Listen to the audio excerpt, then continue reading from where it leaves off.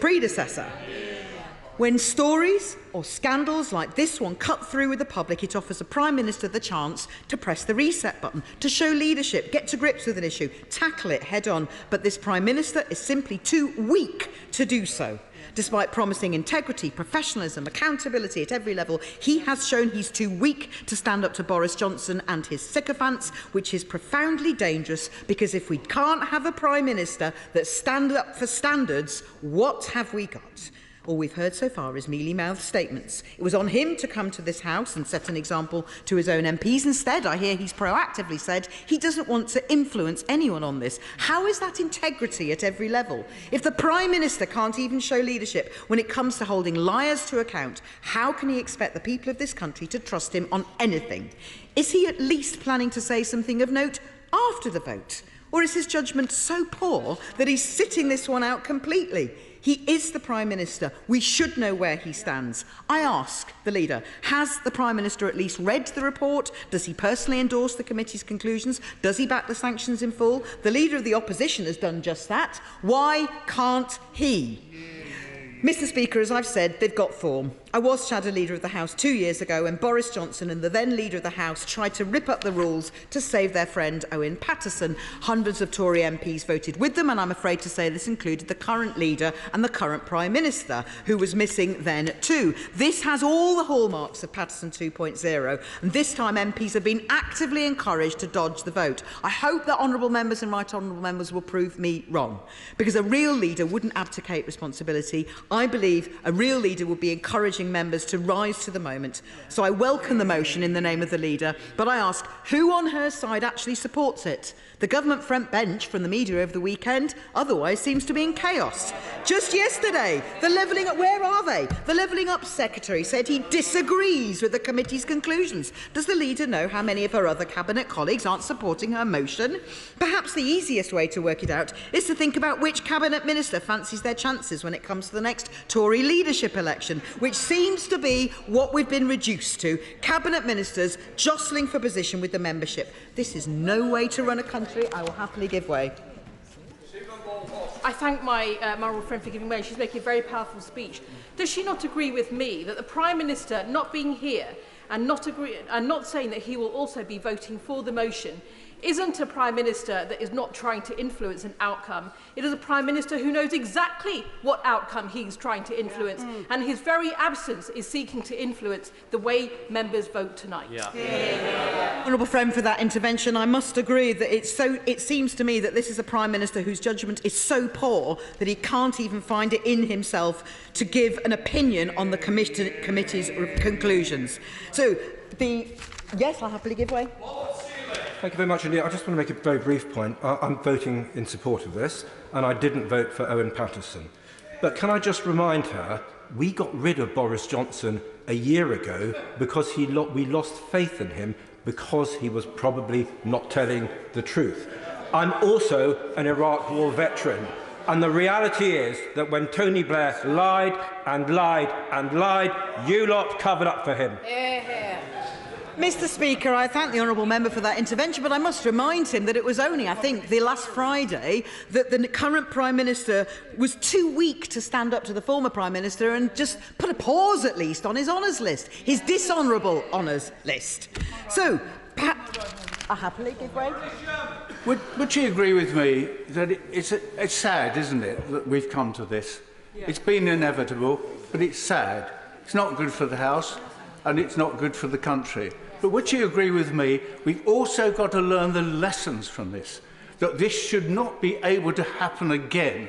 And looking at patronage, the way it's been recently used, people put into positions in the House of Lords with no experience, we've got to learn from this experience. It never should happen again. Does she agree? I thank my honourable friend for that intervention, and of course it is quite wrong that this weak Prime Minister waved through this dishonourable honours list. I think he should really have thought again. I will give way on that point. Honourable Lady giving way. I'm still confused about Labour's position when it comes to the Prime Minister's honours list, because I've never heard anybody from the front bench saying that they were going to abandon this practice. Surely, after all this, they cannot agree to a Prime Minister's honours list. And will she now take this opportunity to clarify Labour's position when it comes to this? I suggest the honourable member maybe listens to today's programme on catch-up later on, because the right honourable member for Holborn and St Pancras, the leader of the opposition, made very clear. Tony Blair did not have a resignation honours list. Gordon Brown did not have a resignation honours list. And we believe that this Prime Minister should have stood up to this former Prime Minister and his dishonourable honours list. This is no way to run a country. It's time they stop squabbling amongst themselves, focused on doing the right thing by the people who put them here. Now, as I mentioned earlier, Johnson attacked the committee. The severity of the sanction imposed on him takes this into account. But it wasn't just him. Other Tory MPs have labelled the committee a kangaroo court. So I wonder if the leader would be able to tell us at some point, whether it's at business questions on Thursday, does the Prime Minister understand the significance of these comments? What is he going to do about his own MPs who are undermining our democratic institutions? Because as this weak Prime Minister fails to step in to protect Parliament's standard systems, I ask the leader if she could step up. Could she explicitly condemn colleagues who've acted in this way? And as Parliament's representative in government, will she demand ministers respect the institutions and practice of the House? Thank you. To answer that point that the honourable lady raises, the Prime Minister is on record in defending the work of the Privileges Committee. He has called out those that have overstepped the mark from genuine and legitimate questions around process and so forth to attacking and intimidating members of the committee and bringing the House into disrepute. And with regard to her other point, she seems to be inferring that the Prime Minister isn't doing particular things or other colleagues aren't doing particular things because of their standing in any leadership contest. What I would gently point out is the Prime Minister does not need to win a leadership contest. He is the Prime Minister. I thank the right honourable lady for that clarification.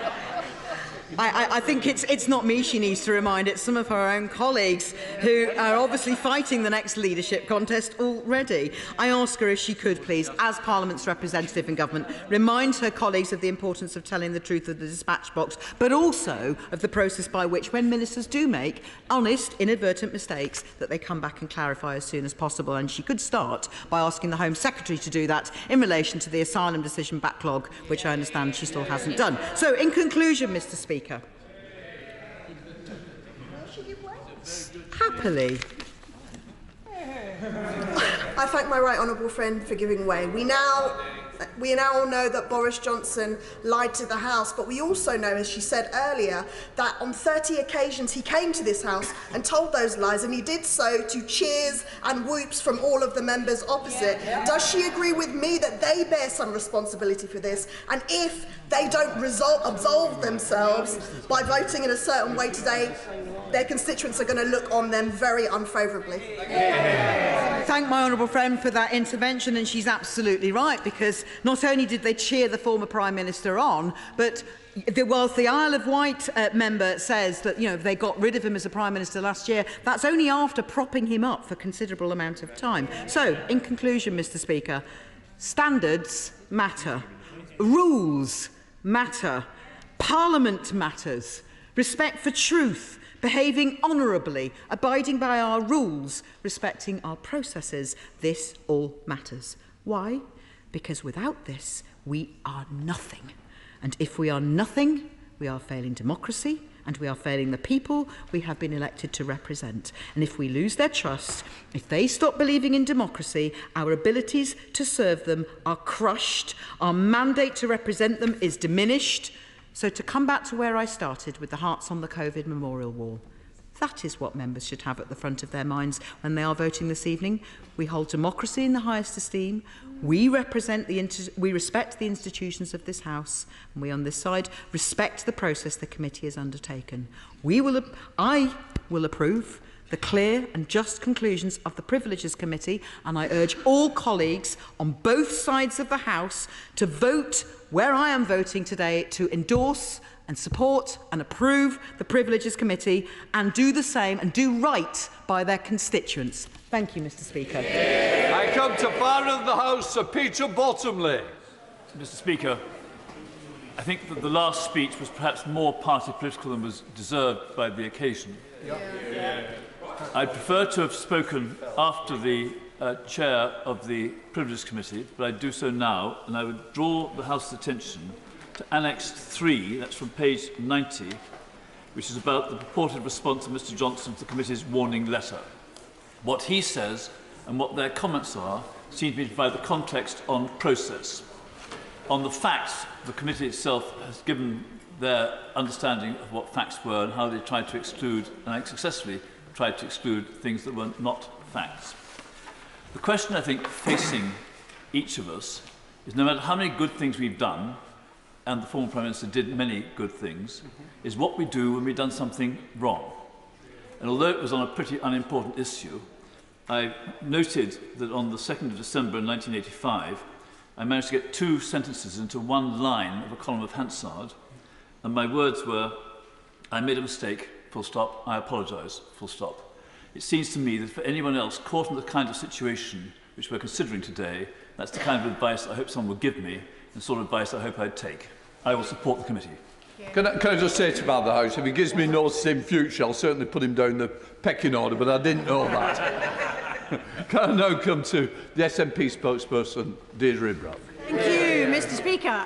We have always had a great deal of concern at the conduct of this Tory government that misled us through the pandemic from beginning to end, and at times it terrified us.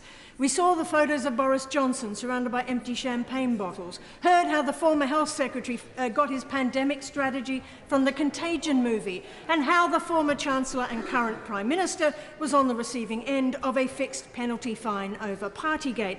In fact, 100 of those fines were issued to officials and politicians at the heart of government, and investigations not over yet. A culture of not just bending the rules, but shattering them. And yet, right until this moment, members such as my honourable friend, the Right Honourable Member for Ross, Skye and Lochaber, were being thrown out of this place for pointing out that Boris Johnson lied and lied and lied about these incidents, all while the liar himself was protected by procedure.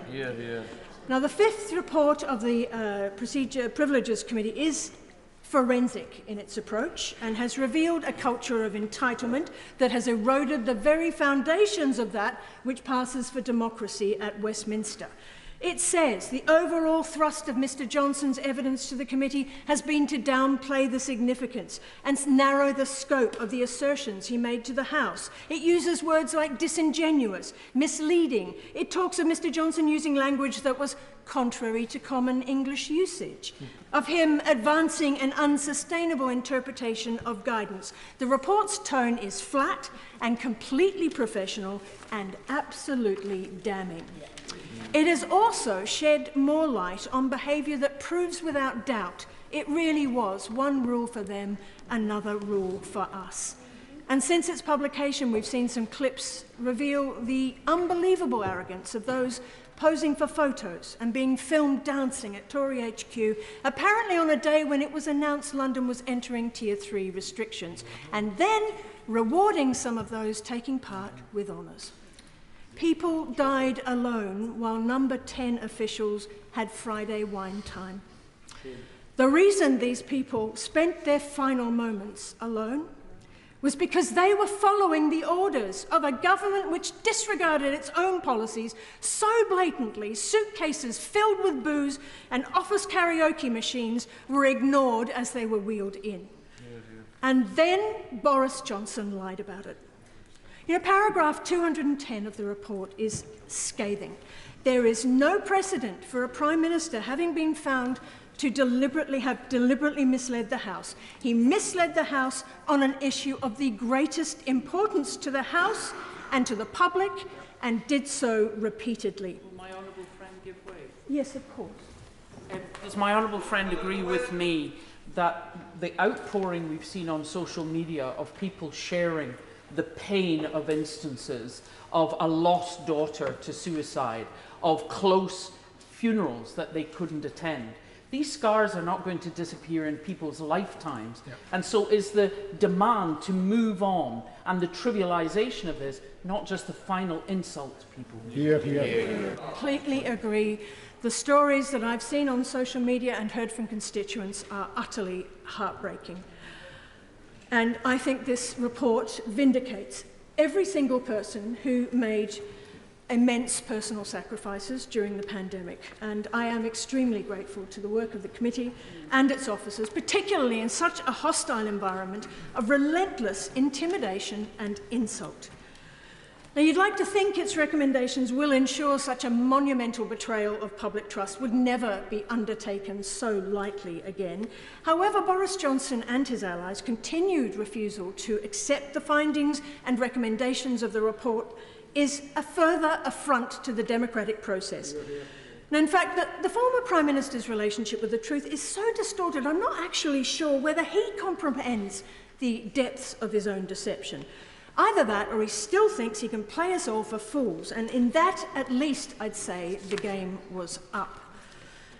We cannot risk reinforcing the message that those in positions of power can deny, dismiss, and evade the consequences of their own actions. Instead, this House must now work to regain at least some of the trust it's already lost and safeguard the democratic process. To do otherwise would set an extremely dangerous precedent.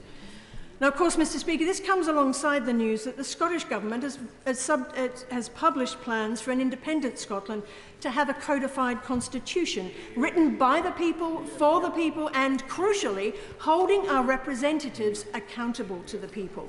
Not only would that constitution guarantee our human rights and an NHS free at the point of need, it would ensure that no Scottish Parliament would ever take so much time during a cost of living crisis figuring out how to discipline out-of-control politicians that like to push flimsy Westminster conventions to the absolute limit. But I note over the weekend Mr Johnson may have again tested it by again breaching the ministerial code with the announcement of his latest side job. But, Mr Speaker, this mess is also about a party that ignored the obvious failings of a man because it thought it could win them power. I've read, Mr Speaker, that many members of the benches opposite plan to abstain, terrified of those of their constituents that are unfortunately still taken in by the clown prince that was the former Prime Minister playing the buffoon for them. Now, he's jumped ship, of course, and escaped the censure of this House, but we need to turn our gaze to all the members opposite who ignored his track record, indulged his behaviour and the obvious failings of the man simply because he thought he could win them their seat. Forgiving me, she's making a fantastic speech as always, but they knew exactly the character of that man. They cheered on his buffoonery. It was them that foisted him upon a nation, and it's going to be them that are going to have to be held responsible and accountable for all of the Johnson mess that he's left behind. They've got 4 by-elections coming up in the next few weeks, 3 of them because Johnson's legacy. What does you think their chances are in those by-elections? Well, I mean, I never like to guess on these things, but I would suggest, given the behaviour that we've seen in recent weeks, those chances are looking pretty slim. And you don't think, I think at the very least they should show some remorse for that cynicism, accept the recommendations of this report and vote for those recommendations. And if they don't, I hope their cowardly refusal will dog them for the rest of their political lives.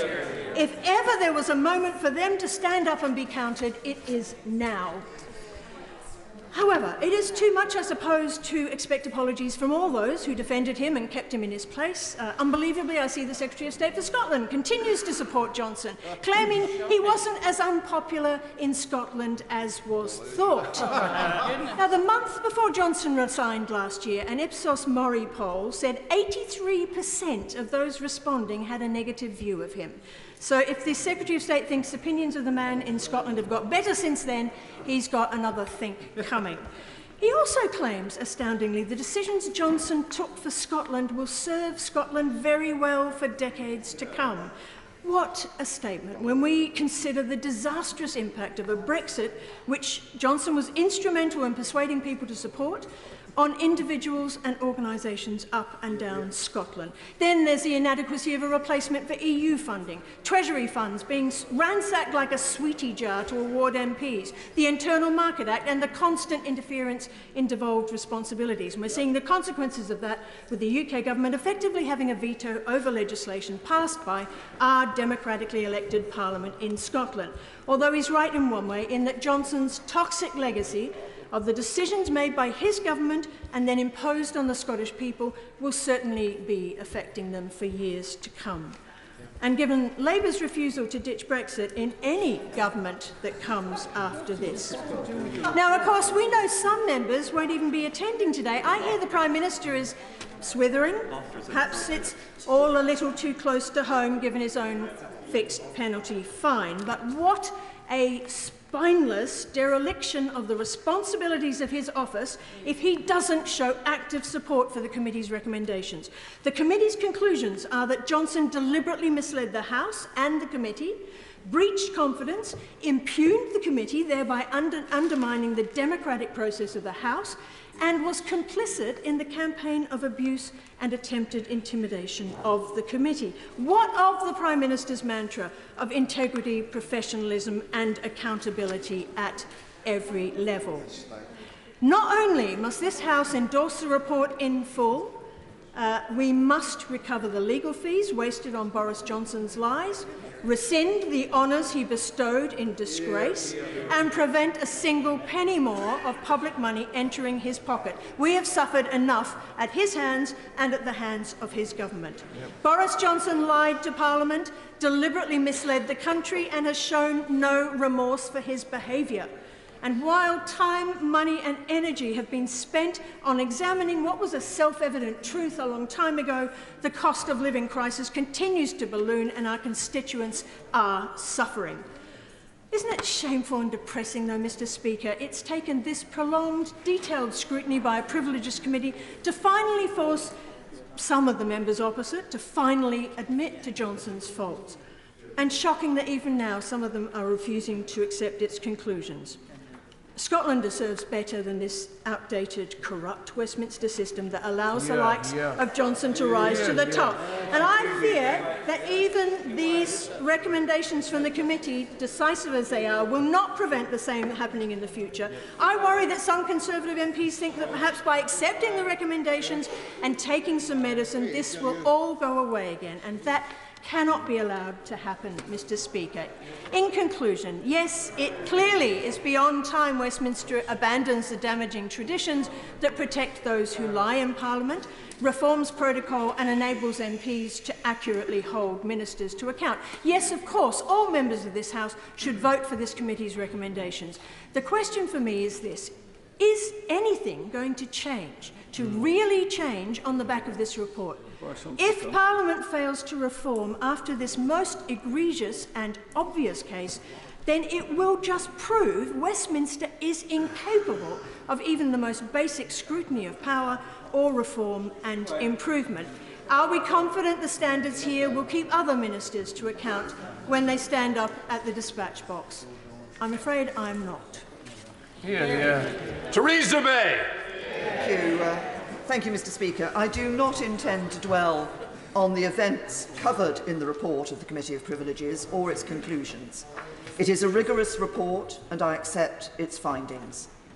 I do want to comment on the role of the committee, the role of this House, and the importance of today's debate and vote for our political life, this Parliament and our democracy.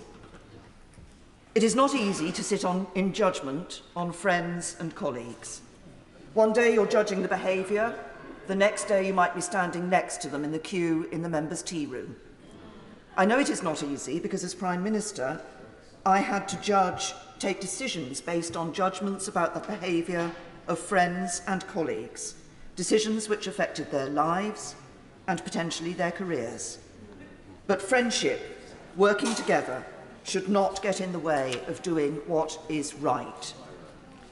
I commend the members of the Privileges Committee for their painstaking work and for their dignity in the face of slurs on their integrity.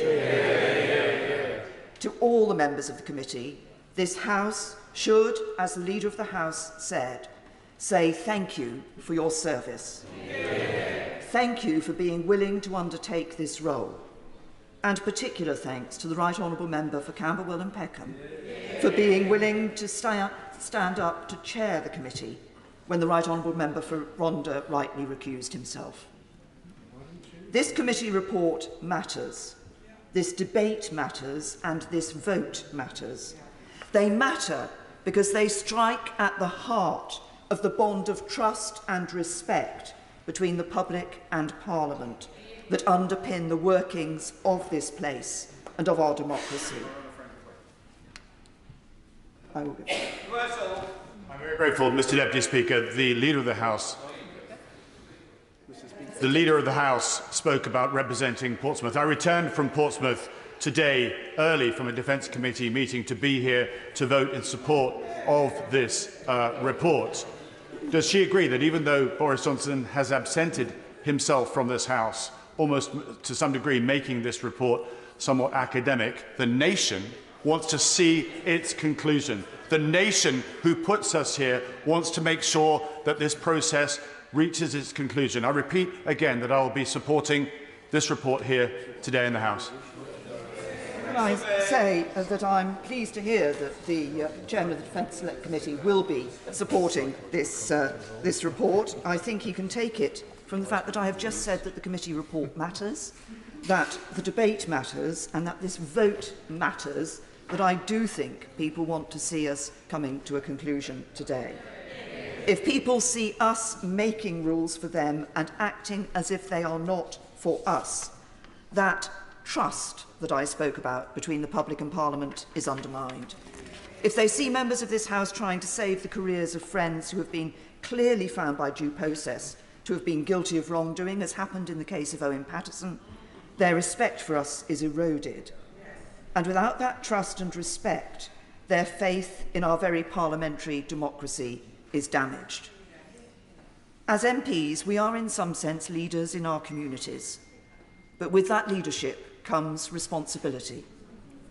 We, each and every one of us, bear the responsibility to put the people we serve first, to be honest with them and with one another, and to uphold the standards of this place. Now, we all know that in the rough and tumble of parliamentary debate between people of opposing views, there will be exaggeration, careful use of facts, and in some cases misrepresentation. But when something is said that is wrong and misleads this House, we are all, not just ministers, we are all under an obligation not to repeat it and to correct it at the first opportunity. Above all, we are all responsible for our own actions. Beyond that, this House has a responsibility to ensure standards are upheld by showing that we are willing to act against the interests of colleagues when the facts require it. And in this case, I believe they do. The decision of the House on this report is important. It is important to show the public that there is not one rule for them and another for us. Indeed, I believe we have a greater responsibility than most to uphold the rules and to set an example. The decision also matters to show that Parliament is capable of dealing with members who transgress the rules of this House. If you like, to show the sovereignty of Parliament. And following an unsettling period in our political life, support for the report of the Privileges Committee will be a small but important step in restoring people's trust in members of this House and of Parliament. And I also say to members of my own party that it is doubly important for us to show that we are prepared to act when one of our own, however senior, is found wanting. I will vote in favour of the report of the Privileges Committee. I urge all members of this House to do so, to uphold standards in public life, to show that we all recognise the responsibility we have to the people we serve, and to help to restore faith in our parliamentary democracy. Chair of the committee, Harriet Hobb. Mr. Speaker, It's a privilege to follow the Right Honourable Lady, the member for Maidenhead, in her serious and important speech, every word of which I agreed with. Mr. Speaker, the evidence on which our conclusions are based is fully set out in the report. I want to place on record the great debt of gratitude I believe the House owes to the clerks of the House, to Speaker's Council and to Sir Ernest Ryder. The quality of their work and their dedication to the House is extraordinary. They are public servants of quite remarkable calibre. The evidence shows that on a matter which could hardly have been of more importance, Mr. Johnson deliberately misled the House, not just once, but on numerous occasions. Exactly. The evidence showed that he denied what was true, asserted what was not true, obfuscated and deceived. It is clear he knew the rules and guidance. As Prime Minister, he was telling the country about them nearly every day. He knew that there were gatherings. He was there. He knew that the gatherings breached the rules and the guidance, yet he told the House that the rules and guidance were followed in Number 10 at all times. Misleading the House is not a technicality, but a matter of great importance. Our democracy is based on people electing us to scrutinise the government, and on behalf of the people we represent, we have to hold the government to account. We can't do that if ministers are not truthful. Ministers must be truthful. If they aren't, we can't do our job. It's as simple and as fundamental as that. Exactly. The House asked the Privileges Committee to inquire into the allegations that Mr. Johnson, who was the then Prime Minister, misled the House, and that is the mechanism, it's the only mechanism the House has to protect itself in the face of a minister misleading. We undertook this inquiry, scrupulously sticking to the rules and processes laid down by this House under standing orders and following the precedents of this House. I'm very grateful to the Right Honourable and Learned Lady, but I wonder if she could say something of her own position in relation to the precedent set by the Judicial Committee of the House of Lords, when a decision on which Lord Hoffman was involved was set aside not because he was biased, but because of the perception of bias. In relation to her famous tweets, how does she think she met the Hoffman test? Well, I'm happy to answer the point that's made.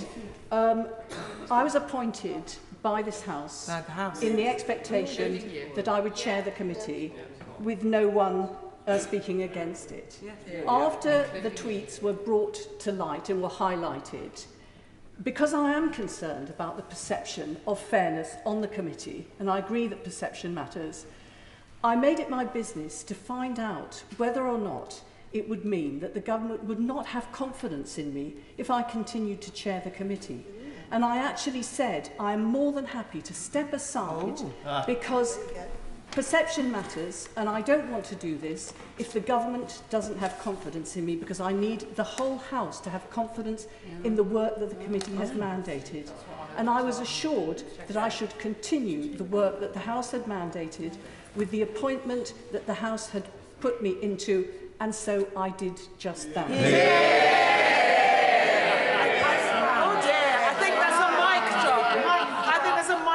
For Jacob Rees-Mogg.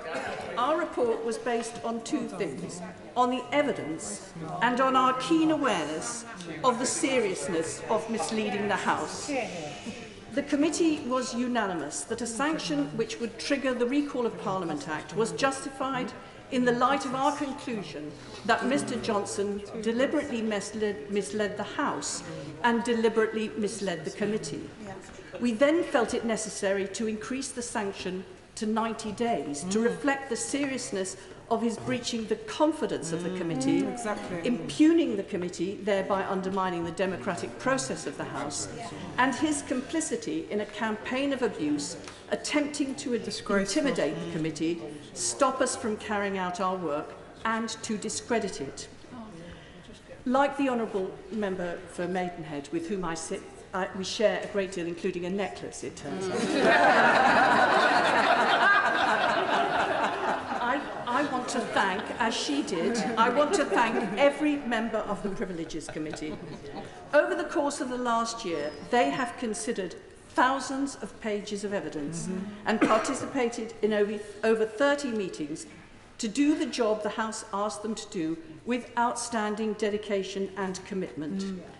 But particularly the Conservative members of the committee, they have also had to be extraordinarily resilient. They have had to withstand a campaign of threats, intimidation and harassment designed to challenge the legitimacy of the inquiry, to drive them off the committee and thereby frustrate the intention of the House that this inquiry should be carried out. Yet through all this, they have not given in to the intimidation. They have been unflinching in their duty to the House, and we owe them a huge amount. We need members to be prepared to serve on the Privileges Committee. They must be free to base their judgments on the evidence, free from pressure one way or the other. If the House wants its rights to be protected in future, it must act to stop intimidation of members of the Privileges Committee. Attacks by honourable members on other honourable members designed to preempt the committee's findings frustrate the will of the House, erode public confidence and thereby undermine our democracy. They may themselves be contempt of the House because they are attempting to impede the functioning of the House. We will be doing a further report to the House on this shortly, inviting consideration of what could be done to prevent this happening in the future. None of that is a threat to free speech of members. Members can engage in the process throughout. They can speak and vote against a referral to the Privileges Committee. They can speak and vote against the appointment of any member of the Privileges Committee. They can bring to the House proposals for changes to the procedure. They can speak about a report's conclusions, but what they must not do is interfere with the work the House has mandated. This report does not create a chilling effect on what ministers say at the dispatch box. If ministers make mistakes, which inevitably happens, and inadvertently say something that is misleading, they are expected to correct it at the earliest opportunity, and that is what is done routinely. Inadvertent misleading, promptly corrected, is not an issue. It's the system working. And the House understands if ministers decline to answer, for example, on matters of national security or market sensitivity. Too many members of the public already think that we're dishonest.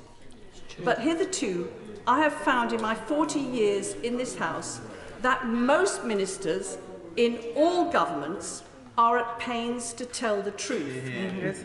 The sanction in this report reinforces and upholds ministers' high standards and shows the public that that is the case. I will give way. Most grateful to the Right Honourable Lady. She has, of course, referred to the wording misleads, which was in the original motion on the 21st of April. Those words are not the words of the resolution of 1997, which still pertains today, which uses the words quite explicitly, knowingly misleads. Does she not accept that there is a huge difference when that decision was made unanimously by the House and is still in existence and still pertains? I think the committee found on the evidence that Mr Johnson knowingly and deliberately intended to mislead the House. Because he was Prime Minister, Mr Johnson's dishonesty, if left unchecked, would have contaminated the whole of government, allowing misleading to become commonplace and thus erode the standards which are essential for the health of our democracy. Far from undermining ministers, this report does precisely the opposite. I want to say something about the press. This episode has shown that wrongdoing has not gone undiscovered and attempts to cover it up have failed. But it would have been undiscovered had not the press doggedly investigated. Many journalists played their part, and in particular, I want to mention Pippa Crerar and Paul Brand. Democracy needs a free press. Mr Speaker, The House sent this inquiry to the Privileges Committee without division. It unanimously endorsed the membership of the committee.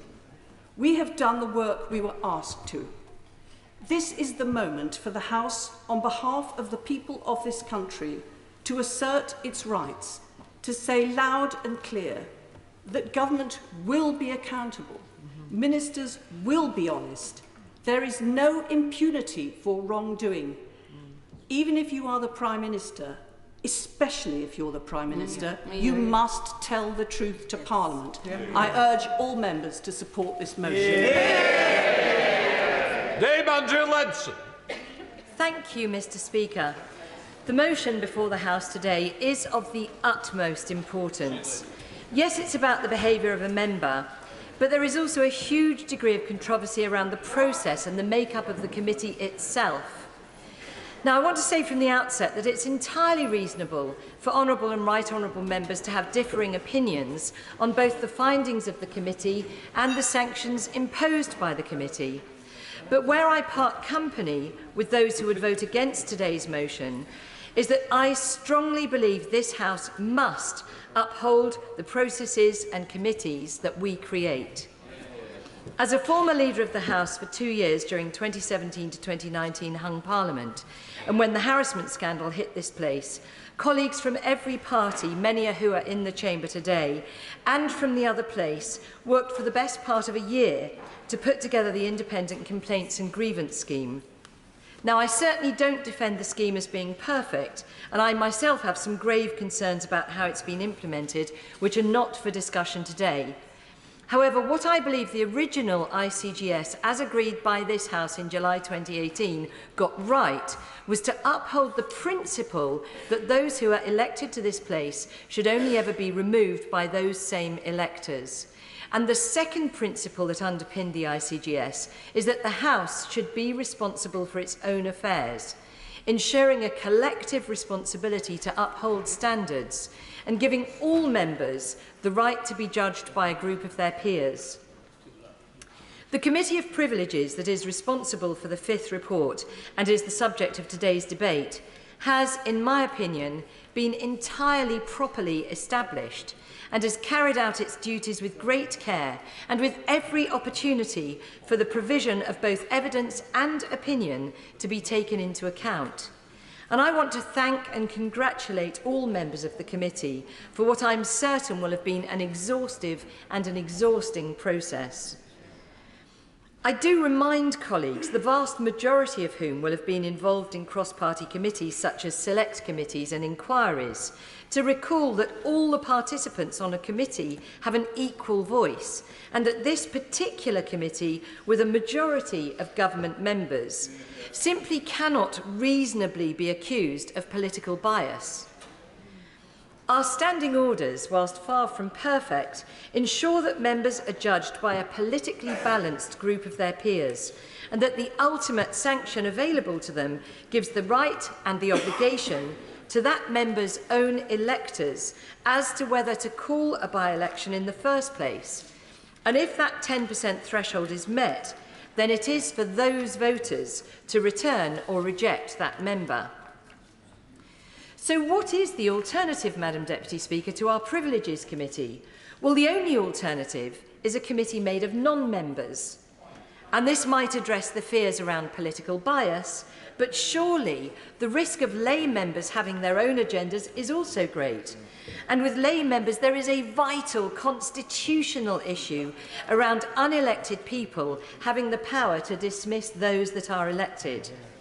If we don't uphold this crucial principle of our democracy, we risk undermining the preferences of voters by appointing unelected assessors to wield power. This would be a dramatic change to one of the world's greatest and longest-lived democracies, and we would effectively be saying that we are unable to govern ourselves, overturning a precedent that is hundreds of years old. That is a reality that many right across the country would be deeply uncomfortable with. So, Madam Deputy Speaker, in my opinion, the time to challenge the make-up or the proceedings for the fifth report of the Committee of Privileges is long, long past. Colleagues with concerns about the committee quite rightly raised those before the House instructed the committee in April 2022, but they were overruled by a significant democratic majority. Now, Madam Deputy Speaker, the procedures and processes of this House are in constant need of review and reform. Of that there can be no doubt. However, we must make sure that a proper process of reform is followed and not seek to rewrite the process at the 11th hour because some do not like its conclusions. For my own part, I will be supporting today's motion to approve the 5th report. I'm sad that it's come to this, and I'm particularly sorry to all of my constituents who have written to tell me that they kept the rules when others clearly did not. I now urge all members across the House to approve this motion without a division. Thank you. Dame Angela Eagle. Thank you very much, Madam Deputy Speaker. I rise to support the recommendations in the 5th report of the Privileges Committee into the conduct of Boris Johnson. They should be accepted in full, and they should be supported by all members of this House who wish to uphold our democratic institutions and our system of parliamentary democracy itself. This is especially the case after the former Prime Minister's disgraceful reaction to the draft report last weekend. The committee's conclusions are very clear-cut. They are unanimous. The committee has concluded that the most senior member of the government, a sitting Prime Minister, has engaged in very serious contempt and wrongdoing, which is worthy of the very long suspension which was to be recommended as punishment. He leaves the House in disgrace, spewing Trump-like conspiracy theories and attacking the integrity of the parliamentary system, which he has done so much to bring into disrepute. This report, Madam Deputy Speaker, is not about so-called Partygate, although the gravest civilian crisis since the Second World War, which took 230,000 lives, is the sombre backdrop against which the Prime Minister's wrongdoing took place. This is about Parliament's requirement that government ministers tell the truth so that they can be held to account for their actions. And parliamentary accountability lies at the heart of our democratic system. Now, serious matters concerning Boris Johnson's lack of ability to tell the truth were referred to the Committee for Investigation by a unanimous decision of the whole House on April the 21st, 2022. This was when Boris Johnson was still the Prime Minister, and therefore it's safe to assume that he consented to this course of action. The committee was then constituted, as is customary, as we've heard, with a government majority, but chaired by a member of the opposition, in this case the Right Honourable Member for Peckham, who is a distinguished and long-serving member of this House. She's also a lawyer. There were no objections at this stage to any member who was asked to serve on the committee for the purpose of investigation. Had there been such an objection, the government could have used its majority to change the personnel who'd been asked to conduct this inquiry. They did not. And the membership of the committee was agreed unanimously by this House.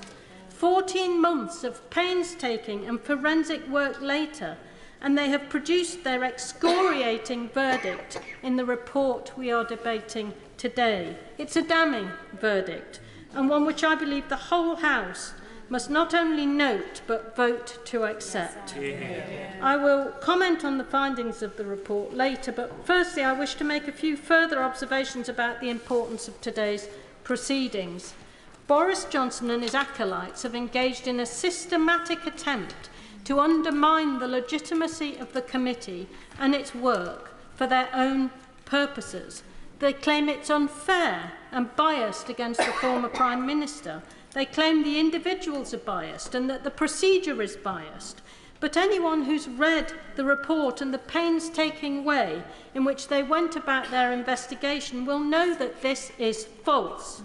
As the committee itself points out, comparisons between the inquisitorial nature of the committee's proceedings and those of an adversarial court of law are fallacious. I give way to my right honourable friend. I'm very grateful to my right honourable friend. Would she agree with me that the contrast between our right honourable friend, the member for Peckham, and the way she dealt with allegations against her alleged bias, as she explained earlier, and the reaction of Boris Johnson are in sharp contrast? And doesn't that just tell us everything we need to know about this report and the consequences of it? I agree with my right honourable friend, but I also think that we must commend the honour and the steadfastness of all members of the Privileges Committee who've been put under enormous pressure during this process. Now, Madam Deputy Speaker, the House of Commons has its own rules and regulations which it must police itself. The courts rightly have no jurisdiction over these. As the right honourable member who spoke before me, the ex-leader of the House, whose constituency I have, Northamptonshire, has explained, the courts don't have jurisdiction over this Parliament, and this is to protect Parliament and by extension our democracy from being subverted or undermined by outside pressure from the powerful. To portray this inquisitorial procedure as inherently unfair is simply not credible. Happy to. I thank the member for Wallasey for giving way on that point and for the excellent speech she's making. And would she agree with me that today is actually a good day for the House of Commons because the system has fundamentally worked? Madam Deputy Speaker, let's see at the end of today's debate what happens to see whether the system has worked, because it is being challenged and we have to accept that and respond to this challenge, which I hope we'll be doing in this debate. Despite the hysterical reactions to the contrary, I think it's important to state that this was a properly constituted senior committee of the House, as indeed the Leader of the House did so in her remarks. It was asked to do a difficult but vital job, and it discharged its duties with integrity and honour. And it is our duty now, I believe, before this House, to ensure that we support the members of that committee and we support the conclusions that they have come to after this detailed work. I believe also we should thank the members of the Privileges Committee because they've done the House of Commons a very great service under the most intense pressure. Instead of being thanked, they found themselves traduced in the Boris Johnson worshipping print and TV media, which has called into question their motives and their very integrity. They have been egged on in this disgraceful behaviour by the former Prime Minister himself. It is beneath contempt for serving members of this House and the ex-Prime Minister to accuse the committee of being a kangaroo court or of being biased against him. In my view, all those who've made such baseless accusations should themselves be referred to the Privileges Committee for contempt of this House. As the committee itself points out, this inquiry goes to the heart of the democratic system in this country. This House exists to pass law, but it also exists to hold the government of the day accountable for its actions.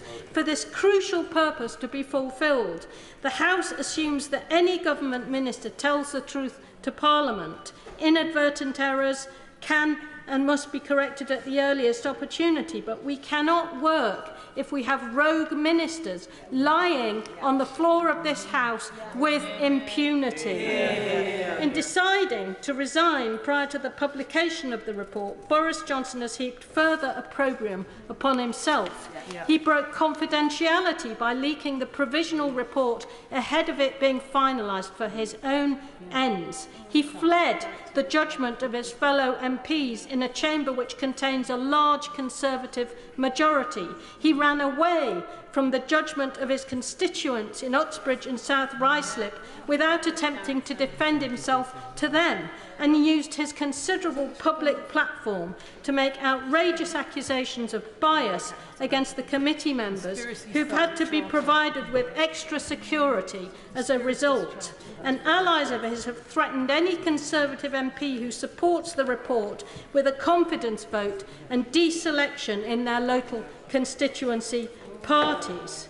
According to reports over the weekend, Boris Johnson believes he left Parliament in a blaze of glory.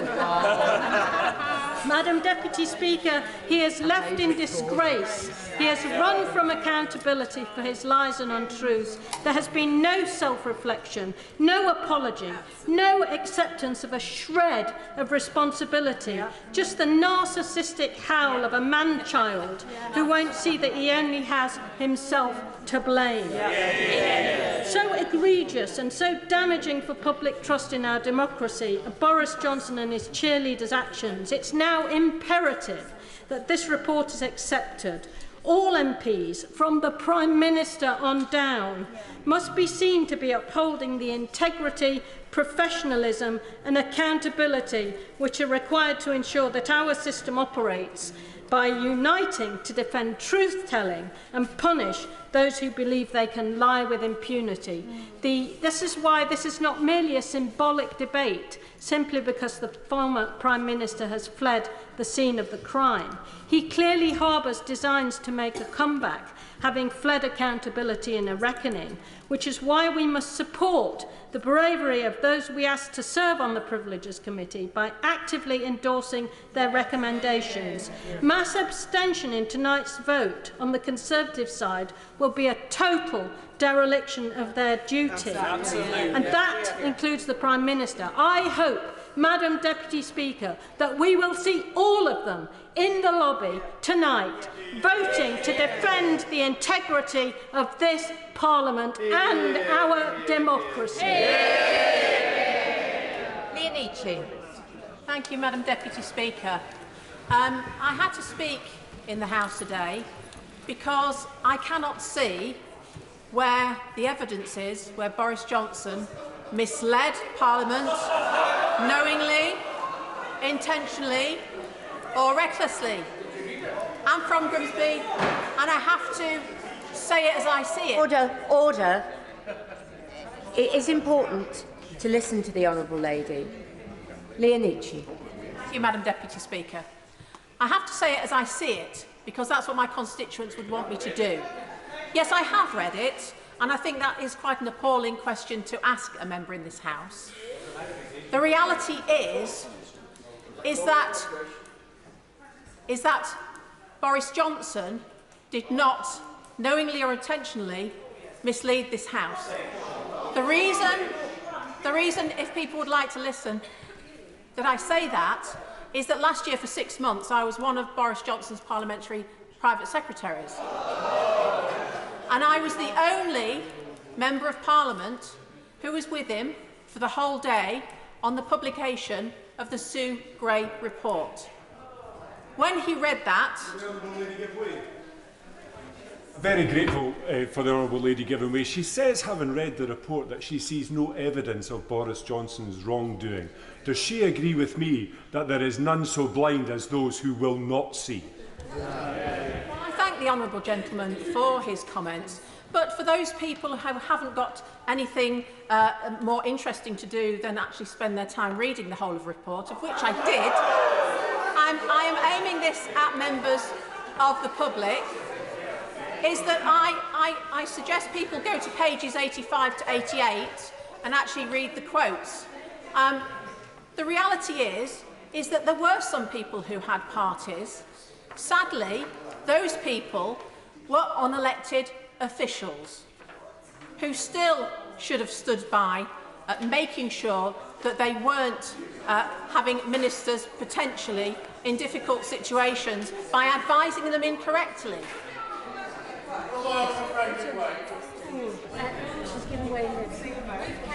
Thank you, Madam Deputy Speaker. The Prime Minister headed all of those people. He was the team leader for all those working at Number 10 and in the Cabinet Office who were at those parties. During lockdown, I volunteered at West Middlesex Hospital, taking food to the wards because the staff working in them were not allowed to go to the canteen, and they certainly were directed by the Chief Executive of the Hospital Trust that they could have no parties, not even leaving parties, not even Wine Fridays. They had no parties for that whole period. Does the honourable member have any comprehension of what her constituents in the same position were feeling like when they heard the evidence? I thank the honourable lady, and yes, I do. But what we need to look at here is actually what I witnessed firsthand, and what had happened was that people advising the then Prime Minister at no point advised him that there were parties. They advised him again and again. No, I won't give way at the moment, thank you. They advised him again and again that no rules were broken and that guidance was followed at all times. Everybody in this place knows no minister stands at that dispatch box and knowingly misleads. They have to take counsel from people who advise them, many of whom who are giving legal advice. They know that to be the truth, but the public don't necessarily know that that is the case. And if you are a Prime Minister and you're advised in that way again and again, no matter how you question, then you have to stand at the dispatch box and actually give those statements, because that is what you've been legally advised to do. Now, people may not like that in a moment. People may not like that, but that is the truth, and that is why I'm standing here and saying this. The sad thing is that many people who gave that advice are still working in and around number 10 and Whitehall, but we don't know who they are because they are not a high-profile politician. Yes, I will. Very grateful to the honourable lady for giving way, and I wonder if she might reflect that it sounds to those of us here as if what she is trying to do is to deflect blame from Boris Johnson and put it on unelected members of staff. And people here and people at home may find that, to put it mildly, rather unedifying. I thank the honourable lady. What I would say, actually, that I've had the privilege to work with many unelected officials, special advisers and civil servants who have been very professional and have worked very hard and are very good at giving accurate advice. But we all know from the evidence within here that there were those that didn't. And we can't shy away from that. We know that's the case. So, the honourable gentleman. I thank my honourable friend for giving way. And just to build slightly on the point she's making, the report needs to be narrow in scope. It is about what the Prime Minister said to this House. And I wonder if I could draw her attention to paragraph 20 on page 71, which seeks to go much further than that.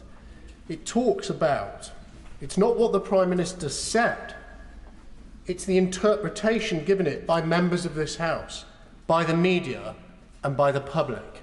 The former Prime Minister Boris Johnson cannot be held responsible for what people thought he may have meant.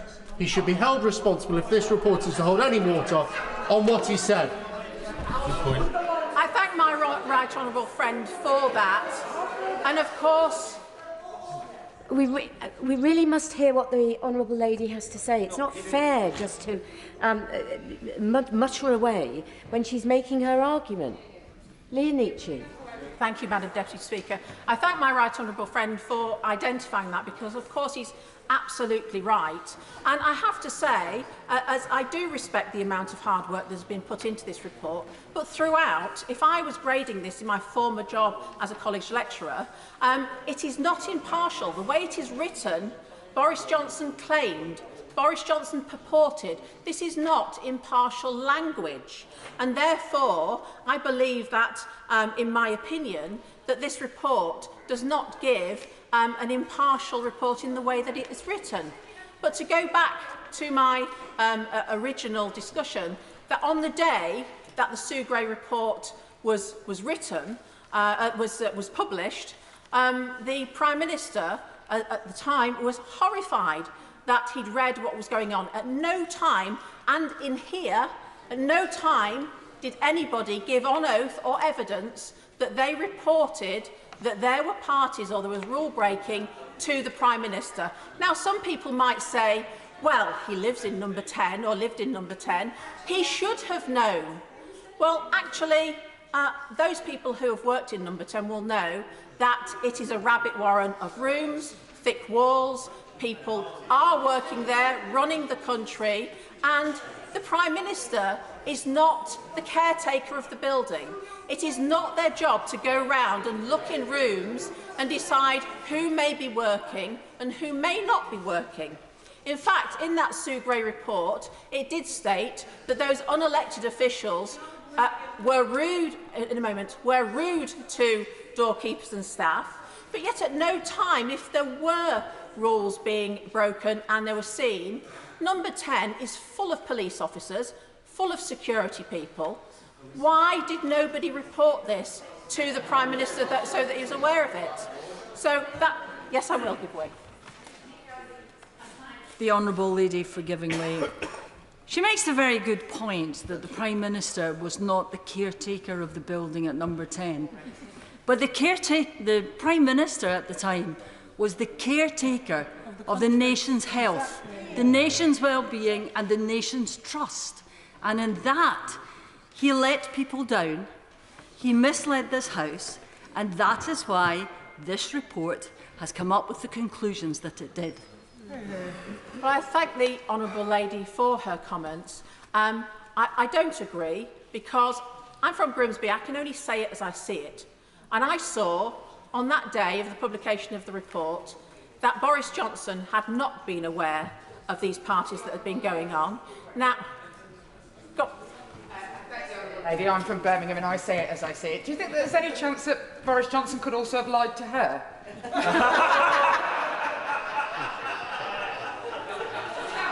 Well, I thank the Honourable Lady. Actually, no, I don't believe he did. I think actually I'm a very good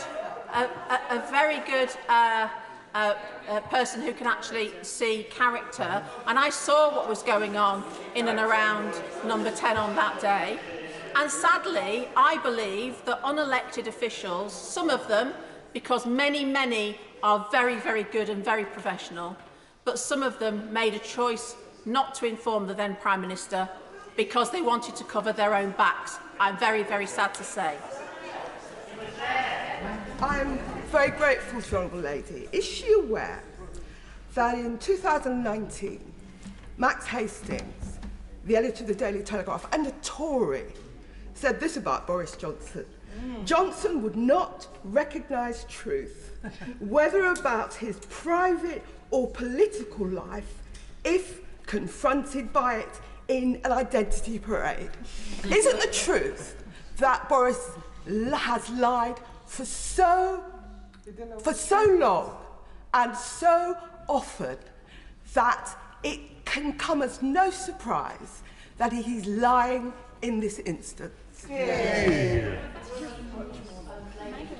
Seeing that, I am not a Conservative Party grandee. I am not somebody who has followed Boris Johnson's political or otherwise career for a long time. I'm somebody who came here to actually serve my constituency and my constituents, the majority of whom, the reason why I'm here, supported Boris Johnson and his policies and his vision for the country.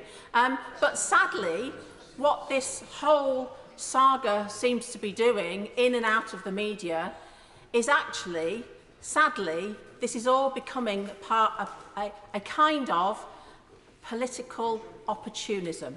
For those people who don't like Boris Johnson's approach, don't like Boris Johnson's policies, don't like Boris Johnson's plan, I have to say that that isn't what I'm getting on the doorstep, but perhaps if the opposition had a plan and had the people, maybe they might have a chance of getting into government sometime soon.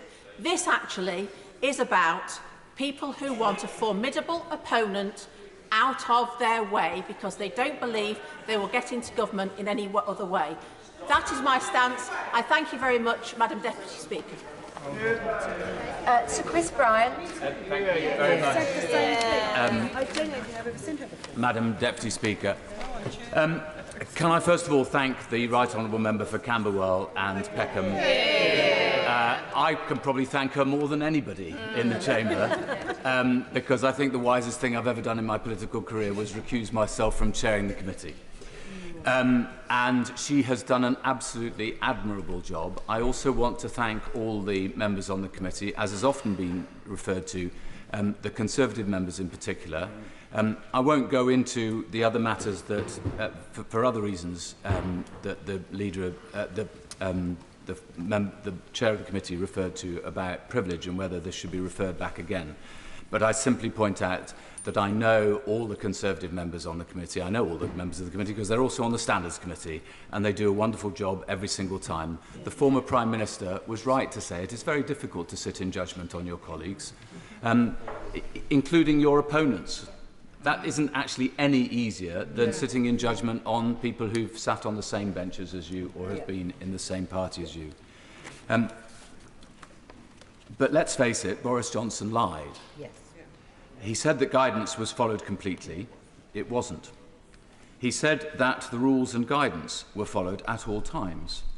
They weren't. And I take the plain meaning of his words. Yes. You don't have to investigate any further. Just the plain meaning will do. He said he had repeated assurances. He didn't. He misrepresented the facts as he knew them. Meanwhile, people died in isolation or lost their livelihood, we often forget that bit, or missed out on a wedding or a very important moment in their family life because they abided by the rules and they thought that the big truth of the pandemic was that we were all in this together. And that's why there is visceral anger. I hear it often about those who think that some people didn't abide by the rules and that those were the people who wrote the rules. This is not a single instance of accidentally misspeaking either. Many members have said, of course, that happens, and we have a proper process we've had since 2007 for a minister correcting the record. Interestingly, the only time Mr Johnson corrected the record as a minister was when he corrected the record that he had said that Roman Abramovich had been sanctioned, and he realised he hadn't been sanctioned. So a Russian oligarch is perhaps more important than other matters. Yes, he was careless, reckless, you could say, about the truth, but far, far worse than that, he deliberately, intentionally, and with knowledge aforethought, sought to cover his tracks. It was a pattern of behaviour, a string of lies, and I don't much care for the version of the debate today which says, oh, it was all junior officials and they should be thrown under the bus, or it was the police fault because they didn't bother to report it or deal with it. I won't if she doesn't mind. She's already caught this. Well, no, of course I will. Thank you. I thank him most graciously for giving way. But actually, it wasn't just about junior unelected officials. Actually, where were the senior managers in this? Where were the line managers in this, stopping this happening? Does he know? The thing is, sometimes when you try to take the spade off somebody when they're digging the hole, they are absolutely determined to take it back and bring a pitchfork and a JCB to the process as well. Mr Johnson says he's been brought down by a witch hunt. But in all honesty, the only person who brought down Mr Johnson was Mr Johnson. And I suspect he knows that. I think this House feels that he should be ashamed of himself, and that will be what it concludes later on today. But I fear that he remains completely shameless. So is the sanction proportionate? Well, of course, it's very difficult to sanction somebody who's already taken the option of running away from this House, face the music here, or for that matter, in their constituency. But I think it's still important. It's not actually an academic matter, what we debate today. I know I'm not having a criticism of now I've prompted another intervention. I didn't mean to do that. Madam Deputy Speaker, make it very clear that we all now know very, very clearly, if we didn't know before, this isn't academic. Many people, I'm afraid, on our side of the benches will treat it as academic because Boris has left the building. This is wrong. And I've learnt that as well. That's why I'm back here. It's absolutely important that colleagues follow the former Prime Minister and indeed the Leader of the House and vote to support the motion today. He's absolutely right. And I've looked around for some parallels of what you can do about a member who's already left the House by the time the Privileges Committee or the Standards and Privileges Committee or the Standards Committee or the Independent Expert Panel has adjudicated. The only one I can really find was Sir Michael Grills, the MP for North West Surrey, who was involved in the Ian Greer, Mohammed El Fayed, Cash for Questions row in the 1990s. He stood down in the 1997 general elections, so he was not an MP by the time the Standards and Privileges Committee reported on him. It said, quite categorically, in relation to the question of whether lying to Parliament is a contempt, deliberately misleading a select committee is certainly a contempt of the House. Were Sir Michael Grills still a member, we would recommend a substantial period of suspension from the service of the House, augmented to take account of his deceit. And that is precisely, I think, following precedent, what the Privileges Committee has done in its report. The truth is the Prime Minister Mr Johnson was a senior member of the House, a long-standing member of the House. It wasn't the first time he'd got into trouble with either the standard system in the House or the rules. He has shown absolutely no contrition. He chose to attack, intimidate and bully the committee, which could indeed be a breach of the rules in itself. Everything he did fell far, far short of the standards this House and the public is entitled to expect of any member. I just want to say a few words about the process. The House has always claimed, as the Leader of the House in her excellent speech said earlier, it's always claimed exclusive cognizance. That's to say, apart from the voters and the criminal law, the only body that can discipline, suspend or expel a duly elected member of the House is the House of Commons in its entirety. I still hold to that principle. It is why any decision or recommendation to suspend or expel a member that comes from the Standards Committee or the Independent Expert Panel has to be approved by the whole House. It is also why the only way to proceed when there is an allegation that a member has committed a contempt of Parliament, for instance by misleading the House, is via a committee of the House and a decision of the whole House, which is why we have to have the motion today and why we had to have the Committee of Privileges. It cannot, I believe, be a court of law. It has to be a committee of the House. I don't think some commentators have fully understood that, including Lord Panic and some former leaders of the House. So I say to those who have attacked the process that they should be very careful of what they seek. There are those who would prefer lying to Parliament to be a criminal offence, justiciable and punishable by the courts.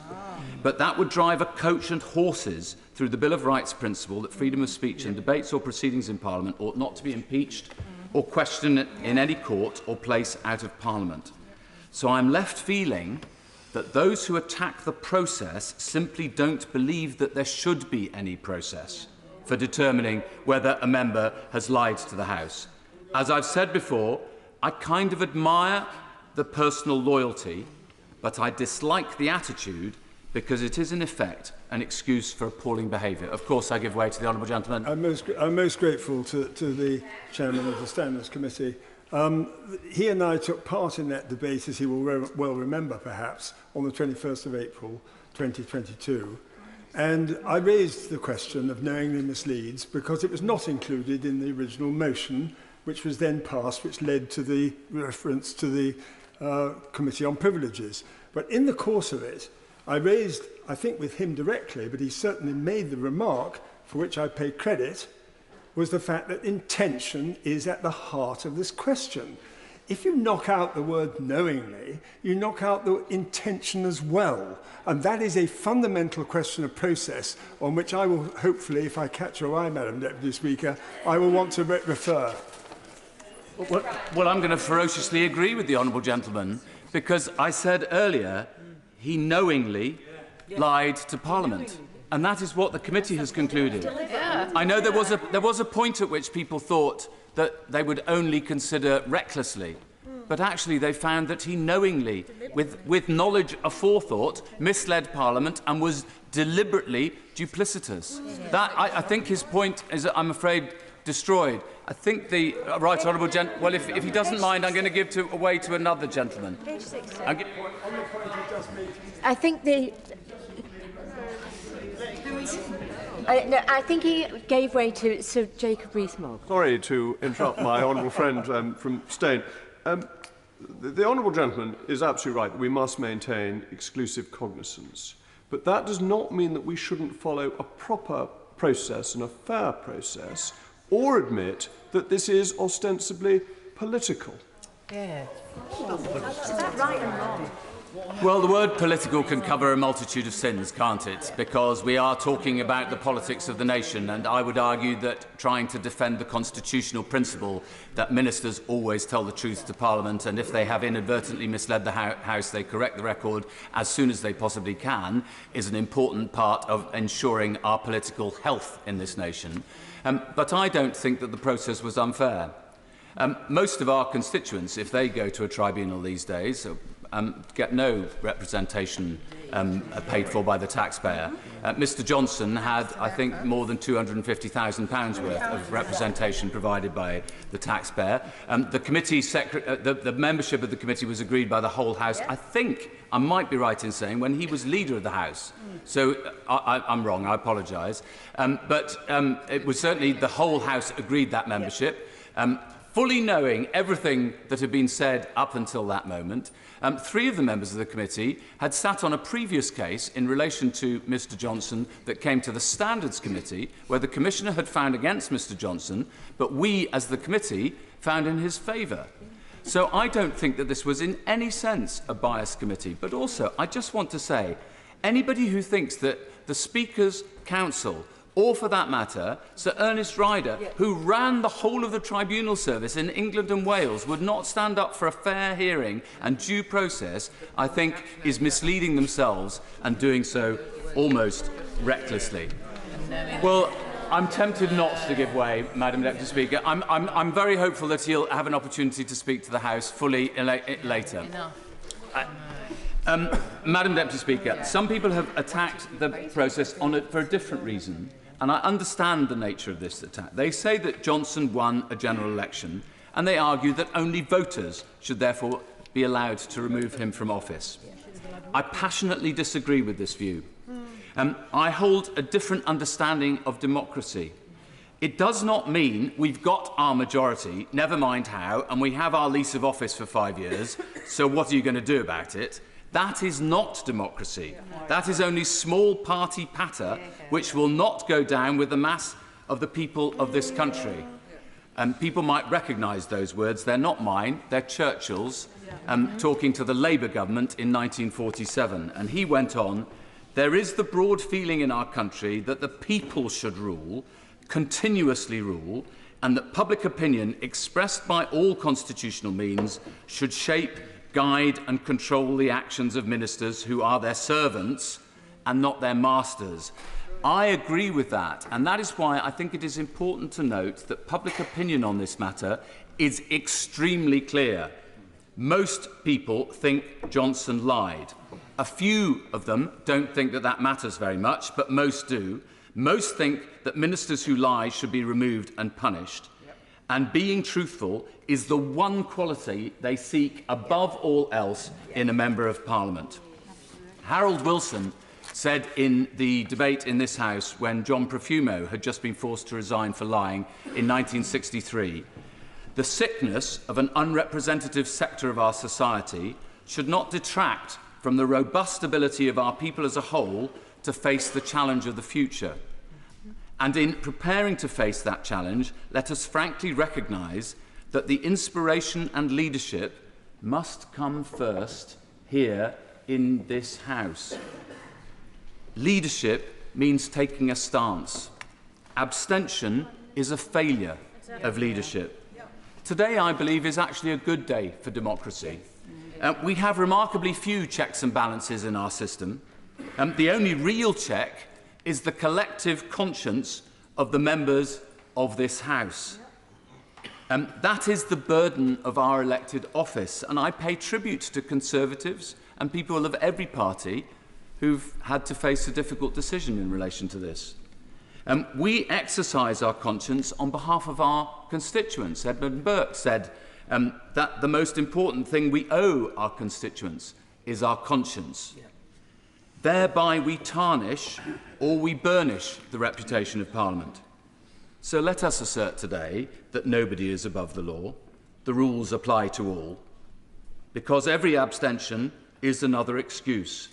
And I repeat Wilson's words, the leadership must come first here in this House. We still have a lot of speakers who want to contribute to this debate. So I would advise that about 10 minutes each will probably make sure we can get everybody in equally. John Barron. Thank you, Madam Deputy Speaker.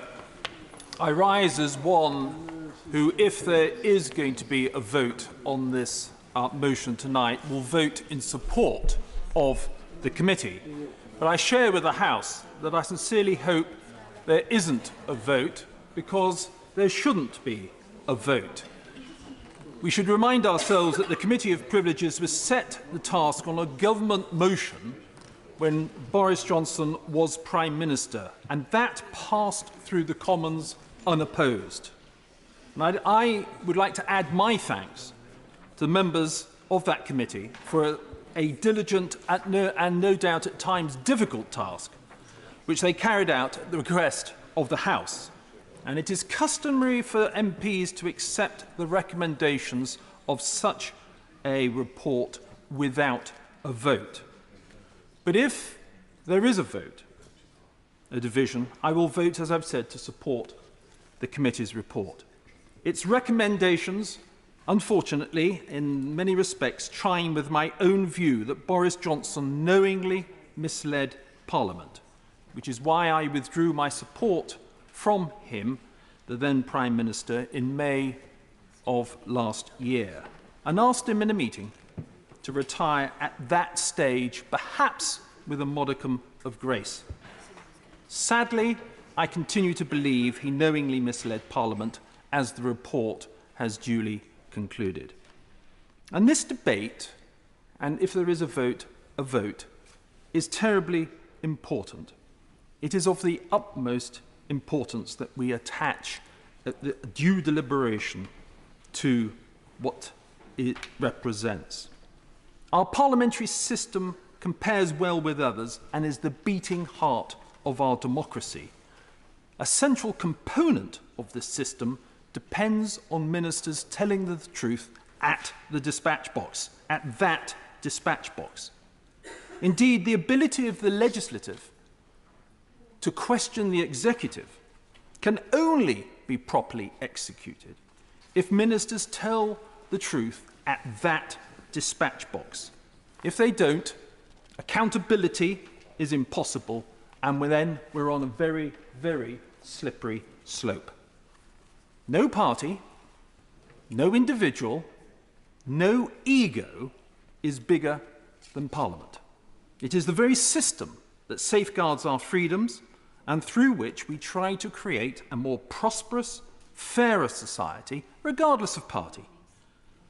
History will be very unkind to anyone who impugns its integrity.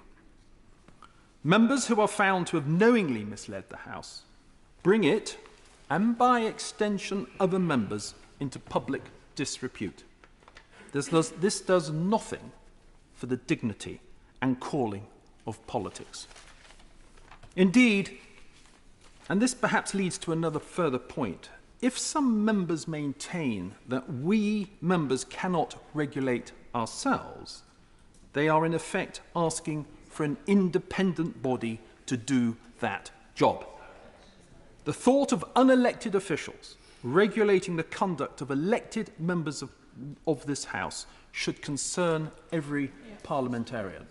And that is why I think, in many respects, today is a good day, because, as it should be, our parliamentary system itself is putting right a wrong, or certainly I hope it will be doing so.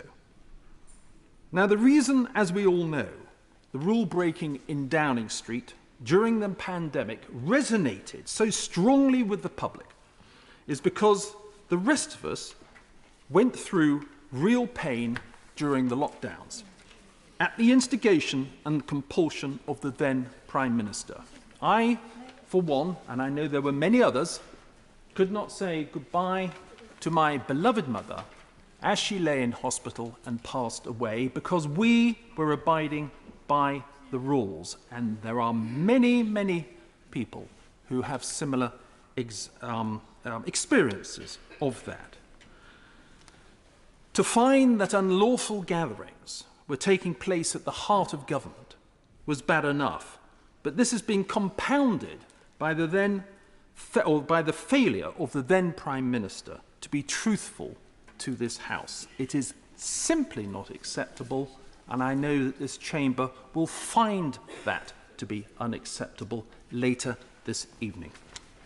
Agreeing with the recommendations of this report is thus, in my view, an essential step in restoring standards in public life and to restoring the centrality of truthfulness to our parliamentary system. Finally, Madam Deputy Speaker, to my Conservative colleagues, I would say the last year or so we have spent deliberating on the various aspects of Partygate have served as a massive distraction from the otherwise good work we've been doing on many fronts. It is time to put this to bed, and agreeing this report is the best way of doing this. Dame Margaret Hodge. Thank you, Madam Deputy Speaker. There are moments when we know that our parliamentary debates will form part of our nation's history. And for the wrong reasons, today is such a moment. Everything that we do in Westminster, whether it's addressing the crises facing our communities with spiralling inflation to skyrocketing mortgage rates, or whether it's about strengthening support for the brave Ukrainians, all our actions, all our words will only matter if we are trusted. And that trust only exists if we tell the truth, especially when we are called to account for our decisions. Confidence that this is a place where politicians are honest and accountable is completely central to the effectiveness and sustainability of any healthy democracy. Conversely, a culture where lies are ignored, tolerated, or even excused is a culture that inevitably damages democracy. And that is exactly the dangerous culture we saw nurtured under Boris Johnson. That's why, Madam Deputy Speaker, the Privileges Committee report and its recommended sanctions are so important, and why it is vital that they are supported by everyone in their entirety. I pay tribute to my right honourable friend, the member for Peckham, and to all the members of the Privileges Committee for their forensic and painstaking work, sifting and evaluating the evidence. Evidence that might not have been available but for the revelations first made by Pippa Crerar. So I pay tribute to Pippa's work as one of the most talented journalists of our time. The committee's conclusions are based entirely on evidence, and that evidence is incontrovertible. The attempt by a few people today to reduce the members of the Privileges Committee to delegitimise the process is utterly, utterly shameful. On that point, would the right honourable lady give way? Yep. I'm grateful to the right honourable lady for giving way, and I'm conscious that the chair of the Standards Committee did say we shouldn't make too many comparisons to the criminal justice system. But the reality is, in the criminal justice system, where the burden of proof is beyond reasonable doubt, we ask jurors to look at the evidence and infer, therefore, the actions and intent of the perpetrator. Does she agree with me that it's quite strange that there are some colleagues that are looking for an even higher level of evidence than that? I think that's an extremely interesting point, and as a non-lawyer, I thank her for it. I thank her for it. If it is true, Madam Deputy Speaker, that attempts were made to bully and, yes, to blackmail Privileged Committee members, so that they came to conclusions that were not based on the evidence, but prioritised Boris Johnson's own personal interest, that is shocking. The integrity of Parliament must come above all else. It takes courage to stand up against such political pressures, but showing integrity and leaving party tribalism at the door is absolutely vital if we're to uphold democracy and protect this place from a further erosion of trust. Today's I'm happy to.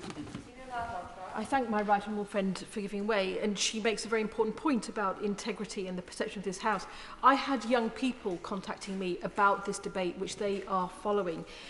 Does she agree with me that for a former Prime Minister to lie to the House, lie to the Privileges Committee, seek to undermine the committee, then threaten parliamentarians who are supporting the committee's findings is a behaviour on which we must take a stand in the interest of our constituents and the next generations? And that voting for this motion today is important, that we take this decisive stand on integrity. It will have impact for generations to come on confidence in this House. I do agree with my right honourable friend, and I'm also pleased that the Privileges Committee will be looking at the conduct of some members of both houses in attempting to intimidate members of the committee. Today's debate, Madam Deputy Speaker, has to be considered as part of a bigger problem that is facing us. Over the last 6 years, we have seen consistent attacks on the fragile pillars that act as vital checks on executive power. We've seen judges and judicial review denigrated, senior civil servants sacked for speaking truth to power, cronies appointed to key public positions, pals rewarded with honours and contracts, attempts to undermine the independence of the BBC, and our Parliament systematically bypassed. Boris Johnson allowed this creeping culture of corruption and unchecked executive power to infect our democracy. So let's not beat about the bush. Boris Johnson did recklessly and deliberately mislead this House. His behaviour helped support a culture that threatens our democracy. Today, I hope we are beginning to undo the damage that's been done. We are reaffirming the importance of ministers and prime ministers being properly, honestly and truthfully accountable to Parliament and through us to the public. Mr Johnson was not just called an honourable member of this House, he led a major political party. He was our Prime Minister. Yet he misled us time and time and time again, and he did so with impunity. The members opposite, I have to say, knew this man before he became their leader. They knew he'd been sacked as a journalist for lying. They knew he'd been sacked from the opposition front bench for lying. They knew he routinely bent the rules and misspent public money at City Hall. They knew he was a liar. Yet they still made the terrible mistake of electing him as their leader.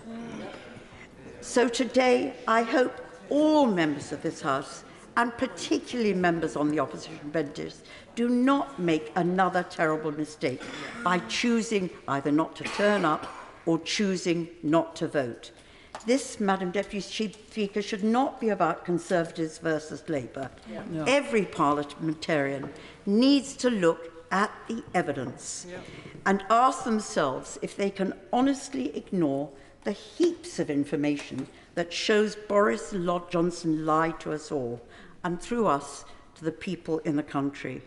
I would strongly urge every single member of Parliament to walk through the lobbies and register their vote, a vote for the resolution, a vote that demonstrates our support for truth, justice and democracy. Sir Jacob Rees-Mogg. Thank you, Madam Deputy Speaker. It is perfectly reasonable to challenge the views of select committees of this House. It is neither eccentric nor indeed rare. So I should like to start with some of the things that I think are most contentious within the report, bordering on erroneous, If we may turn to paragraph 48 to start with. This makes reference to the fixed penalty notice received by Mr. Johnson for the birthday party. And it seems to think that the fixed penalty notice is in fact an admission of guilt. But Lord Chief Justice Thomas, in R v Hammer, said this: "It is quite clear that the issue of a notice is not a conviction. It is not an admission of guilt, nor any proof that a crime has been committed. The scheme of the Act makes that clear. Any person reading the form would plainly understand that it is not to be regarded as a conviction and will not be held against him, save in the respect mentioned.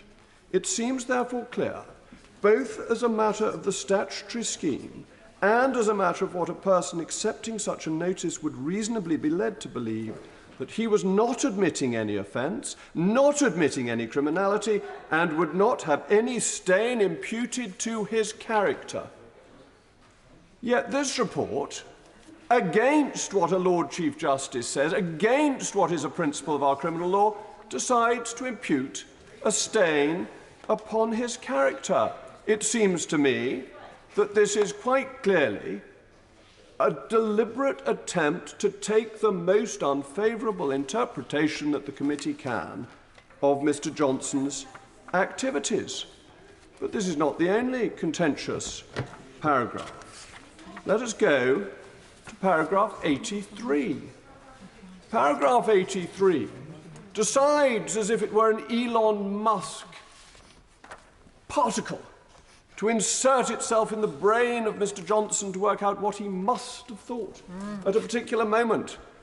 Well, I'm glad to say that, as far as I'm aware, Mr. Johnson does not have one of these little bits stuck in his brain for the committee's benefit. So when it says that we conclude that Mr. Johnson is unlikely to have been unaware, as an obscure use of a double negative to try and impute malfeasance to somebody where they cannot prove it. Absolutely. They want to assume something, they want to impute something because they want to come to a particular conclusion. Of course I'll give way to my own. Does he not also agree that the very word disingenuous, which is used in the context of this report, is also in the same category as those things that he just mentioned? Well, I entirely agree with my honourable friend, and I would refer him further, if we go on in this report, to paragraph 82, on the line to take. Now, Mr. Johnson, as Prime Minister, was advised before Prime Minister's questions to say that the rules had been followed at all times. And this report goes into great detail as to what was the authority for that, who had told him, were they senior enough, was that right? But they don't ask, were other ministers given the same briefing?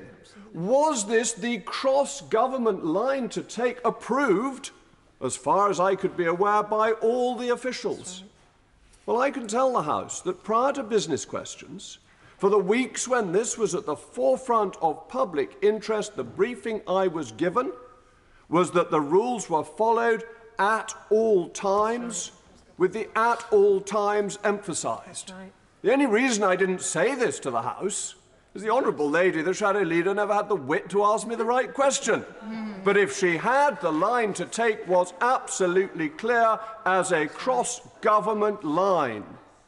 And yet this report concludes that the Prime Minister was not advised, as he then was, by senior enough people, that they were involved in the press office.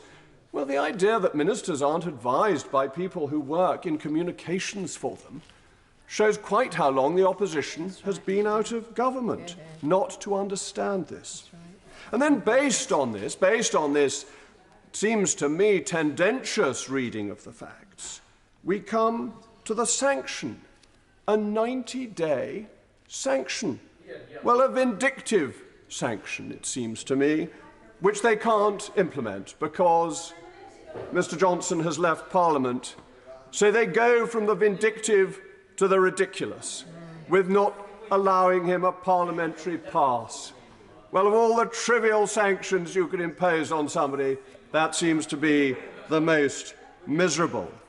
But they emphasise that this sanction, and let us turn now to paragraph 229, that this sanction has been made more savage, more brutal, more vindictive, because Mr Johnson impugned the committee and undermined the democratic process. On what basis, Madam Deputy Speaker, is it thought that this House, when it comes to a conclusion, must be obeyed? Is it the case that we must not criticise the Dangerous Dogs Act because it was passed by this great and noble House? Or are we in fact allowed to criticise as a fundamental of free speech that which happens to us, that which is reported about us, that which is said of us? When somebody is in court, they are allowed to say that the court has made a mistake. And the protections of courts, of the junior courts with juries sitting in them, are quite rightly very strict. But you can still say that the court has got it wrong. Indeed, you're allowed to say it's got it so wrong that you may go to appeal. You don't have to kowtow. But for some reason, the Privileges Committee thinks it's in communist China and that we must kowtow. And then they go on to say that Mr Johnson was complicit in the campaign of abuse and attempted intimidation of the committee without one single solitary shred of evidence. It is pure assertion. Now, this, I think, leads us on to the issue of partiality. Now, I was most intrigued by the response to my intervention by the Right Honourable and learned member for Peckham, because she said she'd told the government and it all been approved, and that was fine and dandy. Well, may I refer her to paragraph 12 of her own report, which says that the report would have as its guiding principle being transparent. So suddenly we discover in this transparent approach that there was a secret agreement that her involvement was all right. Well, I was in the government at the time. I never heard that this had happened. And so it seems to me that it is important to examine the position that the Right Honourable and learned lady found herself in, which I notice the committee does not do in Annex 1. Annex 1 purports to answer Appendix 3. Now, I'm sure you're all listening and following very carefully. Appendix 3 is the letter of Mr Johnson in response to the draft report. But fascinatingly, although paragraph 6 on page 100 questions the impartiality of the committee, Annex 1 ignores that. It answers lots of other points, but it brushes over this point, perhaps because it thought that it was on relatively thin ice. Of course I give way to the honourable gentleman. I'm very grateful. He obviously called for me to resign or to recuse myself from the committee. Did he ever ask the Right Honourable Member to recuse herself from the committee before Boris Johnson started demanding it? Said it very publicly, and it's a matter of record that I said it. I said it publicly. I assume people are aware. People clearly are aware of what is said publicly, because I will come to paragraph 14 in due course. But the issue here, no, I've given way to the honourable gentleman. That seems to me to be sufficient. Now, in paragraph 9, the report says that we leave our party interest at the door of the committee room. And that is all very good and to be encouraged. But it doesn't meet the Hoffman test. And why do I think the Hoffman test is important? Is because the Judicial Committee of the House of Lords, like the Privileges Committee, was a committee of Parliament following a judicial, or in this case, quasi-judicial process. And what is the issue at here? And I quote from the judgment. The contention is that there was a real danger or reasonable apprehension or suspicion that Lord Hoffman might have been biased. That is to say, it is alleged that there is an appearance of bias, not actual bias. The fundamental principle is that a man may not be a judge in his own cause. This principle, as developed by the courts, has two very similar but not identical implications. First, it may be applied literally. If a judge is in fact a party to the litigation or has a financial or proprietary interest in its outcome, then he is indeed sitting as a judge in his own cause. In that case, the mere fact that he is a party to the action or has a financial or proprietary interest in its outcome is sufficient to cause his automatic disqualification. The second application of the principle is where a judge is not a party to the suit and does not have a financial interest in its outcome, but in some other way his conduct or behaviour may give rise to a suspicion that he is not impartial. That is the fundamental point. And that led to the Judicial Committee overturning a decision that it had made for, I believe, the only time in its history. It is a reasonable suspicion. If we take the judgment of Lord Nolan, which runs only to 4 lines, I will read out only 2 of them. I would only add that in any case where the impartiality of a judge is in question, the appearance of the matter is just as important as the reality.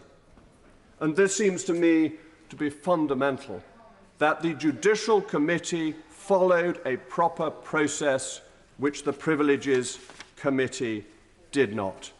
Now, I've slightly exceeded your time limit. I will finish relatively swiftly, but fortunately the previous 2 speakers were brief, which is encouraging. Let us come to I won't give way.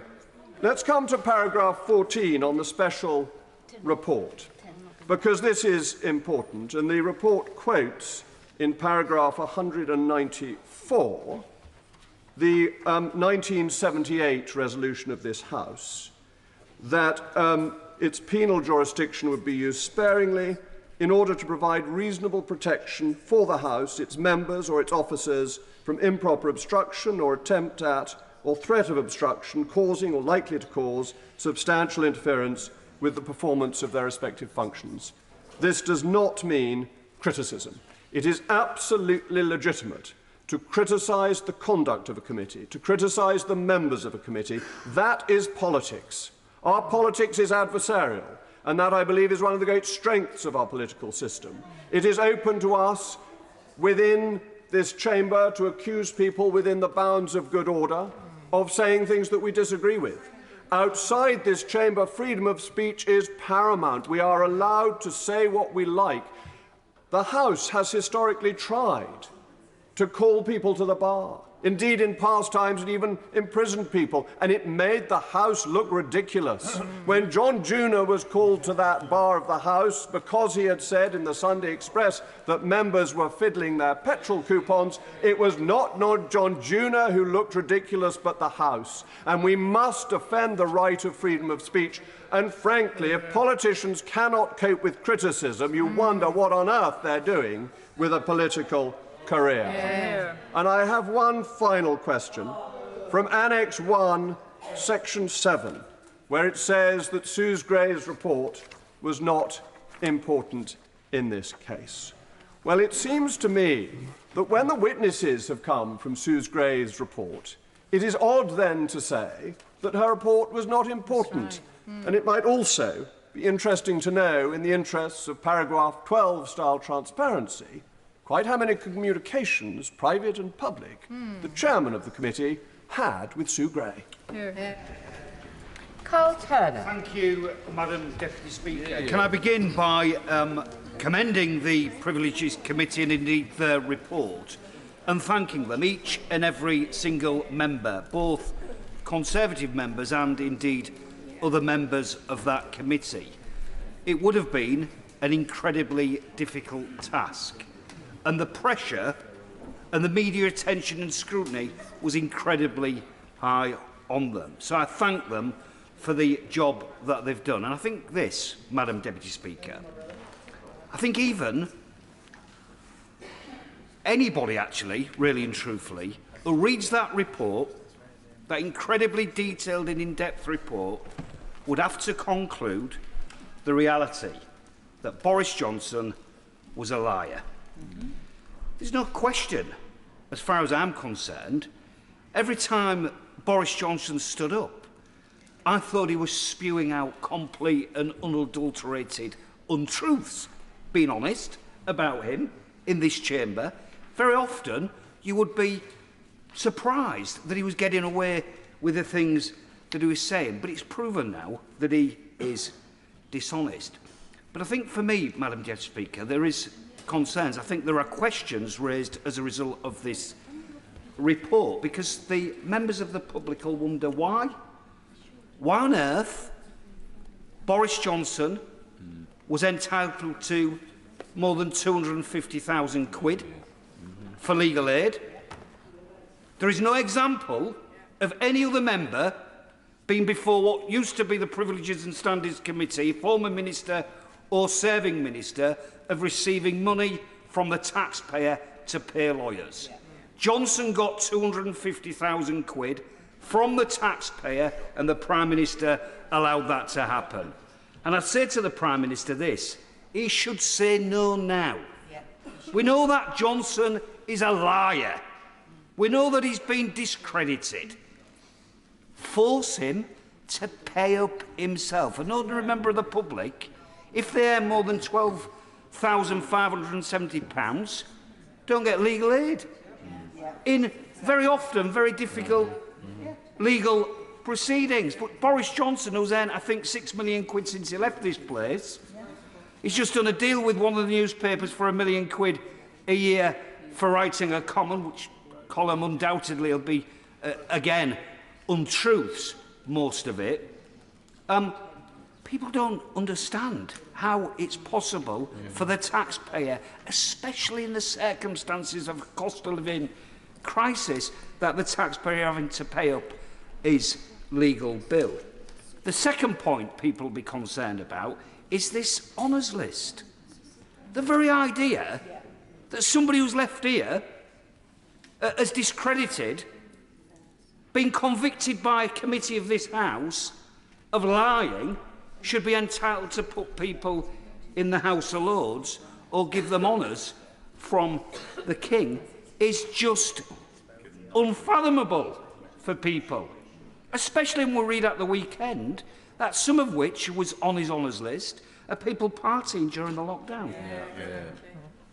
Boozy shenanigans at Tory HQ.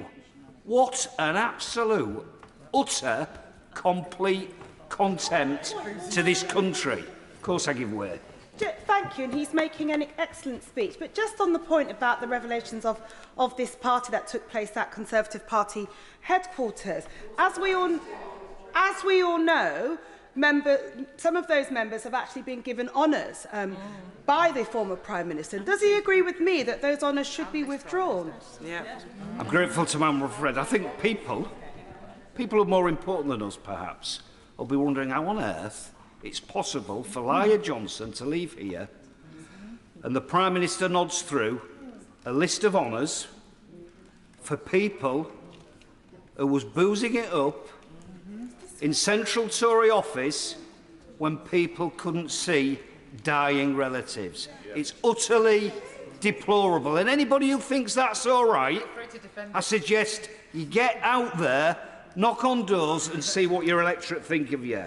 The third point, Madam Deputy Speaker, I want to make is the fact that Johnson gets 115,000 quid a year, I think it is, for his office costs. 115,000 quid a year to run an office, to assist him as a former Prime Minister from the taxpayer. People won't get it. People don't understand that. And let me warn people on the other side. It will cost them at the ballot box. If we allow that nonsense to carry on, people will not be very happy about it. The fourth point, Madam Deputy Speaker, where is the Prime Minister? On something as important as this, I was elected in 2010. As far as House business is concerned, I think this is the most important piece of business that I've ever witnessed since I was elected. The very idea that a former Prime Minister has left here to avoid further scrutiny of this House, after a committee of this place has found that he's a liar is pretty deplorable. But the fact that the Prime Minister hasn't got the bottle, frankly, to be here to say whether he agrees or disagrees with the committee's report is an absolute scandal, and the Prime Minister should be ashamed of himself. My final point is this. I don't know what happened during lockdown. I can speak for myself and my family. But I think it is absolutely despicable, an insult to injury, that Johnson alleges as he leaves, in a letter, I think, to the chair of the committee, that other parties were going on, imputing effectively people in this place, one of which was a member of that committee. Whether that was true or not, I don't know. Perhaps it mattered for the Met Police to investigate, I know not. But the fact that his parting gesture was to do that speaks, I think, to the fact that the man is a complete and utter disgrace, and he should never get anywhere near this place again. Yeah. Is Dr. Caroline Johnson not... Oh, OK. Dr. Caroline Johnson. Thank you, Madam Deputy Speaker. To stand up if you want to catch my eye. Thank you, Madam Deputy Speaker. Madam Deputy Speaker, when I go to visit schools to discuss my work in Parliament, we often discuss the speaking at the dispatch box. That was something I was truly honoured to do myself, only a handful of times, sadly, last year. And we discuss what's in the boxes. And what's in the boxes, as we all know in this House, is copies of religious texts, such as the Bible. And this is important because ministers don't speak under oath, but it is a reminder of the importance of the truth of what they say. But that said, none of us are perfect. We all make mistakes, and ministers are charged with remembering lots of specific facts, figures, and wording, the difference between rules and guidance, for example. And they may also make mistakes. And if they do, they must correct the record. But that is only once they are aware of the issue and that they have the opportunity to do so. And they're asked to do so at the first opportunity. In the Privileges report, the committee have considered whether Boris Johnson as Prime Minister lied to this House, but that's a very serious allegation for which they have found him guilty, and they have recommended a very substantial suspension. I looked back for precedents, finding a very helpful House of Commons library briefing on the Privileges Committee, showing there had only been 22 specific Privileges Committee referrals since 1979, so that's about only 4 of those, about one a decade on average, had related to a very specific member or members of Parliament. 2 members were sanctioned in 1994. That was part of the cash for questions, and 1 was sanctioned for 10 days and 1 for 20. And in 2005, another member was found to have been untruthful, but not to have lied. So presumably that was an unintentional. So this is an unusual case. Another example was were all before the Recall Act.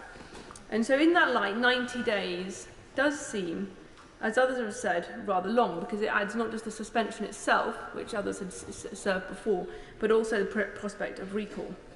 And like other Right Honourable and Honourable members who've spoken, I'm concerned fundamentally that members should not be removed from Parliament by other politicians, except in circumstances that are already highlighted in the Recall Act, for criminal convictions which meet the threshold of the Recall Act. So that is imprisonment, or those people who have been convicted of essentially a fiddling of expenses.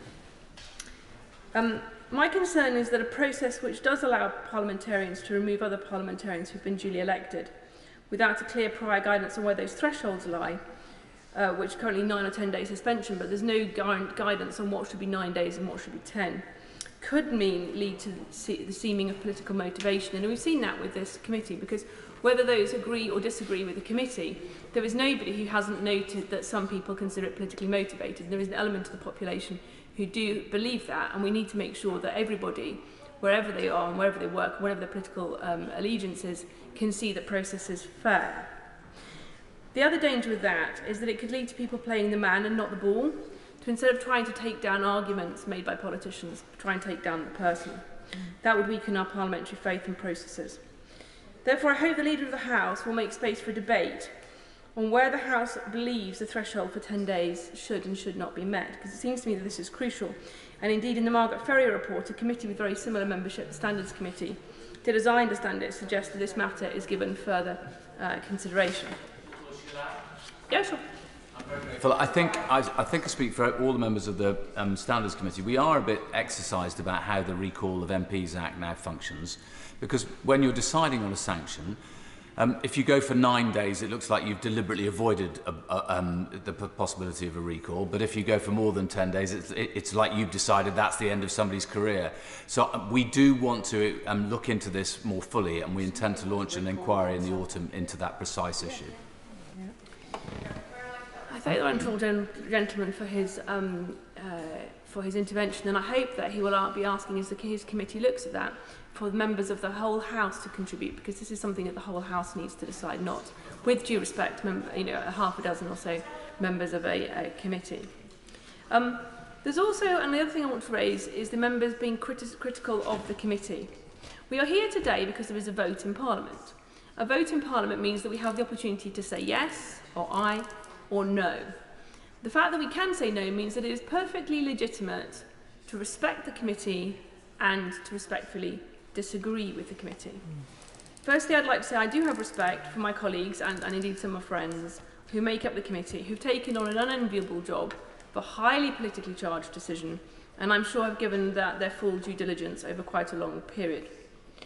The committee must never be intimidated, it should not be bribed, it should not be blackmailed, it should not be bullied. And as the Leader of the House said in her opening remarks, it is a contempt of the House to seek to intimidate a member of the committee. But a balance must be struck. We're here to debate and discuss it, as I've said. We're free to disagree and question whether its processes and procedures are fair. It is, in my view, entirely legitimate to question if a person has politically opined on an issue can judge it impartially.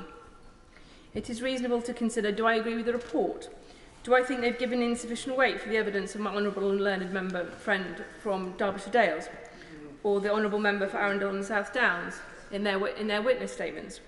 Do I think the insufficient weight was given to Boris Johnson's evidence when he said, how is it obvious that this event was a transgression if it was published in the newspapers and nobody complained?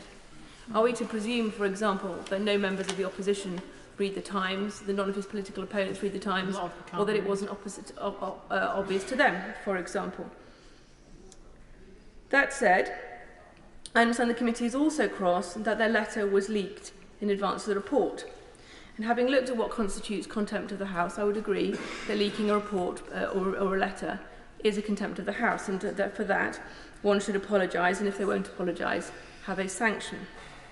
But due process is important. And if someone has done something wrong, they deserve due process the same as those who may be innocent. And we should always, always, always, in my view, assume that anyone is innocent until we have proven them guilty.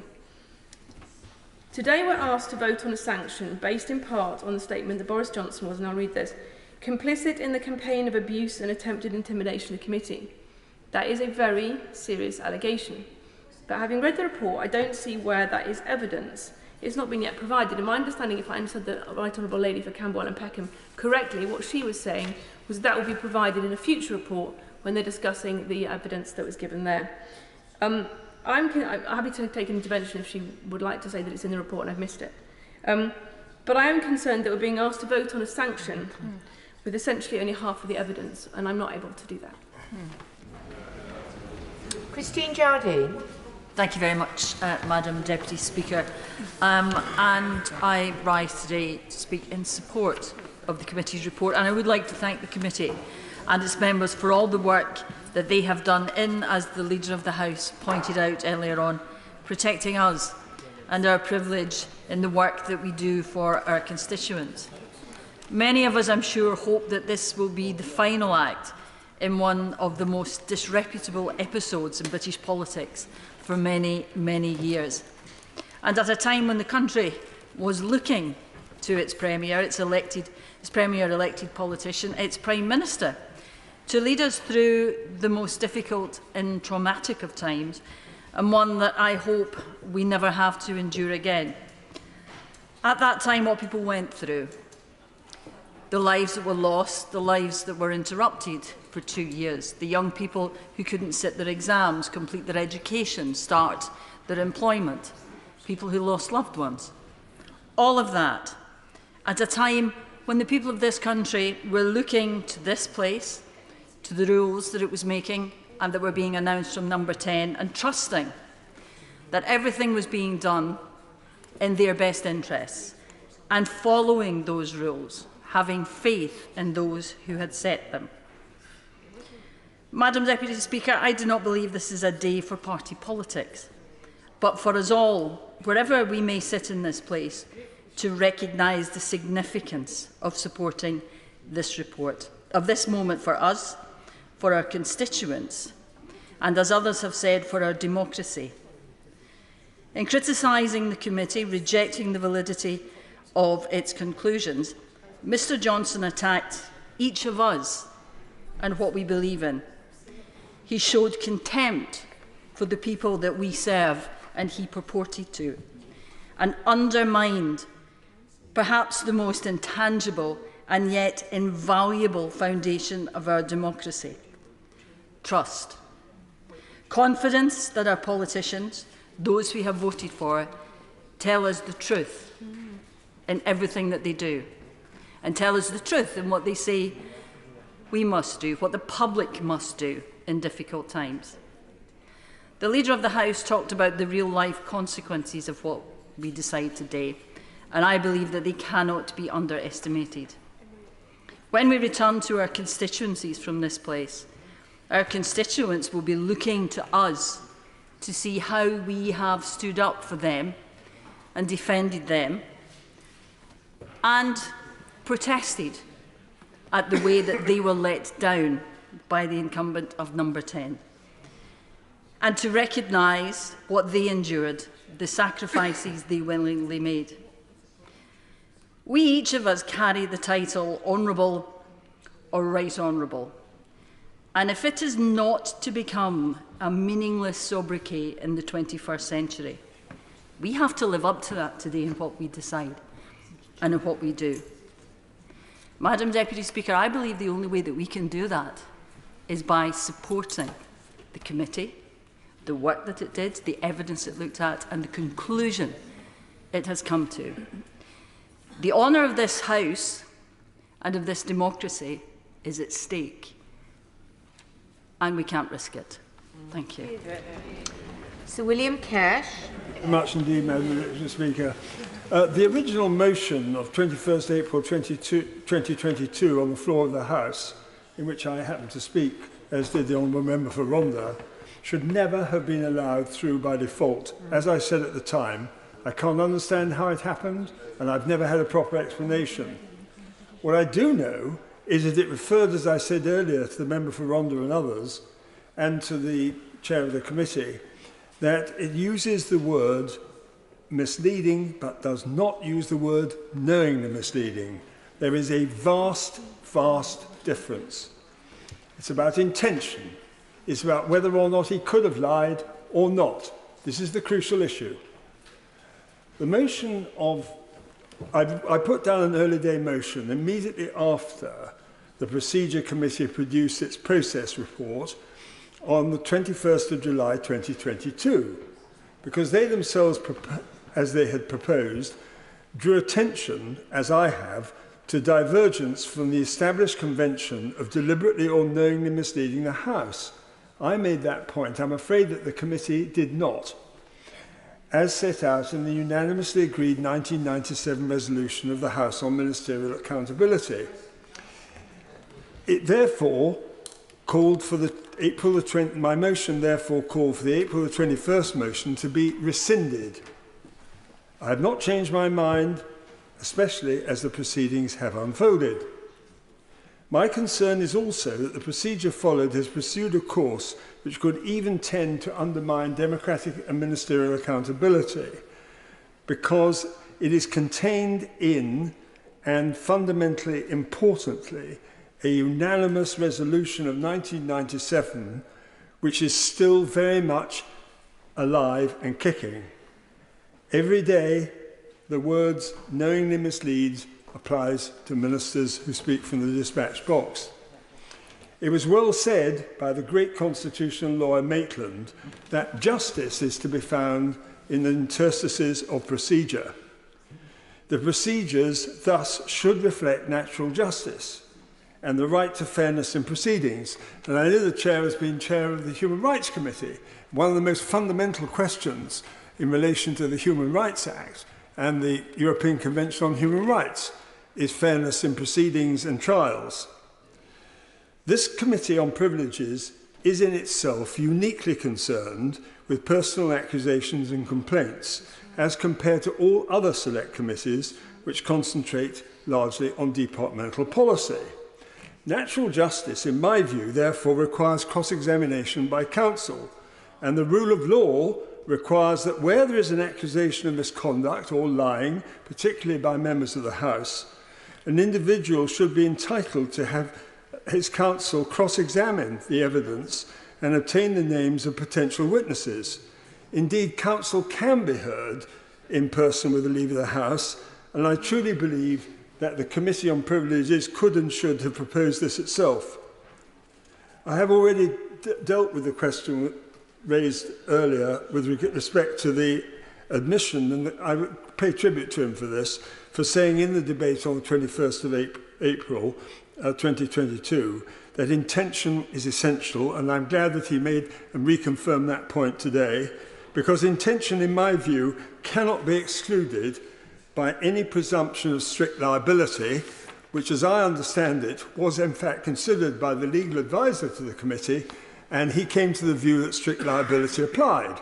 I don't agree, but that is a personal view, and it's a view as I take as a lawyer. I do not think that strict liability is consistent with ensuring that the word intention is applicable in such circumstances, but I'll certainly give way. I'm very grateful. Just two very quick points. He's referred to motions of the House. He will be aware that there is also a motion of the House which says that a member will always represent themselves and not be represented by legal counsel. So if we're going to barter off motions, then that is also the will of the House, universally expressed. But the bit that I really can't understand is why he goes on about this intentionality point.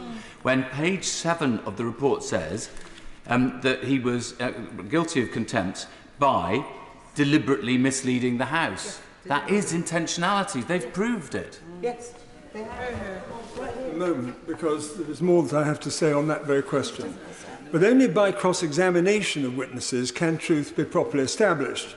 The 1997 resolution went through unanimously after a series, many select committee reports in the 1990s following the arms sales to Iraq saga.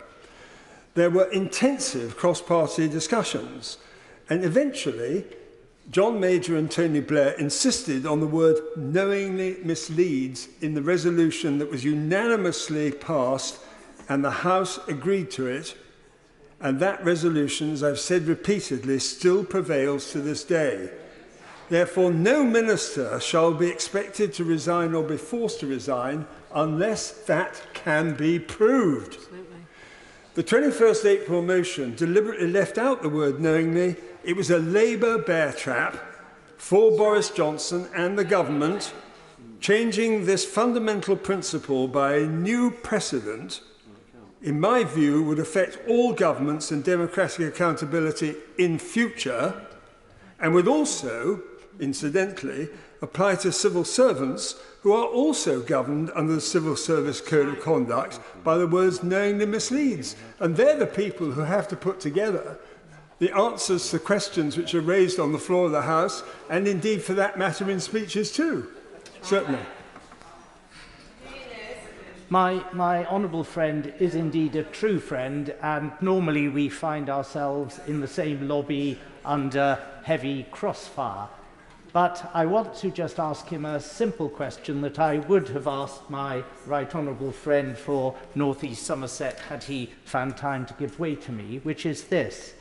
Given that he is so hostile to the report of the committee, will he do people like me a favour and divide the House today so that we can have the opportunity to cast our vote either against the report as he wishes to do or in favour of it as I wish to do? Well, a very good friend, and he really is, as indeed I would like to say of some other members on the other side of the House. I would just simply like to say this. I am not in control of whether there is going to be an amendment. This is ultimately, no, I am making the point that as far as I'm concerned, there is an issue here which is being debated. Many people are absenting themselves for what they believe to be very good reasons. And I'm simply taking the view that somebody may decide that they are going to divide the House, and I'm leaving that as an open question for the time being. However, Madam Deputy Speaker, the statements made by Boris Johnson on the floor of the House, not just now, thank you. I just wanted to get on to this other point.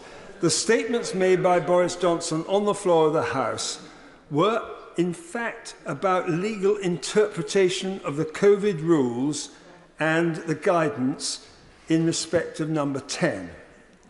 The Justice Committee conducted an excellent inquiry reporting in September 2021 on the meaning and effect of the COVID rules and guidance, several months before Partygate emerged as an issue. Their report is of great importance because it endorsed the incisive legal analysis of the former Counsel for Domestic Legislation, who is now the present Parliamentary Commissioner for Standards. He highlighted the legal uncertainty of these regulations and guidance, stating in evidence to the committee there is a lack of clarity as to what regulations apply to specific situations and at what times. And the combination of regulations and guidance and the lack of clarity as to where one starts and the other stops has been a recurring theme of the coronavirus regulations. I would strongly recommend members opposite to listen to this, because actually it's very important in deciding whether or not a person can or cannot lie in these circumstances. Because the same applied to subsequent regulations. He emphasised that this lack of clarity undermined the rule of law. This could not have been more apparent than from the differences in approach from the Durham Police Authority on the Barnard Castle incident and the leader of the opposition in relation to the beer drinking at a particular event, which led to no action, and on the other hand, the Metropolitan Police in relation to number 10, which led to action. The essential point about all this is that no one, not even the lawyers, knew what the law was. And the Parliamentary Commissioner for Standards make this absolutely crystal clear. Even the civil servant who drafted the regulations was fined for non-compliance. I now come to the fundamental issue about whether Boris Johnson can be accused of knowingly lying to the House.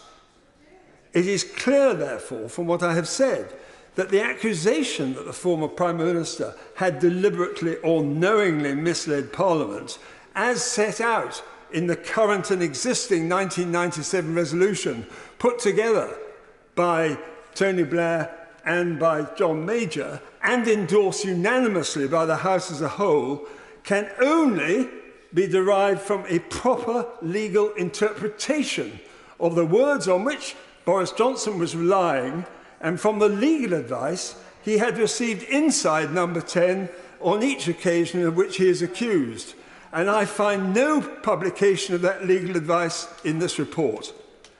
He, Boris Johnson, therefore, in my view, cannot have been found guilty of knowingly misleading Parliament if no lawyers, let alone the Prime Minister is not a lawyer, could get the legal position right.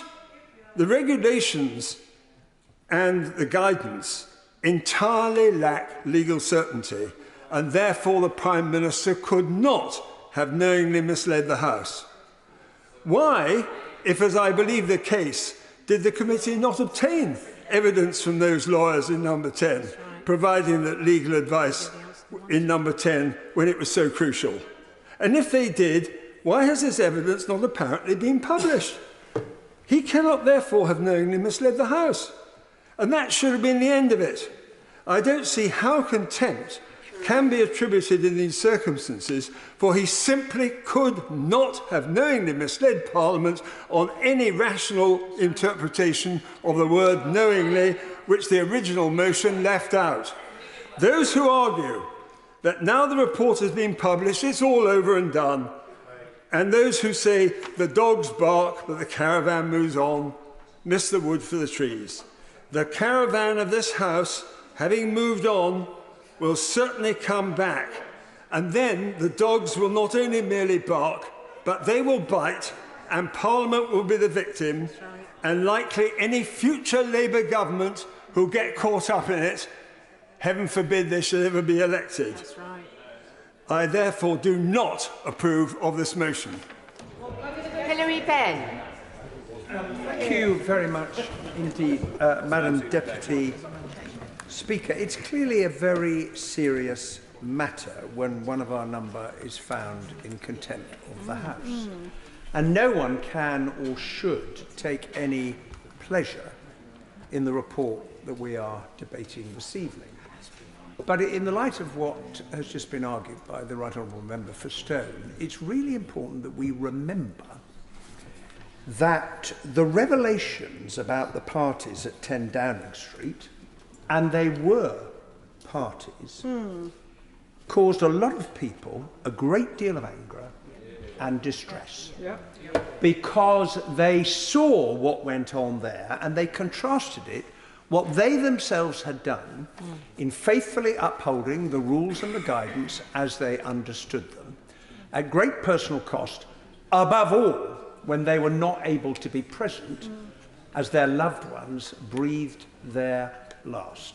And they have right to be angry about what happened. And that is why we asked the Privileges Committee to look into what had happened and what we had repeatedly, if I may use the word, been told by the Prime Minister.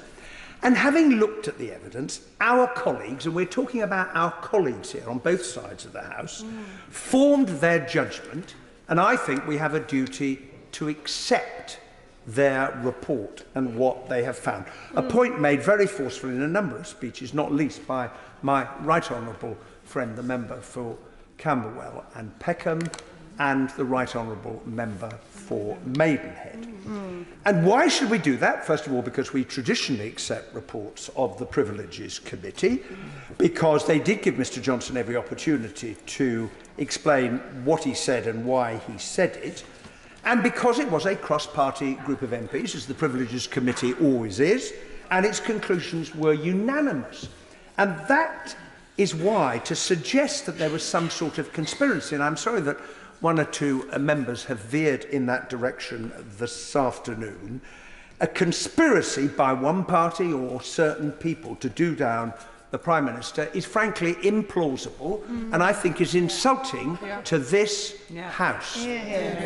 What's more, I agree with the committee that Mr Johnson's behaviour following his receipt of the draft report and since it was published, the public attacks he has made on the integrity of the members of the committee, its report and its findings, has been, to put it mildly, distasteful and certainly egregious, and has only compounded the contempt he has committed against this House.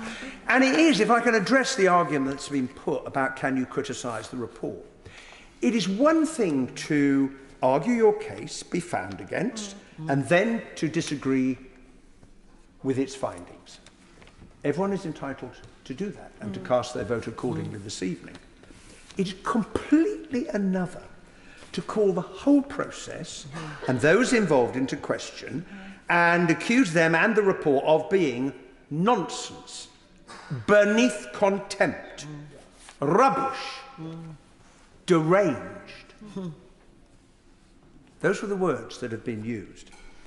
And especially when it is a blatant attempt to undermine the very democratic system that we are sent here to uphold. And as has already been said, when the committee is attacked for doing its job by a member, now a former member, it is us as MPs who are also being attacked. And the other thing that worries me about this, and I think should worry all of us, is that this type of conduct that we have seen from Mr Johnson is all too reminiscent of what is going on as we speak on the other side of the Atlantic Ocean. Because people look at what he has said and done. They see what here and what Mr Trump is doing over there.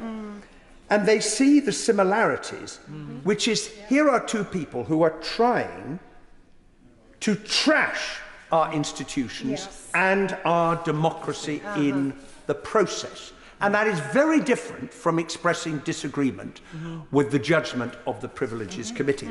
And why does this matter? Well, the word has been used many times this evening. It is, of course, about trust. And I think the committee summed it up perfectly when it said this. The House proceeds on the basis that what it is told by ministers is accurate and truthful. Our democracy depends on MPs being able to trust that what ministers tell them in the House of Commons is the truth. If ministers cannot be trusted to tell the truth, then the House cannot do its job, and the confidence of the public in our democracy is undermined. And let's be honest with ourselves. There is no doubt that the public's confidence in our democracy and in us as politicians has been damaged by what has gone on. No doubt.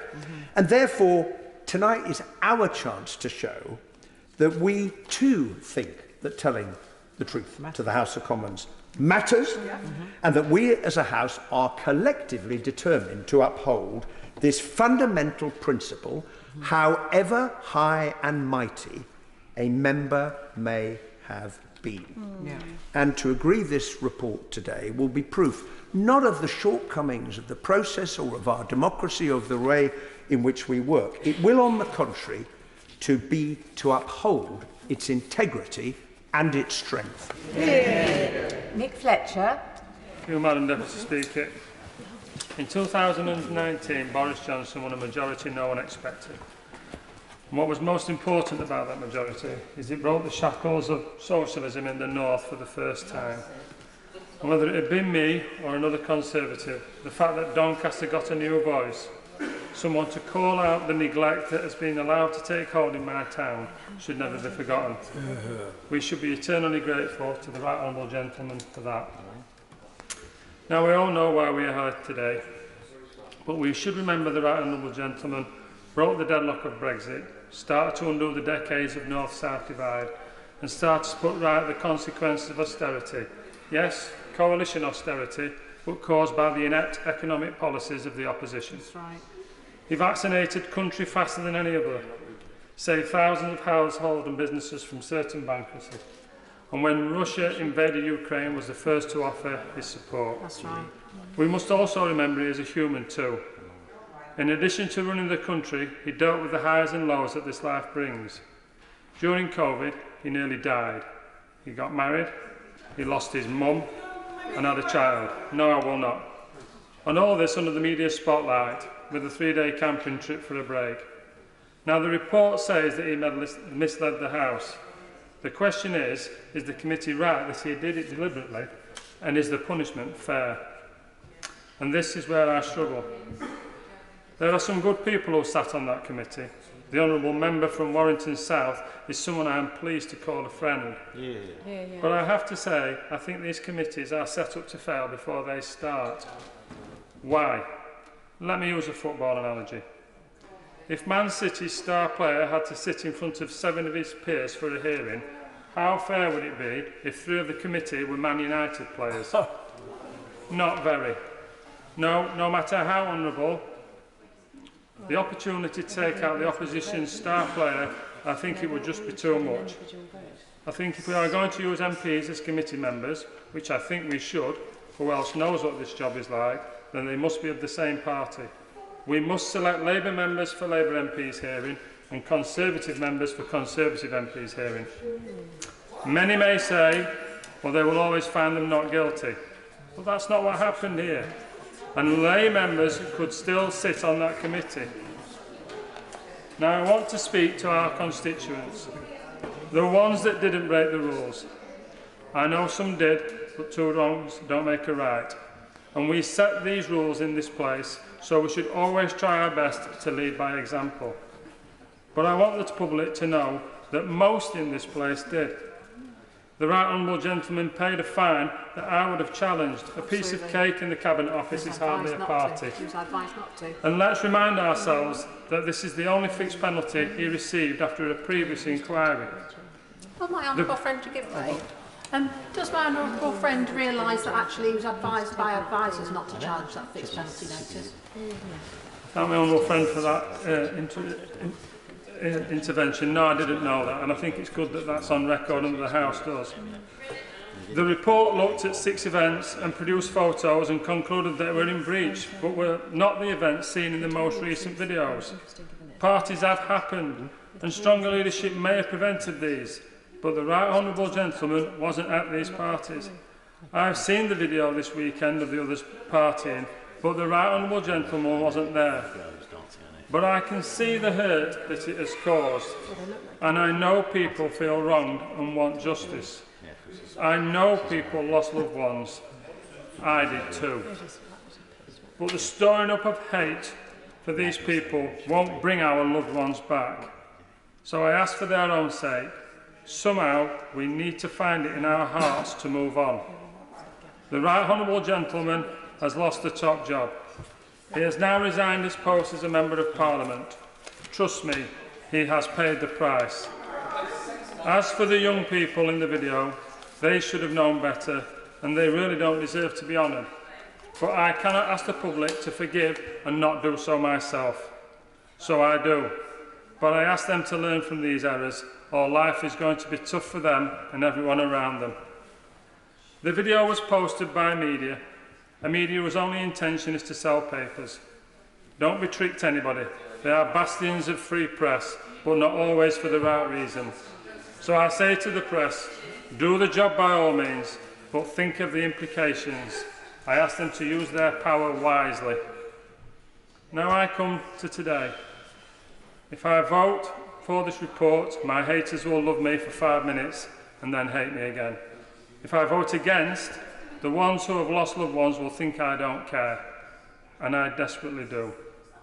If I abstain, I please no one. But I'm not here to please.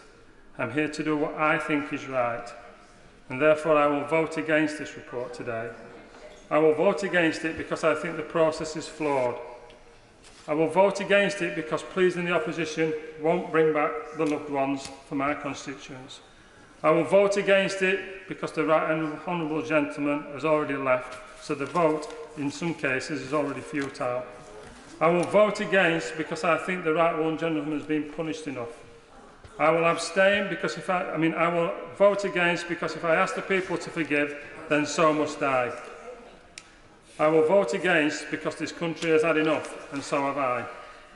But I finish by asking the right honourable gentleman, if he cares about our country and his party as much as I think he does, he will back our Prime Minister, our party, and help get this country back on track. This country and its people have suffered enough through COVID, and it's time to move on. And a decade of the opposition will be terrible. Well spoken. Maria Eagle.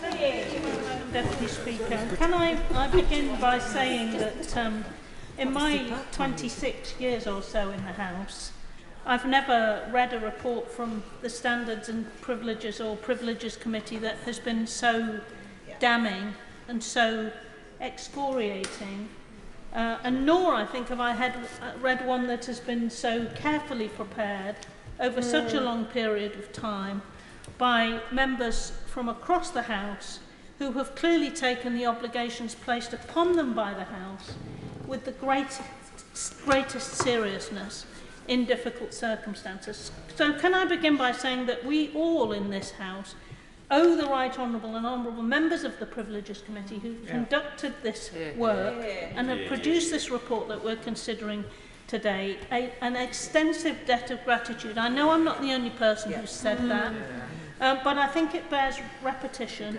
because it matters to all of us. It matters to all of us, whichever party we're in, whether we're backbenchers, whether we're ministers, whether we hope to be ministers, whether we were ministers for a few weeks and perhaps hope we might be again, or whether we intend to remain backbenchers, or whether we intend to stand down, or whether we end up getting defeated at a general election in the future. It matters to anybody in this House that the privileges of this House are properly upheld, because if they are not, then our representative democracy cannot properly function. And the report made it perfectly clear at the beginning of its conclusion that that was the case, and I agree with them very much. It matters. This matters. So those who take the view that it's a trivial punishment that we're now considering, given that Mr Johnson has left, couldn't be more wrong. It is important that the House, which established and asked the committee to do this report, consider its findings and vote as it wishes to do, but I hope that every member of this House votes in favour of the committee's findings and its recommendations. There have been ample opportunities for those who object fundamentally to the way in which the report has been produced to have had an influence on it. The motion today was amendable, but it hasn't been amended. There have been opportunities, as other members and right honourable members who've spoken in the debate have made clear, throughout this process which has taken over a year, to have an impact on the membership of the committee, on the terms of reference and the work that it's been asked to do. It has done what we've asked it to do, and the findings are quite shocking. The report sets out egregious behaviour by the former Prime Minister, amounting to multiple contempts of Parliament. We must draw a line in the sand to stop ministers thinking that they can lie to Parliament, whether they are the most junior Under-Secretary, whether they are the Prime Minister. They cannot go to that dispatch box and deliberately lie. If they do, they must be punished for it by this House. If they do it and get away with it, as is the way with liars, they think they can do it again. The current Mr Johnson appeared to think that one should lie repeatedly and lie big. But if we do what I believe we should tonight, and support the report of the Privileges Committee, he will have been stopped in his tracks. He will have been dealt with for the lying that he did at that dispatch box, and that can only be good for our democracy. And that is why every member of this House who is present should be looking to vote today in favour of the report. And I find it strange in those circumstances. I commend those members of the opposition benches, particularly of the government, who are here and have made it clear that they will support the report. I'd rather hope to see the Prime Minister and far more of the Cabinet here, because it should matter to them as much as it matters to those of us on this side of the House. If in some day in the future, which I think will happen, they will be in opposition, they will want to know that they're being told the truth from that dispatch box, just as much as any other member of the House. So I think it's a shame that the Prime Minister doesn't seem to be here. I think it doesn't send the right signal that the House takes the matter seriously enough if some parts of it decide on a party political basis that for party political management reasons it's easier to run away and hide. That is a shame. Madam Deputy Speaker, the debates we've been having about knowingly are esoteric, in some ways legally esoteric, but the committee did find that Mr Johnson had deliberately misled the House. That does take knowledge of forethought. To be deliberately doing something, one has to be aware that one is doing it. That he deliberately misled the committee, that he breached confidence of the committee when he didn't like the findings that he was shown in the report that he got to see before the committee had finalised it and before it was published, and then impugning the committee and thereby undermining the democratic process of the House, being complicit in the campaign of abuse and attempted intimidation of the committee. And this has gone over an extended period of time, so not only did the committee find that there were 5 times when he misled the House, when he said guidance was followed completely in number 10, the rules and guidance were followed at all times, that events in number 10 were within the rules and guidance, and that they'd been followed at all times when he was present, when he failed to tell the House about his own knowledge of the gatherings, where rules or guidance had been broken, even though he was there and he could have said what he saw, when he relied on repeated assurances that the rules hadn't been broken, the assurances that he received weren't accurately represented by him to the House, when he gave the impression there needed to be an investigation by Sue Gray before he could answer questions about which he had personal knowledge that he didn't reveal, and when he purported to correct the record but instead continued to mislead the House, and by his continuing denials of committee. I mean, it's pretty clear, and the evidence can all be read, that he was being deliberately disingenuous when he tried to reinterpret his statements to the House to avoid their plain meaning and reframe the clear impression that he intended to give, when he advanced unsustainable interpretations of the rules and guidance to advance the argument that the lack of social distancing at gatherings was permissible within the exceptions, when he advanced legally impermissible reasons to justify the gatherings. It's pretty clear if you read the report that this isn't an inadvertent or occasional slight slip. This is a pattern of behaviour. Well, the honourable gentleman, right honourable gentleman has only just come in, but I will give way to him.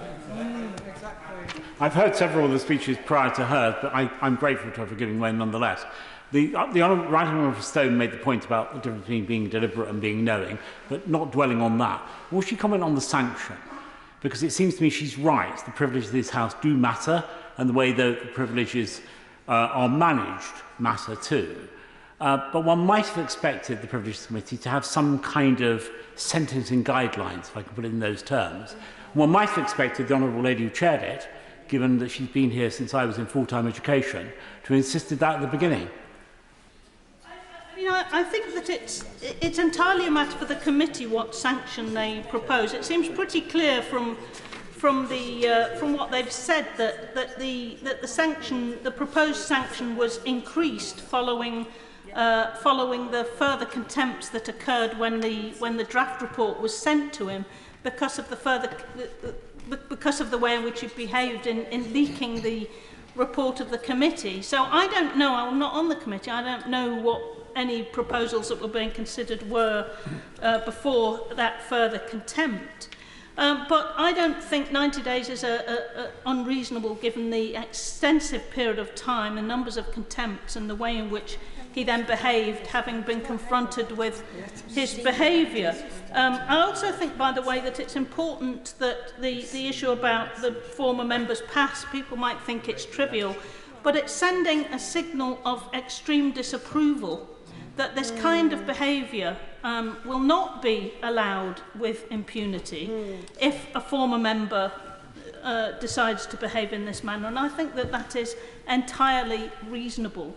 So, Madam Deputy Speaker, I don't wish to go through any more of the details, but beyond saying it's an egregious example, one of the worst that I've ever seen. The committee members have done the House a service.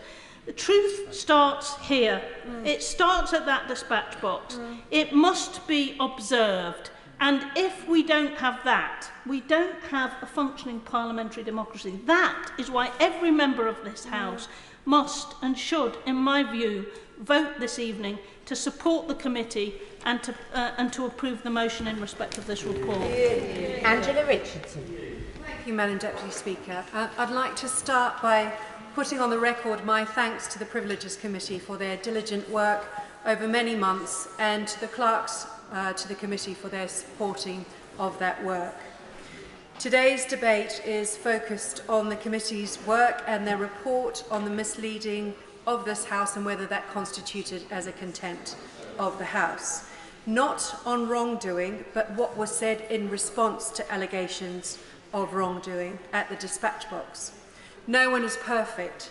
Let he who is without sin cast the first stone. But it's how we respond to the errors we make that defines us. I agree with the Father of the House's words. He's no longer in his place.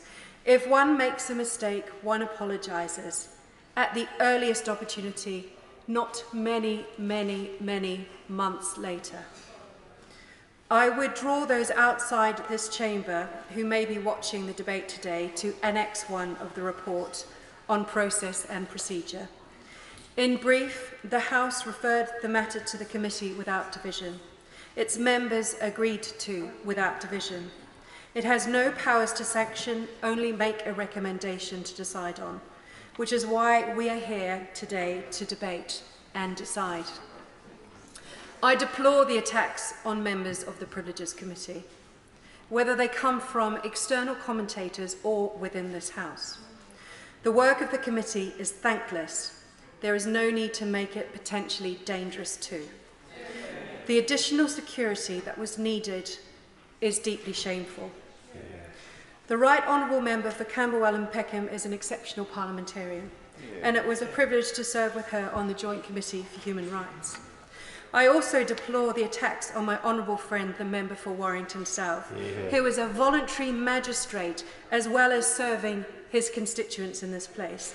Shame, shame, shame on those who are working to undermine him and his future prospects. He is a decent and honourable member, as are all members of the Privileges Committee. As it is a House matter, it is up to each member to decide individually how to vote and to explain their decision to their constituents. I will not try to persuade nor urge members to do other than their conscience dictates from these benches. No one should be whipped on a House matter. I will be voting to support the committee's findings today. Sir Stephen Timms. Thank you, Mr Deputy Speaker. We've been reminded in this debate that the report makes the fundamental point that our democracy depends on MPs being able to trust that what ministers tell them in the House of Commons is the truth. On the 24th of November 2021, at Prime Minister's Questions, the then Prime Minister said, and I quote, "Now, almost a month after furlough ended, there are more people in work than there were before the pandemic began." That's Hansard column 344. That statement was untrue. The monthly employment statistics showed at that time over 500,000 fewer people in employment than before the pandemic began, and total employment remained lower than before the pandemic until this month's employment statistics. But the Prime Minister made the same untrue claim on the 15th of December 2021, then again on the 5th of January 2022, when he said it 3 times, on the 12th of January 2022, and on the 19th of January 2022. On the 1st of February, the Director General for Regulation at the Office for Statistics Regulation wrote to the Director of Data Science at 10 Downing Street to point out that this repeated claim was untrue. The Prime Minister repeated the claim again on the 2nd of February and again on the 23rd of February. I thought at first that the Prime Minister might have just misunderstood the numbers.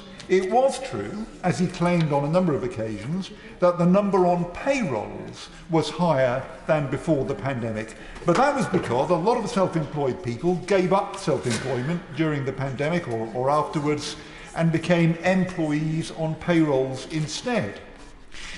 The letter from the Director General having had no impact, the chair of the UK Statistics Authority, the then chair, Sir David Norgrove, wrote to the Prime Minister on the 24th of February 2022. "Dear Prime Minister," he wrote, "it is wrong to claim that there are now more people in work than before the pandemic began. The increase in the number of people who are on payrolls is more than offset by the reduction in the number of people who are self-employed." End quote. So at the Liaison Committee in March, I asked the Prime Minister whether he accepted that correction in Sir David Norgrove's letter. His reply wasn't straightforward, but the transcript of that meeting does show that Mr Johnson understood fully and clearly what had happened in the labour market. He didn't misunderstand the figures, and he also accepted that employment was in fact less than before the pandemic. He said he was going to correct the record on that point, which he didn't do, but he did recognise that his claim had been mistaken. But despite that, he carried on subsequently making the claim.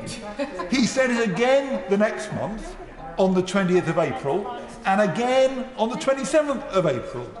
In his final question time as Prime Minister on the 20th of July last year, he said, and I quote, "We have more people in paid employment than at any time in the history of this country," despite knowing well that that was untrue.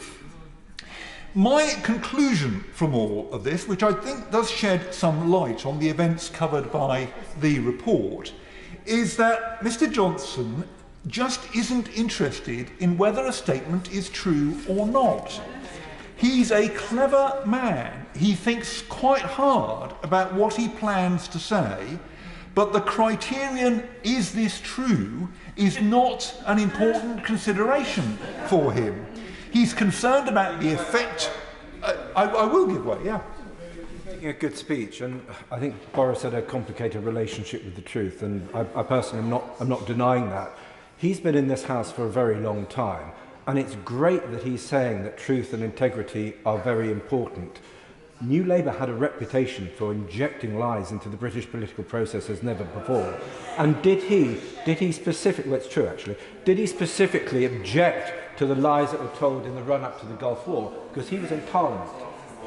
I was in Parliament, and I do not believe that ministers at that time said things which they knew to be untrue. I think it's absolutely clear, as far as I can tell, and I'm just spelling out the facts, that the former Prime Minister did say in this House things which he knew well to be untrue, because I had the chance to discuss it with him at the liaison committee and he agreed it was untrue, but he carried on saying it. Yeah. So when ministers were sexing up documents about WMD, they believed them to be true, yeah? Yes. I do believe that those who made those points in the House at the time believed that they were untrue. Subsequently became clear that they weren't. But I do defy anyone to claim otherwise about Boris Johnson, given that this particular history that I've recounted. And that approach, as we've been reminded in this debate, to politics is toxic for democracy. What is the point of us day after day standing up and asking ministers questions if they routinely give us answers they know to be untrue? We've got no chance of building confidence in Parliament, in democracy, in politics, if ministers don't care whether what they say is true or not. Now, maybe there is a contrary argument that great men shouldn't have to worry about such trivial details. But the committee here is absolutely right. If that view prevailed, our democracy would be at very serious risk, as I think it is across the Atlantic at the moment as well. Thank goodness that the committee, Boris Johnson having made a pretty successful career out of not telling the truth, thank goodness that the committee was willing to take a stand. They are absolutely right, and I hope the whole House will support them this evening. Bob Seeley. Indeed, Mr. Deputy Speaker. Okay, firstly, I accept the Privileges Committee, and I thank the chair of the committee and everyone who worked on it. Trust and integrity is important in politics. People think that politicians sometimes lack that. And I think when there's a chance to show it, I think it's when there's a chance to show us doing the right things, I think it's important that it happens. So I will vote for this report, and I accept the substance of it, whilst respecting some of the points made by my honourable friends from the Don Valley, from North East Somerset, and from Great Grimsby. Although I think they've got a case, I'm afraid to say it doesn't quite convince me. I have to say more broadly, I am so over Boris, and I'm pretty over lockdown as well. And I think sometimes, and really the point I want to make tonight, is that we are in danger of making Westminster look small and petty. Do not get me wrong. Truth and politicians at the dispatch box telling the truth is a fundamental building block. It's a keystone to this place. But for every person here, or every person watching who says, fantastic, you're getting Boris, or you know, the Privileges Committee is doing its job. I can tell you now, from my own inbox, there are other people saying, yet again, you're talking about yourselves. Yet again, it's politicians talking about process. There were other big scandals to do with lockdown, arguably that had more impact on our nation. That is not to deny the importance of Boris's casual attitude with the truth. He saw lockdowns as being difficult to obey, and frankly, he was right in that. At that point, a wiser leader would probably have questioned his own rules, not sought to get around them. They were, after all, his rules, and remorse, you can love Boris, but I think it's true to say that remorse is probably not one of his finer qualities.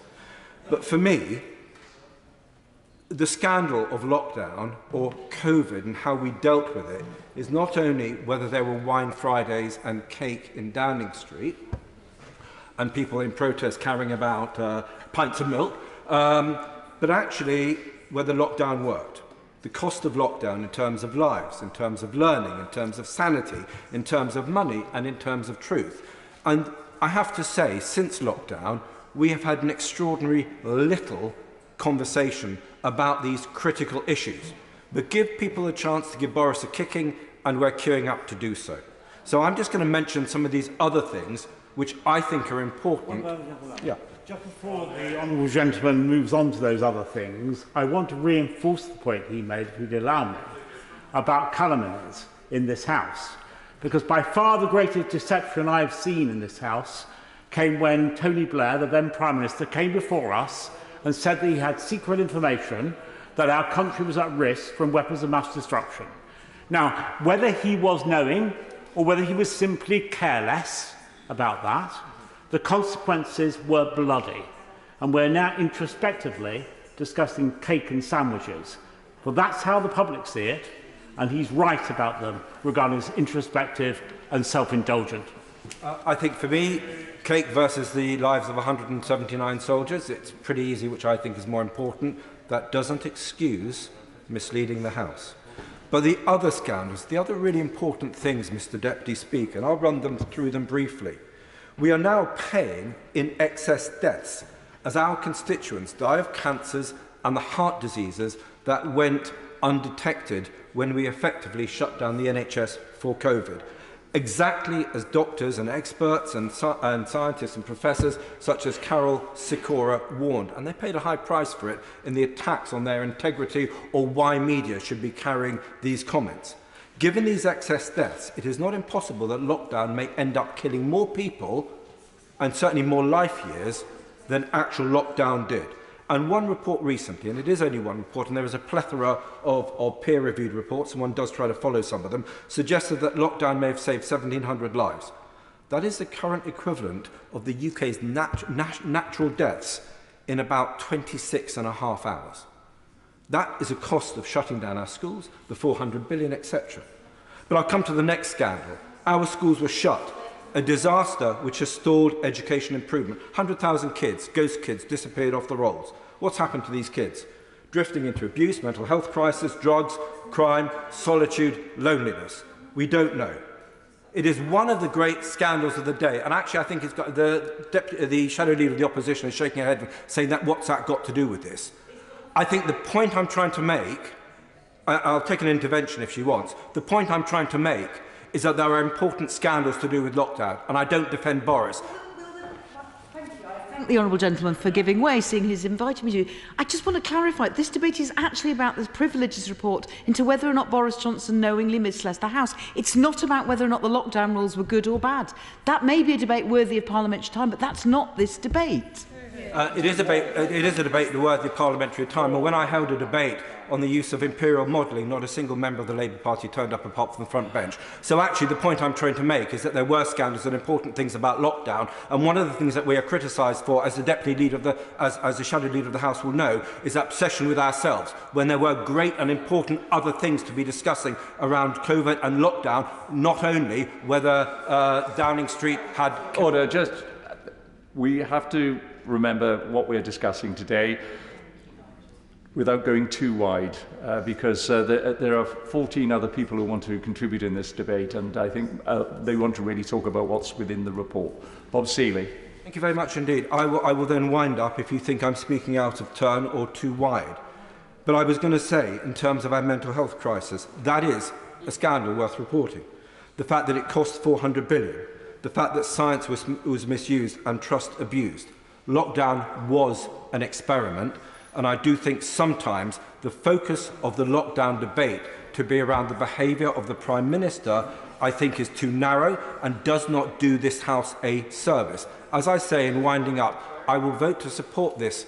Privileges Committee report, but I do wish, Mr Deputy Speaker, that the same level of interest, especially from the opposition, may sometimes focus on the stuff that actually made a difference in lockdown and not just vindictively going after Boris Johnson. Thank you. Andrew Bridgen.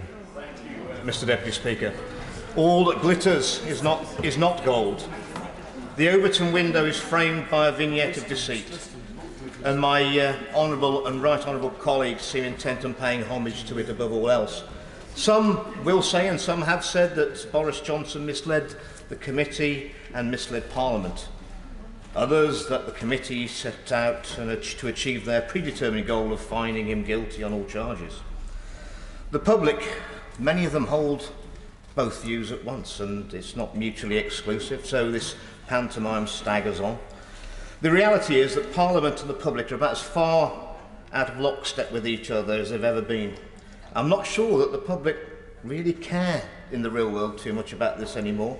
I think very few people out there in the real world trust Boris Johnson, and sadly I think through the process we've seen and the collateral damage to this reputation of the House, I think the Privileges Committee itself has been damaged and may be damaged further by revelations. It's very much, for the public concern, is a plague on all our houses. What's caused this loss of public confidence in the procedures of this House? Well, the evidence is damning. Boris Johnson and his government used behavioural scientists and spin doctors to clinically instill unreasonable fear, to scare the public into ceasing their normal lives under the guise of a biological threat so deadly they dared not go outside to see another person. We all remember the relentless day in, day out informing the public by ministers in Number 10 of death rates and horror stories. Remember the signs everywhere we looked at. Remember the adverts on the television. Remember the supermarket car parks, filled with masked citizens forced to each stand in their own car parking bay. The relentless messaging from Number 10. Stand on the stickers, follow the signposts, wash your hands, don't see your loved ones. The government decided it was its job to be that of a parent and saw the country as a toddler's playgroup, turning our police into teaching assistants, au pairs and, dare I say it, nannies. On every single account they robbed the public of their dignity. It was nothing short of unacceptable. Our ancestors would be rightly ashamed of the situation. And during that period, the public yet again showed their natural inclination as to fellow Brits. That was good-natured compliance and community spirit. We saw some of the largest demonstrations of kindness I've ever seen. And those demonstrations under immense pressure that show the real spirit of the British people. Their altruism held up a mirror to the true nature of the appalling behaviour at Number 10. Any contention the public had that Number 10, they had the latest, most accurate scientific data in front of them, and therefore these measures were justified in the face of the extreme risk, now has absolutely no bearing whatsoever on the truth. The fact is that the same people who took the unprecedented powers to suspend our freedoms knew that these measures were nothing short of political posturing. They knew they were pointless. If the risks were really what they said they were, and the science of the effectiveness of the lockdowns were that demonstrable, then surely they would have been the most... Order. Mr Bridgen, you heard what I said to Mr Seeley. We are talking about the contents of the report, and you're going way wider than that now. Mr Bridgen. Well, I think the behaviour, Mr Deputy Speaker, of Number 10, it was... So will the Honourable Gentleman give way? I will give way to the Honourable... Thank you, Mr Deputy Speaker. Look, whilst it's very exciting to see what's going on, to remove a Prime Minister with an 80-seat majority, can we not just think about what happened here or didn't happen here? So the police, the Sue Gray, what did they actually come up with? The guy being delivered a piece of cake. Look, I would have been the first person, if Boris had had parties in the flat or whatever else, I would have stood up here and I would have whinged about it. But the reality is, what we know is he accepted a piece of cake. So can people not accept that just possibly the guy stood there and really did not believe he was misleading the House? For his question and his misplaced loyalty to Boris Johnson, I think is laudable. But I mean, the behaviour in Downing Street bore closer resemblance to the set of Love Island than a collection of our country's top minds and high performers working tirelessly to steer us through dangerous waters. This at the same time as they went further than any of the British governments gone before them to take more and more powers under the wing of the state. The question is, are our internal parliamentary committees and state inquiries agenda-driven? Well, who can fault the public for thinking probably are? Because, you know, when you look at the COVID inquiry that started now, they're requiring all participants to take lateral flow tests in 2023. Yes, the bubble surrounding the Westminster political elite has become absolutely opaque. The public can't understand it, and they can't understand the public. Well, Mr. Deputy Speaker, I'm afraid the bubble has well and truly burst. But the consensus still around the lockdowns that they were sensible, practical, acceptable for the public, and the only discussion ever allowed in this place is how long the lockdown should be. But lockdowns and restrictions, they weren't for anybody at number 10. They were only for the little people.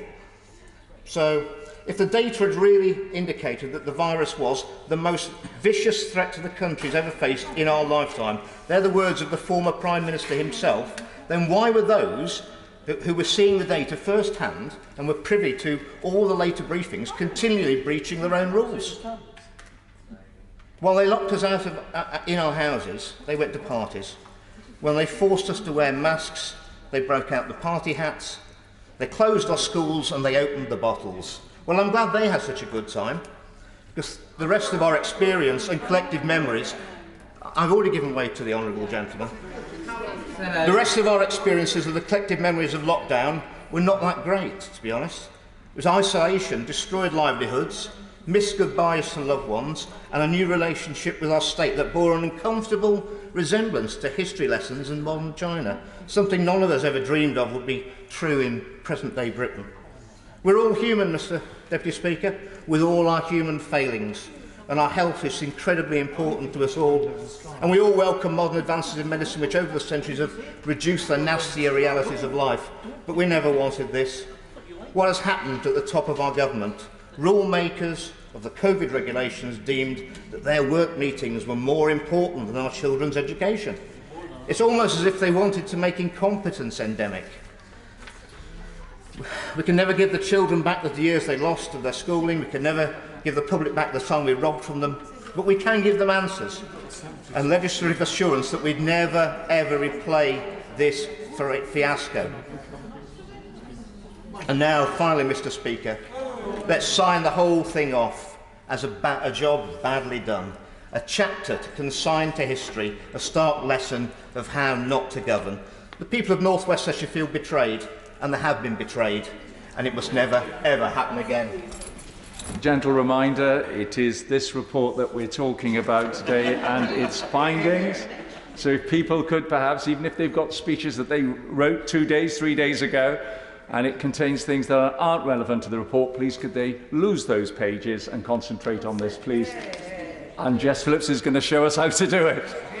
I will very much focus on the report. I think that, you know, to comment on the last two speakers, not necessarily the wildly tangential line that they went down, but the idea that everybody's a bit sick of this and they don't want to be talking about it.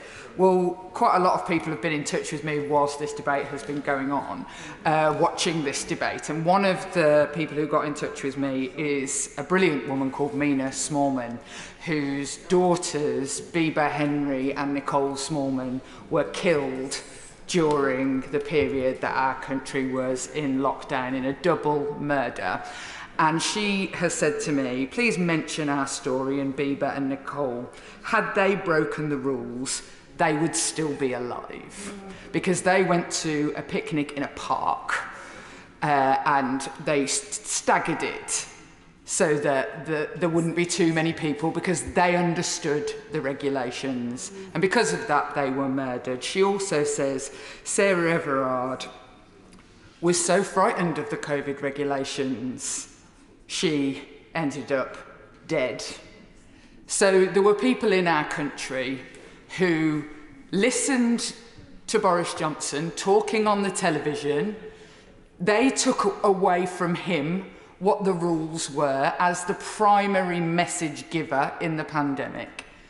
They understood the rules, and it cost them their lives in a completely different way to that has been discussed so far. The idea that Boris Johnson didn't understand the regulations, I mean, it's a cracking defence on his part, I have to say, because it basically means he's too stupid. He's either lying or he's thick. And as somebody said, somebody wasn't mutually exclusive earlier. I think that's the case in this instance as well. Those two things are not mutually exclusive. I didn't come to this place as a big cheerleader of it. I felt like I was going to think that parliamentary procedure was silly in lots of regards, and all this Northstead bailiffing has not disavowed me of that in the last couple of weeks. But what I found here was that I became a total cheerleader for parliamentary democracy, and I hadn't expected to. It's really been quite a shock to me that I became such a cheerleader of parliamentary democracy. But because it matters, the people in our country putting trust in us to do the right thing really, really matters. And I think that since I have been here, I have seen the fragility of it, where lies, misdirection, just, well, constant feeling like you're never getting an answer. I'll tell you one thing, if we were to hear something from our constituents that they say over and over again is, oh my God, just answer the question. Yeah. Like, that is the most pressing thing for most people in our country is, oh my God, could you just get someone to answer the bloody question, excuse my language. I'm quoting the public. They said it worse. It could have been much worse.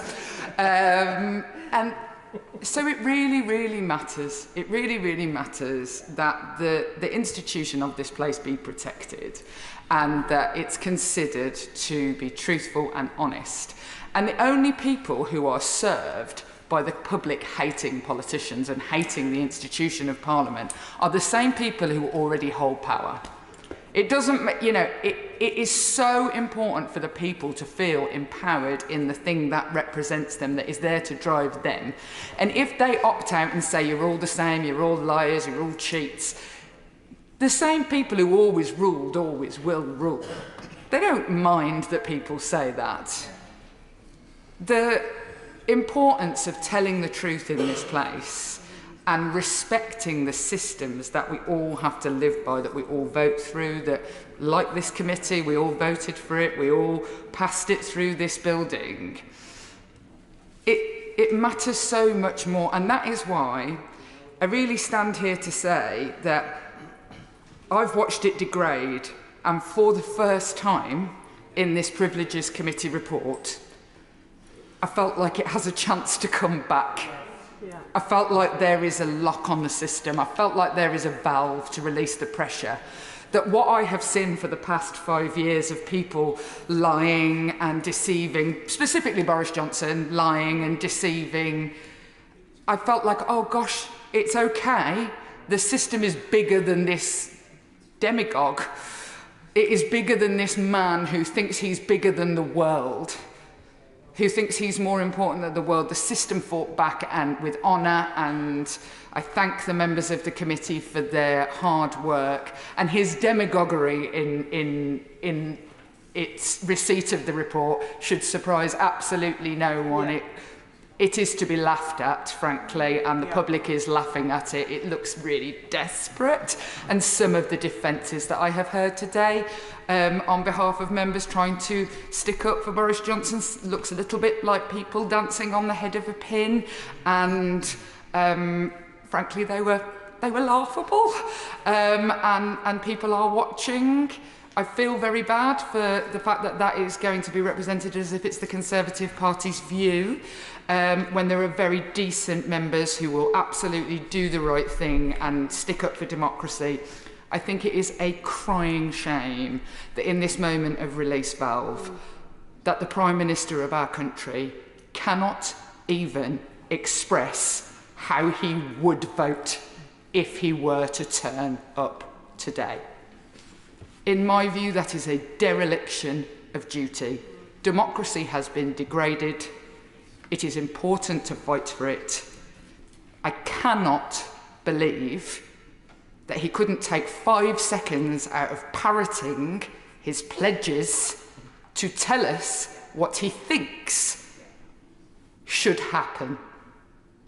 I cannot believe, and I absolutely praise the Leader of the House today for showing leadership in this regard. I cannot believe that the Prime Minister cannot even express what his view is one way or another. I absolutely will. Interestingly enough, he didn't express a view on Owen Paterson either. There are many things that I think are matters of conscience in this place that when I look back on the record that the Prime Minister of the day has not expressed a view on, and I just think it's, well, I think it's weak. And I think it's quite a lot of parliamentary words I'm probably not allowed to say, so I won't say them. I can now say that Boris Johnson is a liar. And I believe that the member for Brent Central will be speaking after me and has been completely vindicated by the fact that we can all say that Boris Johnson is a liar. I just wish that there had been a united front today. I understand that it's a matter of conscience and there will always be some people who feel a different way, and I totally respect that. I think it's a real shame if the House cannot express today how important democracy is to us because of the failure of one leader leading to the weakness of the next. Dawn Butler. Thank you, Mr Deputy Speaker. Mr Deputy Speaker, we all owe a depth of gratitude to the Privileges Committee and to the Chair, Camberwell and Peckham, who's had to actually sit through some of the strangest speeches that I've heard in this House. Honestly, and I thank the member for Birmingham Yardley for mentioning Mina Smallman, who is an amazing woman who continues to fight to keep the memory of her daughters alive and to change the system, whether that be the police or even any other systems. Mr Deputy Speaker, this is all about democracy. The trust that should exist between the government and those that are governed has been badly damaged, and the question must be to every single member of this House is, how do we repair that damage? And the way we do that is that we must demand transparency, honesty and integrity from those who hold positions of power, those that stand at the dispatch box. And the Leader of the House gave an impassioned speech saying just that, because we must not tolerate the casual disregard for truth that has become the hallmark of this government. It should shame us all. We are honourable members of Parliament. It isn't just a title. It is something that we should hold there. We should be honourable in what we do in this place. We should be honourable to the people that we serve because they have elected us. And democracy demands honourable conduct. And we haven't seen much of that over the last few years. And if we allow lies to go unchecked and deceit to become the norm, then our democracy begins to crumble, and that's what's been happening. We sit here time and time again, we see ministers come into the dispatch box, and we're all saying, but that's not true, and we're standing up and we're saying, but that's not true, and then we're saying, we're not allowed to say it's not true. We have to say they've inadvertently misled the House. They will come back to the House and correct the record, and they never come back. They tell a lie, they sit down, they have a goofy grin on their face, then they walk out, and they never come back to correct the records. And that is a problem for our democracy. And this House must be able to call truth to power. This House, members of this House, honourable members of this House, must be able to stand up and say, that is incorrect. Otherwise, what is the point and the purpose? And we must also not be so obsessed with the archaic rules of this House. We must be honest with ourselves and say, we've got to challenge the rules of this House if they're not working. We've got to challenge the system of this House if it's not working. And I do think it's a nonsense that you cannot call somebody a liar if they are lying. I think it's a nonsense of this House. And people say, well, then it's just going to degrade the House and everyone's going to be calling each other a liar. Well, if you don't want to be called a liar, don't lie. If you don't want to be called a liar, tell the truth. That is the solution to the problem. And the truth must prevail and integrity must be restored. And the thing is, we are currently, all members of this House, we are the guardian of our democracy right now in this House. And I don't think, I'm sorry, that we are doing a really good job. We must do much better. But this report does bring some of that back. And the thing is this, Mr. Deputy Speaker, it's quite ironic that 2 years ago, I was thrown out of Parliament, this place, for calling Johnson a liar. And the irony is that if he wasn't such a weasel, and if he didn't resign, he would have been thrown out of this place for 90 days for lying. And that is the irony of this situation. And I think that, I mean, okay, yeah, it would have made me a little bit happy to see him thrown out of the House. but ultimately, it isn't about that. It is about our system in this place. And we have got to do better. It wasn't easy breaking the convention of the House. You know, I got a lot of abuse by some of the members opposite. You know, how dare she? Blah, blah, blah, blah, blah. And but that was the Jacob Rees-Mogg impression. But and I do talk about the aftermath of what it was like in my book, A Purposeful Life. And sometimes I wonder, Mr. Deputy Speaker, what is the purpose of Parliament if we can't hold ministers to account, if we're just going to allow them to lie? And, you know, Johnson knew he was lying, we all knew he was lying, and he knew we knew he was lying, but the system protected him. And what we have to do is change the system, so the system doesn't protect the liar or the lies, the system protects Parliament and our democracy. We need to change a system. And the thing is, as we get... Would my friend give word? Absolutely. I thank my honourable friend for making a very passionate and honest speech. Honesty is the best policy. In terms of the system that she alluded to in protecting the former Prime Minister, does she agree with me that the motion that we're discussing today, privilege, that privilege is not sometimes afforded to other members of this Parliament, even though we are all elected in the same way? That privilege of saying and doing what you want is not afforded to some members in this chamber.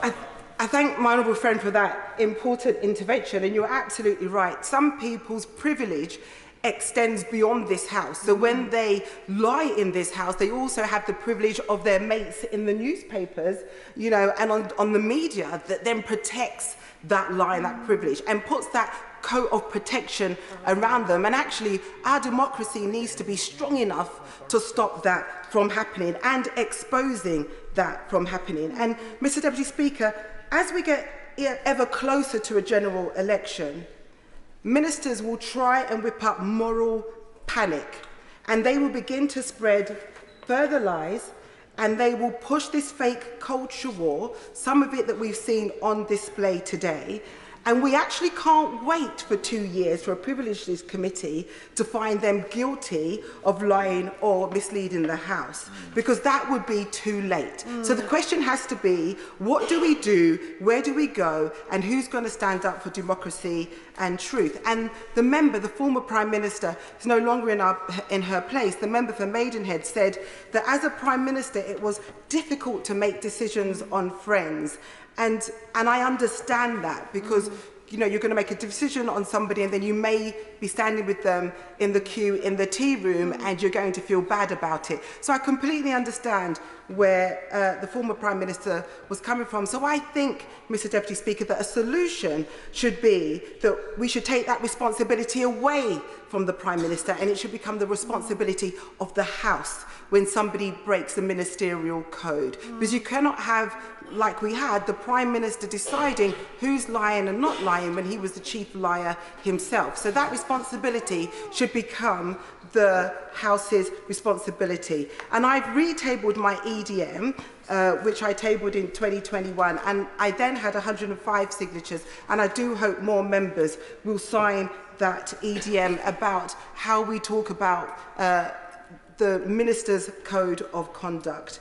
And Mr Deputy Speaker, as I end, can I just say that the Parliament record shows that I was asked to withdraw from Parliament for calling Johnson a liar, and I will be writing to the House just to wonder if that could possibly be expunged or some kind of amendment or addendum besides it to say, you know, that it was actually correct and he was a liar. Yeah. I just wonder if I will do that and put that on record.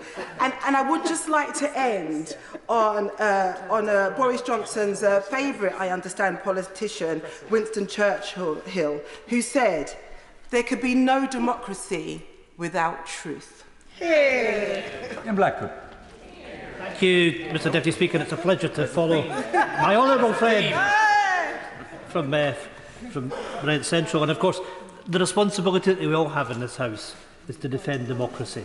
And we have that responsibility. We own collectively the rules of this House, and we need to consider very carefully where we need to refresh them. Let me thank all the members of the Privileges Committee for the report. This is a damning report.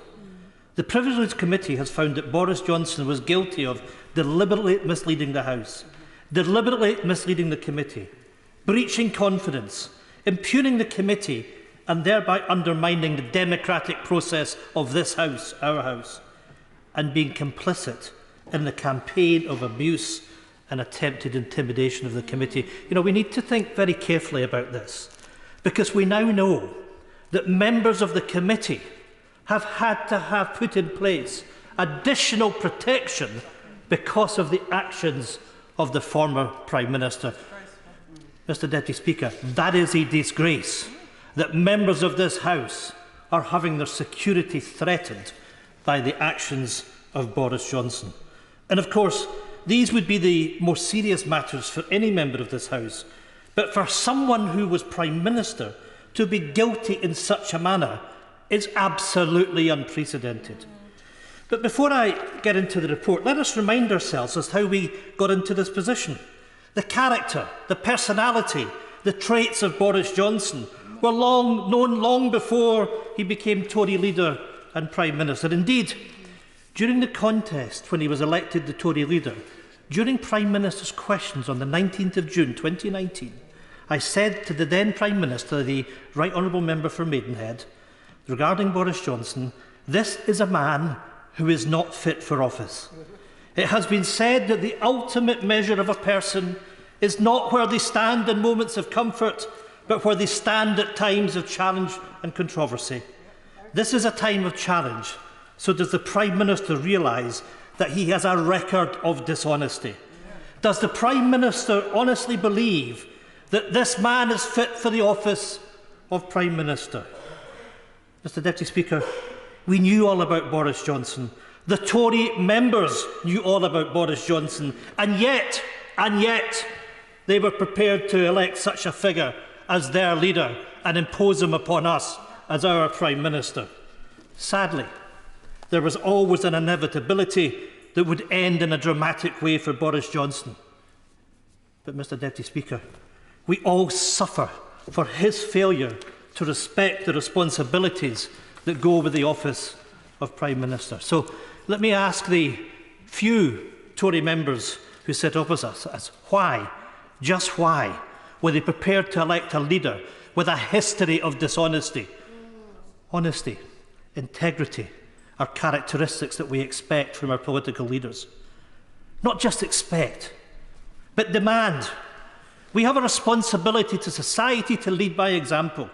In this place, we are either honourable or right honourable members. Some of us may find the rules at this place belong to another time. But that very principle of being honourable, of having honour and behaving with honour, do strike at the very heart as a key tenet of our democracy. We have to show that we are all worthy of the respect of the public, or we are all diminished. That is why the behaviour of Boris Johnson in office matters.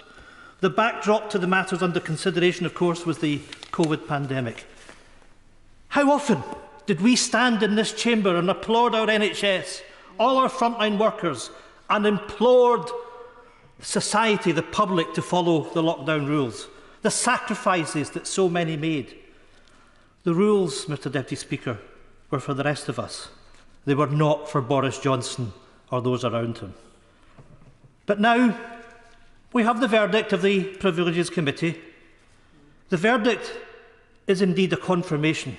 Boris Johnson is a liar. We knew this long before now. It isn't, of course, the first time that the Prime Minister has been caught out by his mistruths. Sacked from the Times for making up a quote. Sacked from the Tory front bench for lying about an affair. This is a well-trodden path of a man who believes he is above the rules that the rest of us must follow. He is the epitome of the Westminster bubble that no longer serves others, but instead only serves themselves. But we are here today because truth still matters. Partygate was a sorry and unforgivable episode, even by the low standards that this government has set. Bring your own bottle events and multiple large gatherings with very little adherence to social distancing measures, all the while people around the world made unimaginable sacrifices to help stop the virus. It is all covered in this report, and Johnson's desperate excuses are a slap in the face for those who missed funerals, who missed last words with lost ones, and those whose mental health scars them from isolation and anxiety remains today. He argues that parties were necessary as a thank you to staff and to help to motivate. Try telling the NHS staff, those on the front line who battled the pandemic day in, day out, who were stuck to do what they were told by this government. It is hypocrisy on stilts. His other get-out was that he followed the guidance as he understood it. How can he be accountable if he didn't even understand his own laws? It was the last desperate stand of a desperate man. He tried to treat the committee and the public like idiots. He knew the rules. He broke them willingly, and then he lied about it afterwards. Startlingly, not content with these most dishonourable actions, his behaviour during and after his investigation has been almost contemptible. He has deployed the full Trump handbook of trying to burn all around him to save his own skin. Not only did the committee find that he misled them in Parliament, but he also engaged in a campaign of abuse towards their members to undermine their findings. He called them a kangaroo court, their findings deranged, and called into question their motives and impartiality at every turn. And let's remember, Mr Deputy Speaker, this is a majority Tory committee. These tactics were transparent. It's classic Trump, which is why politics across these islands is well rid of Boris Johnson. Neither Johnson nor Trump has any issue undermining democratic institutions for their ill-gotten gains. It's born out of the same entitled, born-to-rule mentality. I could always see these traits in Johnson, so I'm so pleased that the committee has stood up to his threat and let the truth prevail. The truth is also that whilst Johnson is the nadir of Tory sleaze, he wasn't the only one who attended these parties. He was in charge at the time, but remember, dozens, literally dozens around number 10, received similar fines. Johnson has perhaps shown us one thing, that actions do have consequences and lies will catch up with you. As it is, Boris Johnson is once again the talk of the town, again for all the wrong reasons. The committee concluded that he should be suspended from Parliament for 90 days.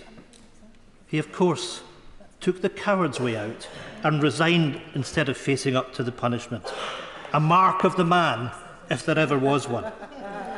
He will continue his crusade to undermine and attack, just as Trump does in the face of his own struggles in the USA.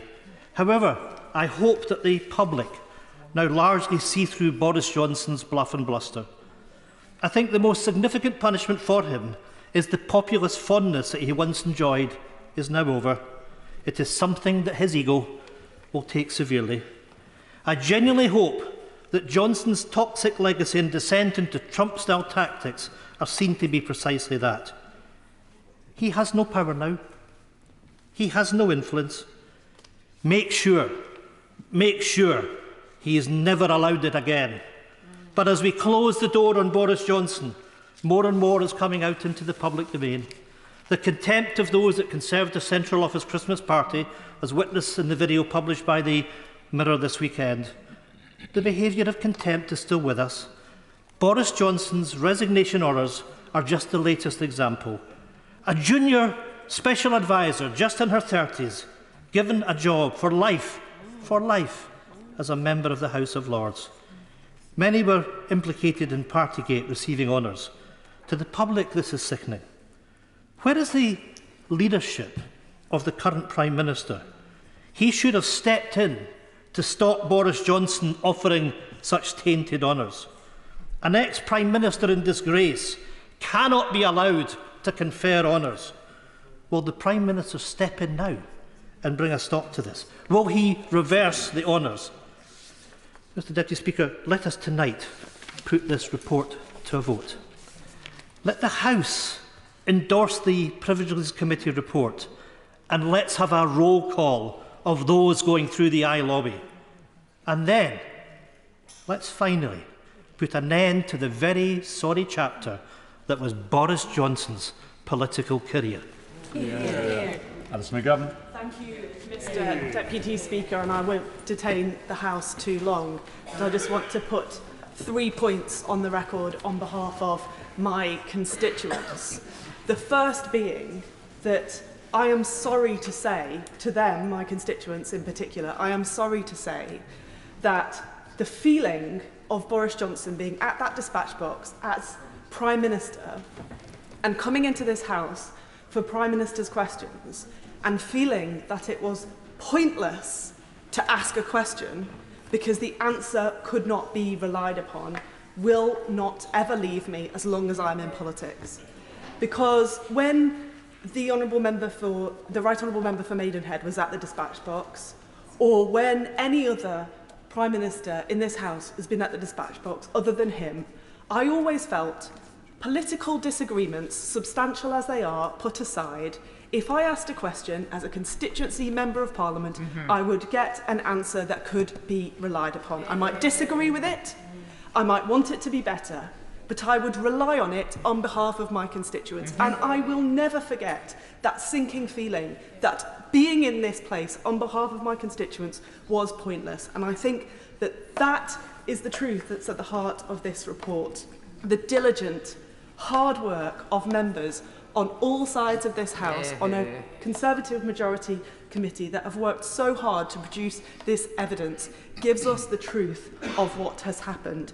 And I think that my second point is that whilst I am sorry that we have been through this terrible time for parliamentary democracy, I am proud to be in this House today and to have listened to the Leader of the House, with whom I agree, to the Shadow Leader of the House, with whom I agree, to listen to the Right Honourable Member for Maidenhead, with whom I agree, to listen to the Right Honourable Member for Camberwell and Peckham, the Mother of this House, with whom I agree, and who has done a diligent job under very difficult circumstances to bring the truth of the situation to the attention of this House.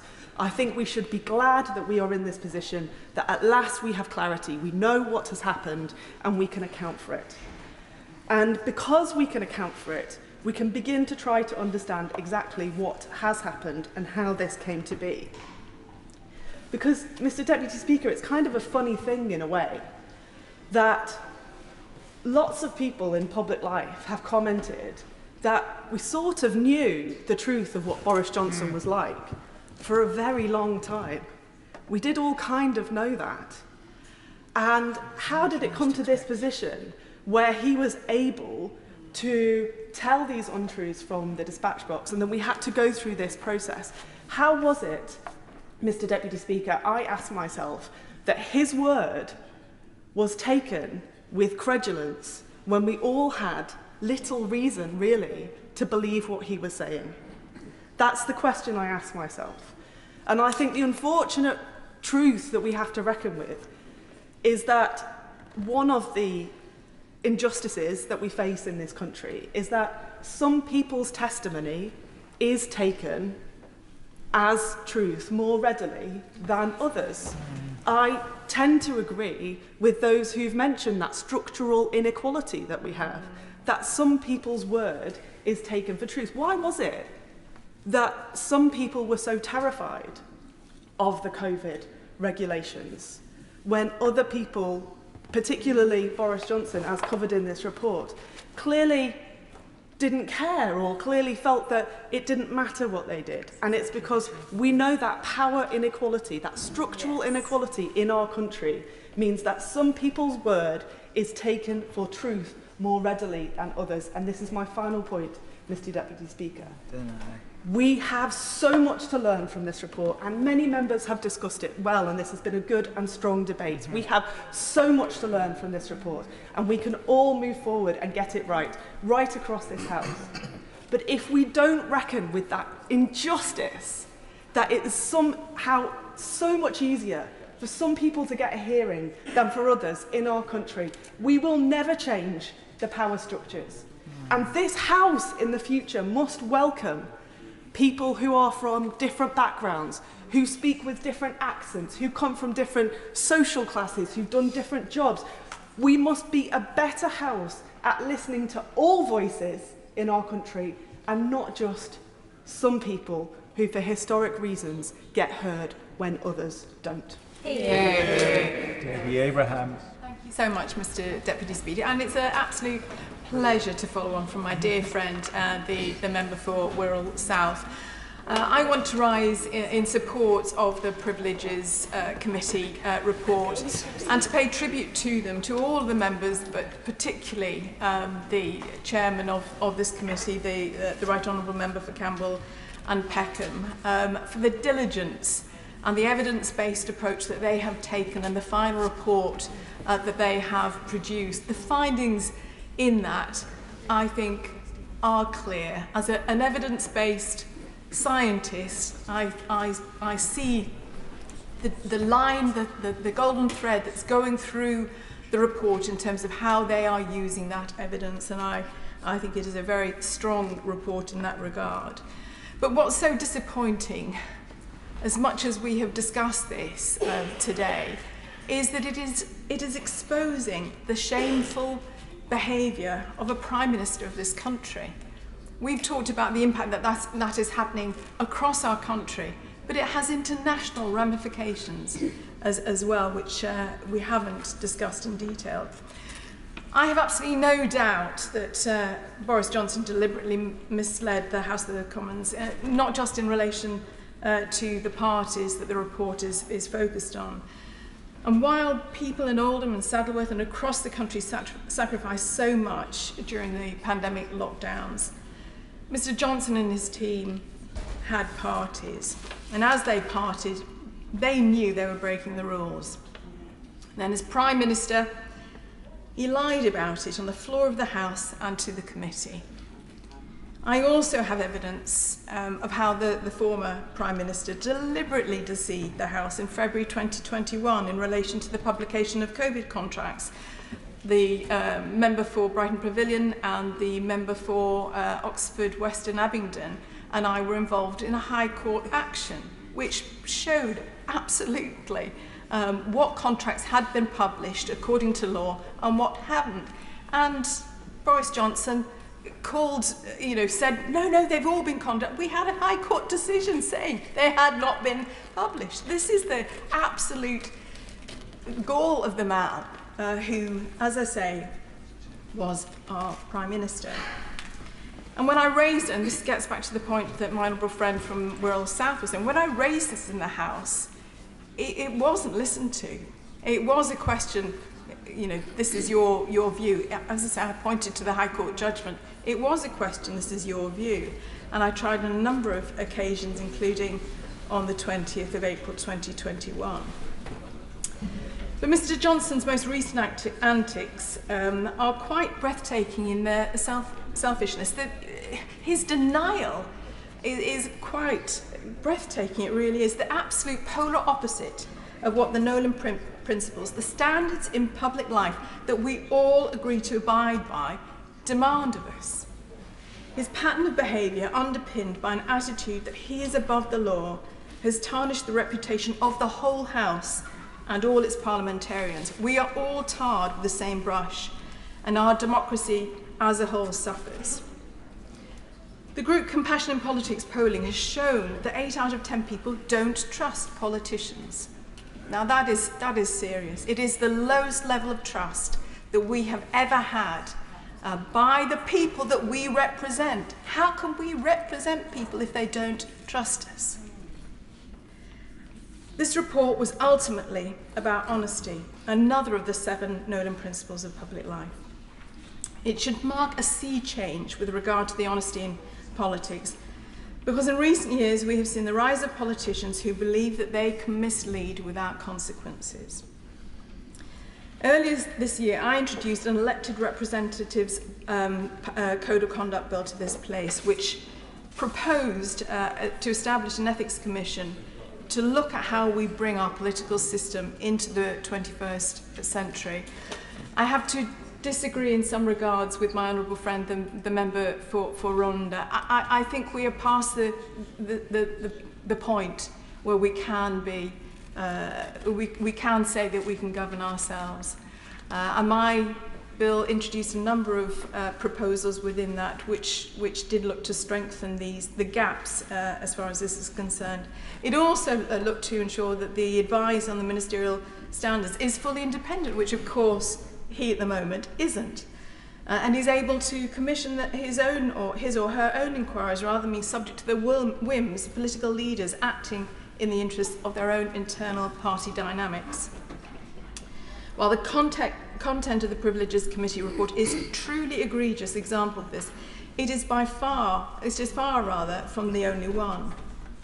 10 days ago, I wrote to the Prime Minister asking him to explain the decision he took to ask the advisor on ministerial standards not to investigate allegations that the Home Secretary pressured civil servants into assisting her with a speeding fine she received. My letter asked the Prime Minister whether or not he spoke to Home Office officials and special advisers to ask if the Home Secretary's version of events was accurate. It also asked him if he reviewed emails sent by the Home Office civil servants to the Cabinet Office's Propriety and Ethics team, where they expressed concerns about what was being asked of them by the Home Secretary. And it asked him if the independent advisor reviewed any correspondence or conducted any interviews on this matter. To date, I have not received a reply. I wait in anticipation to see if the Prime Minister will fulfil his promise to lead a government with integrity at every level.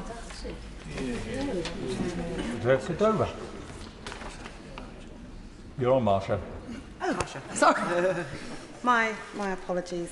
Thank you, Mr. Deputy Speaker. Can I just begin by expressing my thanks to my right honourable friend, the member for Camberwell and Peckham, for her stewardship and the way she has chaired this Privileges Committee with such strength and integrity, and also thanks to all the members of that committee as well. Now, the report was a damning indictment of the former Prime Minister's behaviour, finding that, yes, he indeed deliberately misled this House. Now, this was no surprise to me, as, in my opinion, he was never suitable for high office, especially the great office of state of the office of Prime Minister, given his disgraceful track record. Now, there is an old saying that when someone shows you who they are, believe them. And let's face it, there is a litany of examples of Mr Johnson's failures and lies. He lied about Brexit, he was sacked for lying multiple times, indeed, he lied to the late Her Majesty the Queen.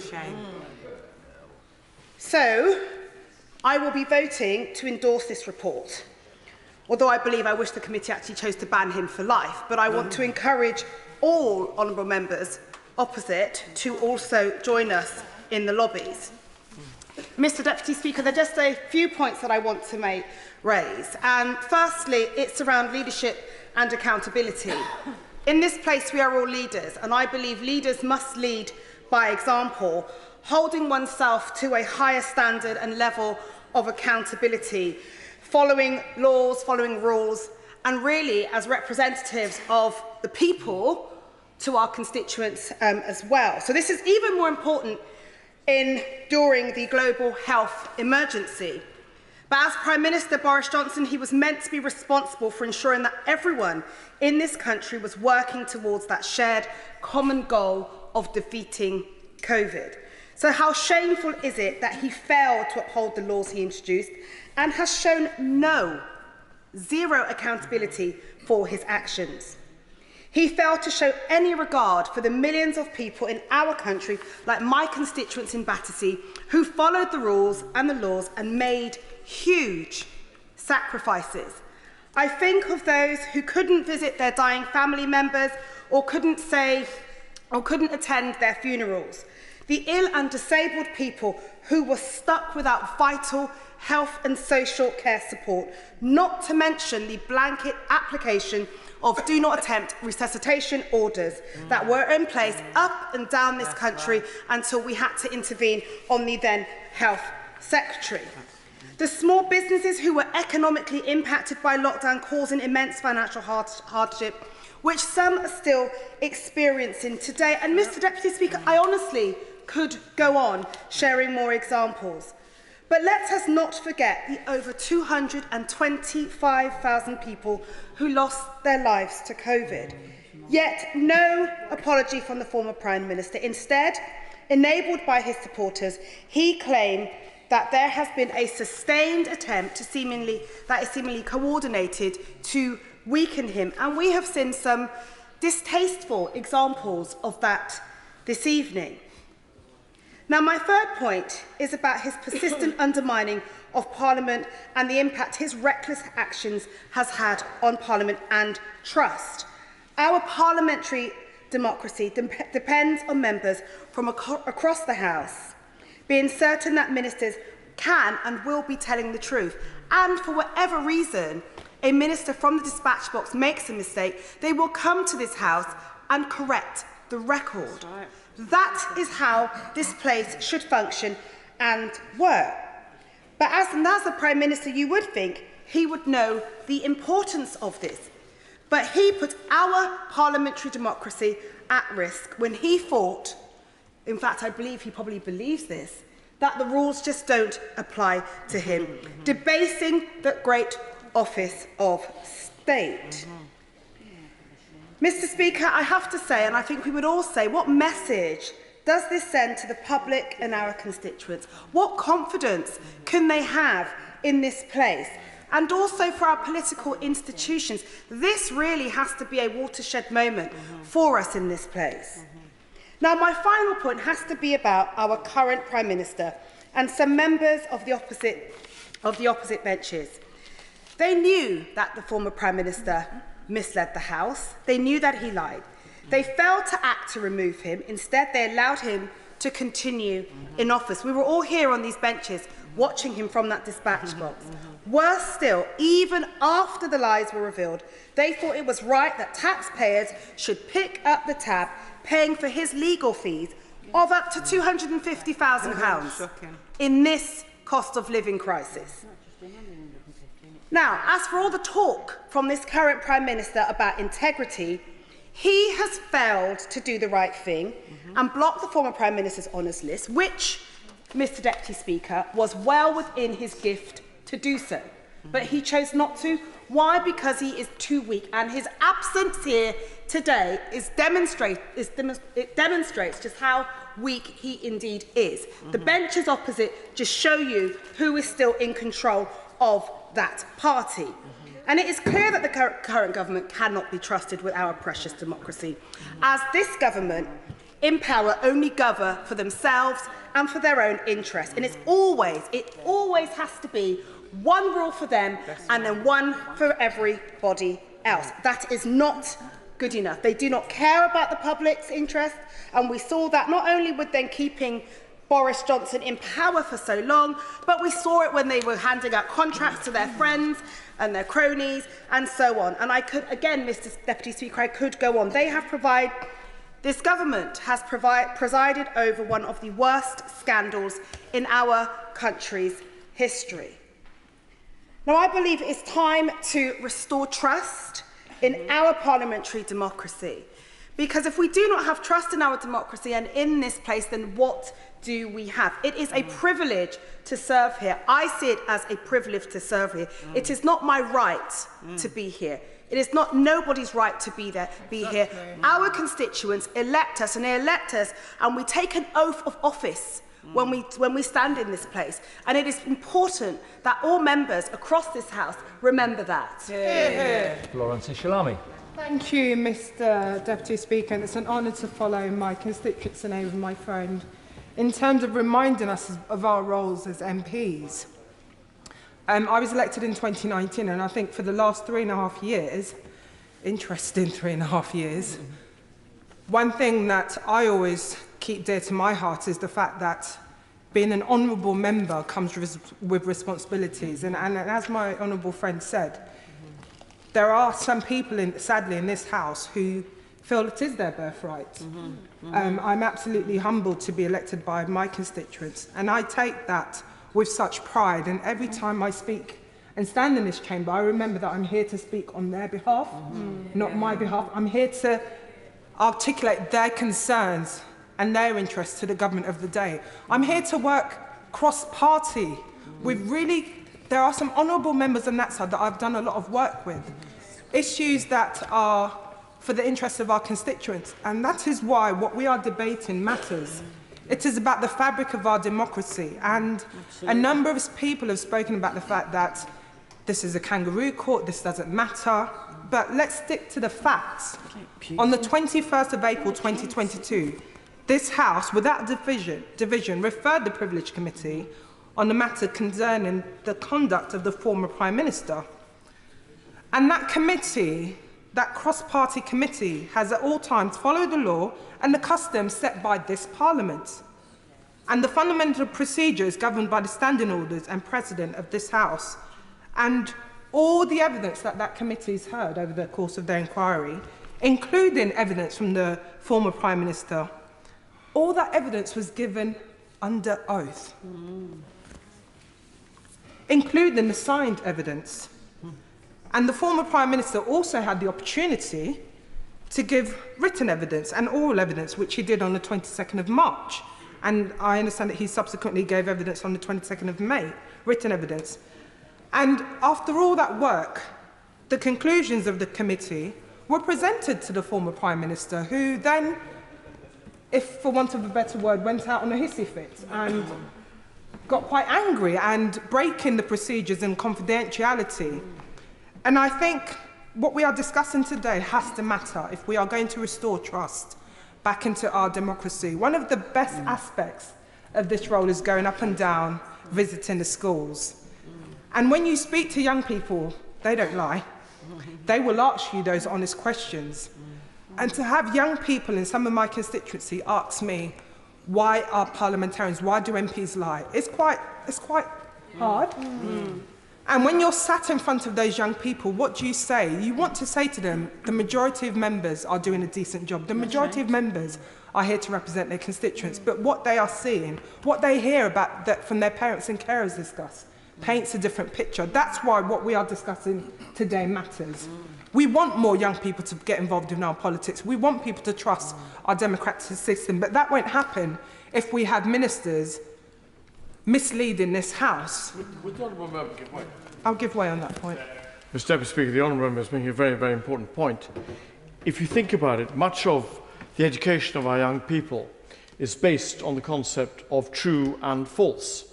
If you come to mathematics, if you come to chemistry, if you come to physics, if you come to biology, this sum of human knowledge is based on facts. They're either right or they're wrong, and they have a clear concept of what that means. And I think that we should say to ourselves, to remind ourselves why these concepts are so very, very valuable.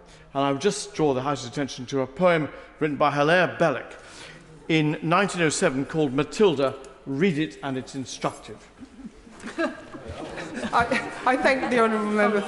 I thank the honourable member for his intervention there, and I agree with him. I read many books to my 8-year-old and 6-year-old, and I will definitely make sure we add that to our collection. And going back to the work of the committee, the committee found that the former Prime Minister deliberately... She gets burnt to death. deliberately misled the House and the committee and breached the confidence and impugned the committee and was complicit in a campaign of abuse and intimidation towards the committee. One of the sad aspects of being a Member of Parliament, again, I'm very honest when people ask me, and they say, what don't you like about your role as an MP? The abuse, the misogyny, the racism, the threats that I have faced and that other members face just for doing the job that we like. And to see that members of this committee, having been asked by us in this House to carry out this role, had them facing that abuse and intimidation is worrying. No one should have to face that for doing their role. And I want to bring us back to why all of this matters. I've spoken in this House on many occasions about the tragic death of Ismail Mohammed Adbouwali. He was 13 years old. He was one of the youngest people that lost his life. And his family couldn't attend that funeral. And I still remember when I spoke to his mum and his sisters to console them, I mentioned that that call was hard for me, and I broke down on that call. Because to hear a mother to say, I wasn't able to hold my son, I'm never going to see him again, was quite hard. And if we look at the COVID memorial wall in my constituency just across the river, walking up and down there, one cannot be moved to look at all the hearts, all the lives lost. They were the families who followed the rules. They were the ones who sacrificed those precious moments for the ones that they loved. They were the ones who will be looking at this report to say, well, why did we? And not only did we have a Prime Minister who was primarily responsible for breaking the rules, then setting the rules, then breaking those rules, but we also have a former Prime Minister who then went on to mislead in the House and then being disingenuous in the statements. And the public rightly expect high standards from us. And going back to the report, this report is not just about high standards, it's about being truthful. It's about owning up to your mistakes. It's about taking responsibility. How can any of us, as honourable members, ask our constituents to trust us if we don't take those breaches of trust seriously? And it's a situation where I understand that the consequence of their own actions may be a novel concept to the former Prime Minister, but it is one that we have to deliver today if we are to ask our constituents to trust us. I'd also like to pay tribute to the Right Honourable Member for Camberwell and Peckham, my constituency neighbour, whose fair and experienced chairing of that committee produced this report. And like I said, it's disgraceful that other committee members faced inaccurate and unjust briefings against them. I want to finish, Mr Deputy Speaker, by reading a quote from a poem on the 2nd anniversary when the first hearts were drawn on the COVID memorial wall on Wednesday the 29th of March. I attended that event with many members in this chamber. And part of the poem, entitled Anthem for the Pandemic by Susie Flintham, reads, "Ours shall still be the voice of the lost, names resurrected, candles lit, heads bowed. We the ones who contemplate the cost, we the ones who speak their names aloud. They exist between one heartbeat and another, the heart that inexplicably still beats. We speak their names while the world recovers. To us, recovery is bittersweet. Caroline Lucas. Thank you very much, Mr Deputy Speaker, and it is a pleasure to follow the Honourable Member for Vauxhall and the power that was in the poem that she just quoted in particular. Mr Deputy Speaker, I want to express my sincere gratitude to the Privileges Committee and in particular to the Right Honourable Member for Camberwell and Peckham and for all of the staff and the clerks who supported them in this vital work, which is of profound democratic importance to this country.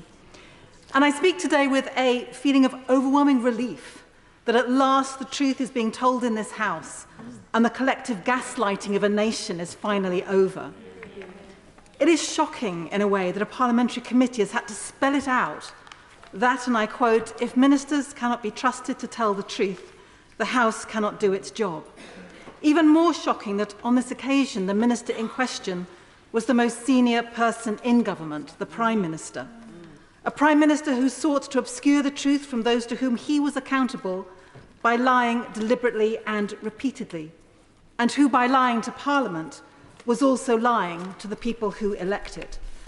And a Prime Minister who has effectively shredded the ministerial code, a crucial part of the spinal cord of the Constitution, in the words of the constitutional historian, the Lord Hennessy of Nymphsfield.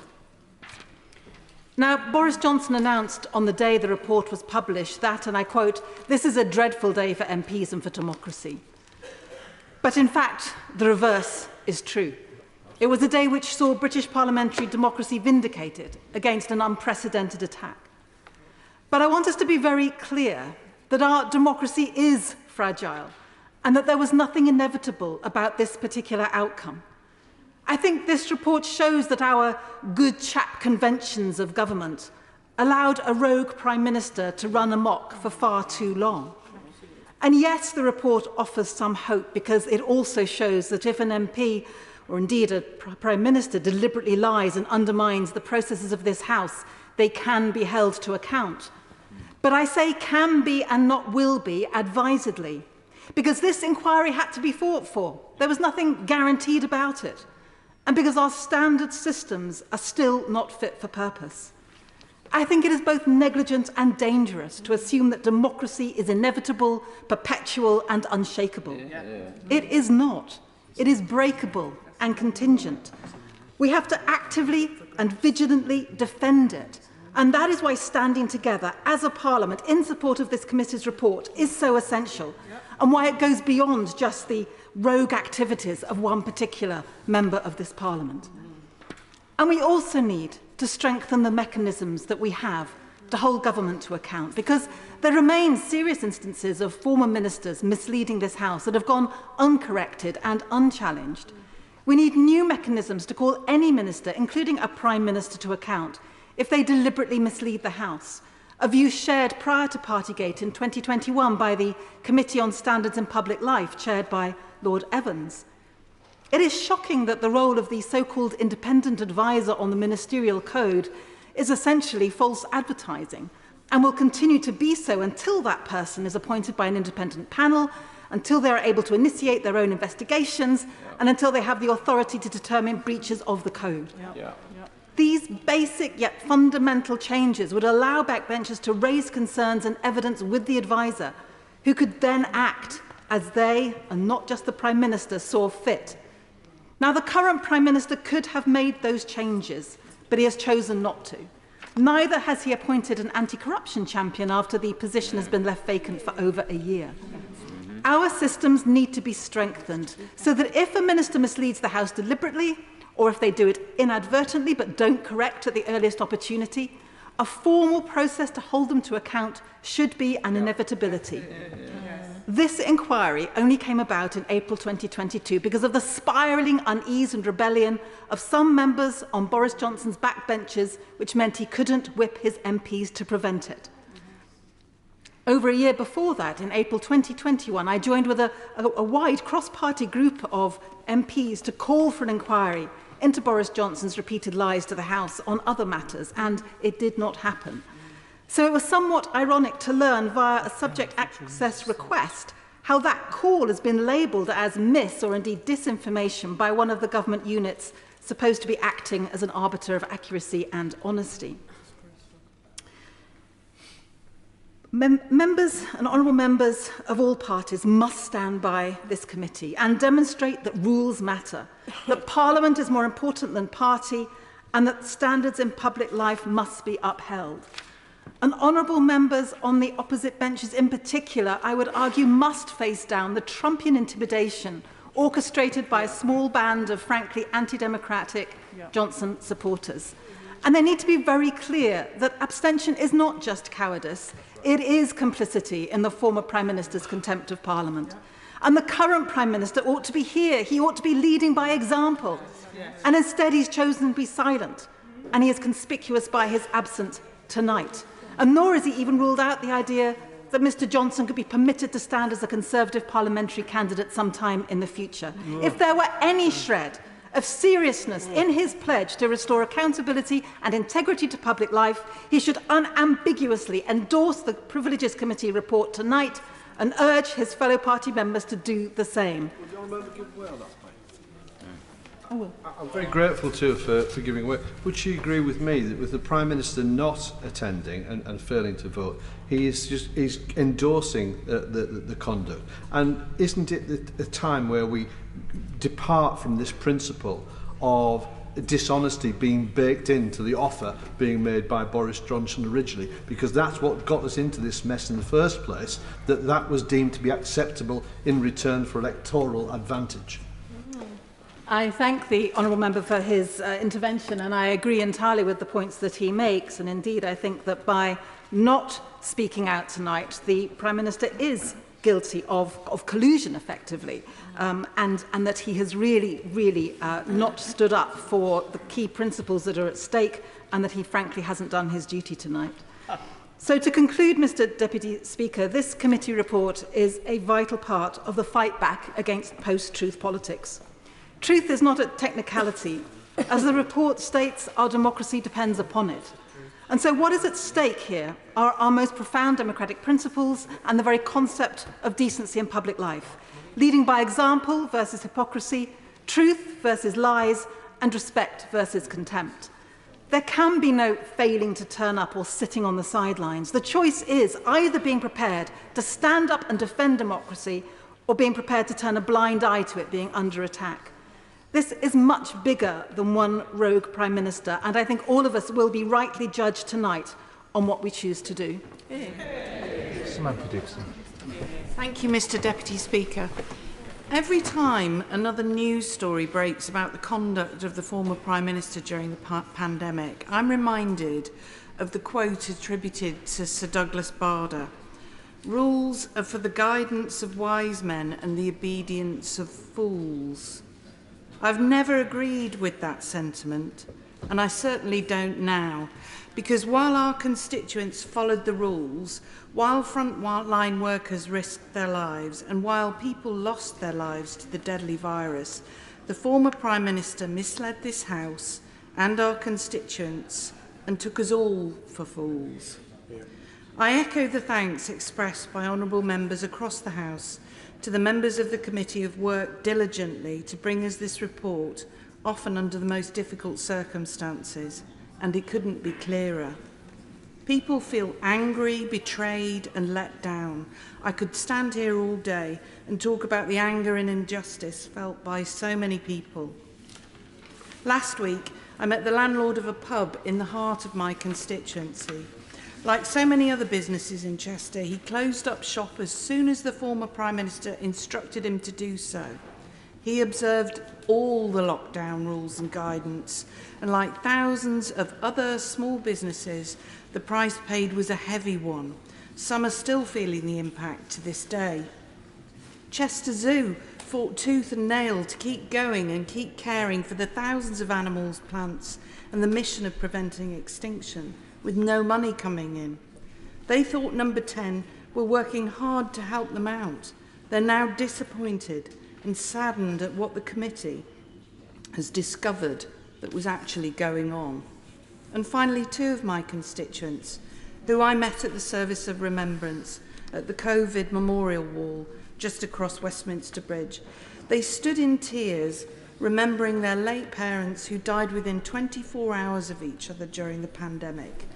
They pointed at the Houses of Parliament and said, "We will never forget and we will never forgive." As this report spells out, if the Prime Minister can't be trusted to tell the truth, then Parliament can't do what it should do. The public's confidence in democracy has been undermined, and the public want him to be held accountable for undermining our democracy.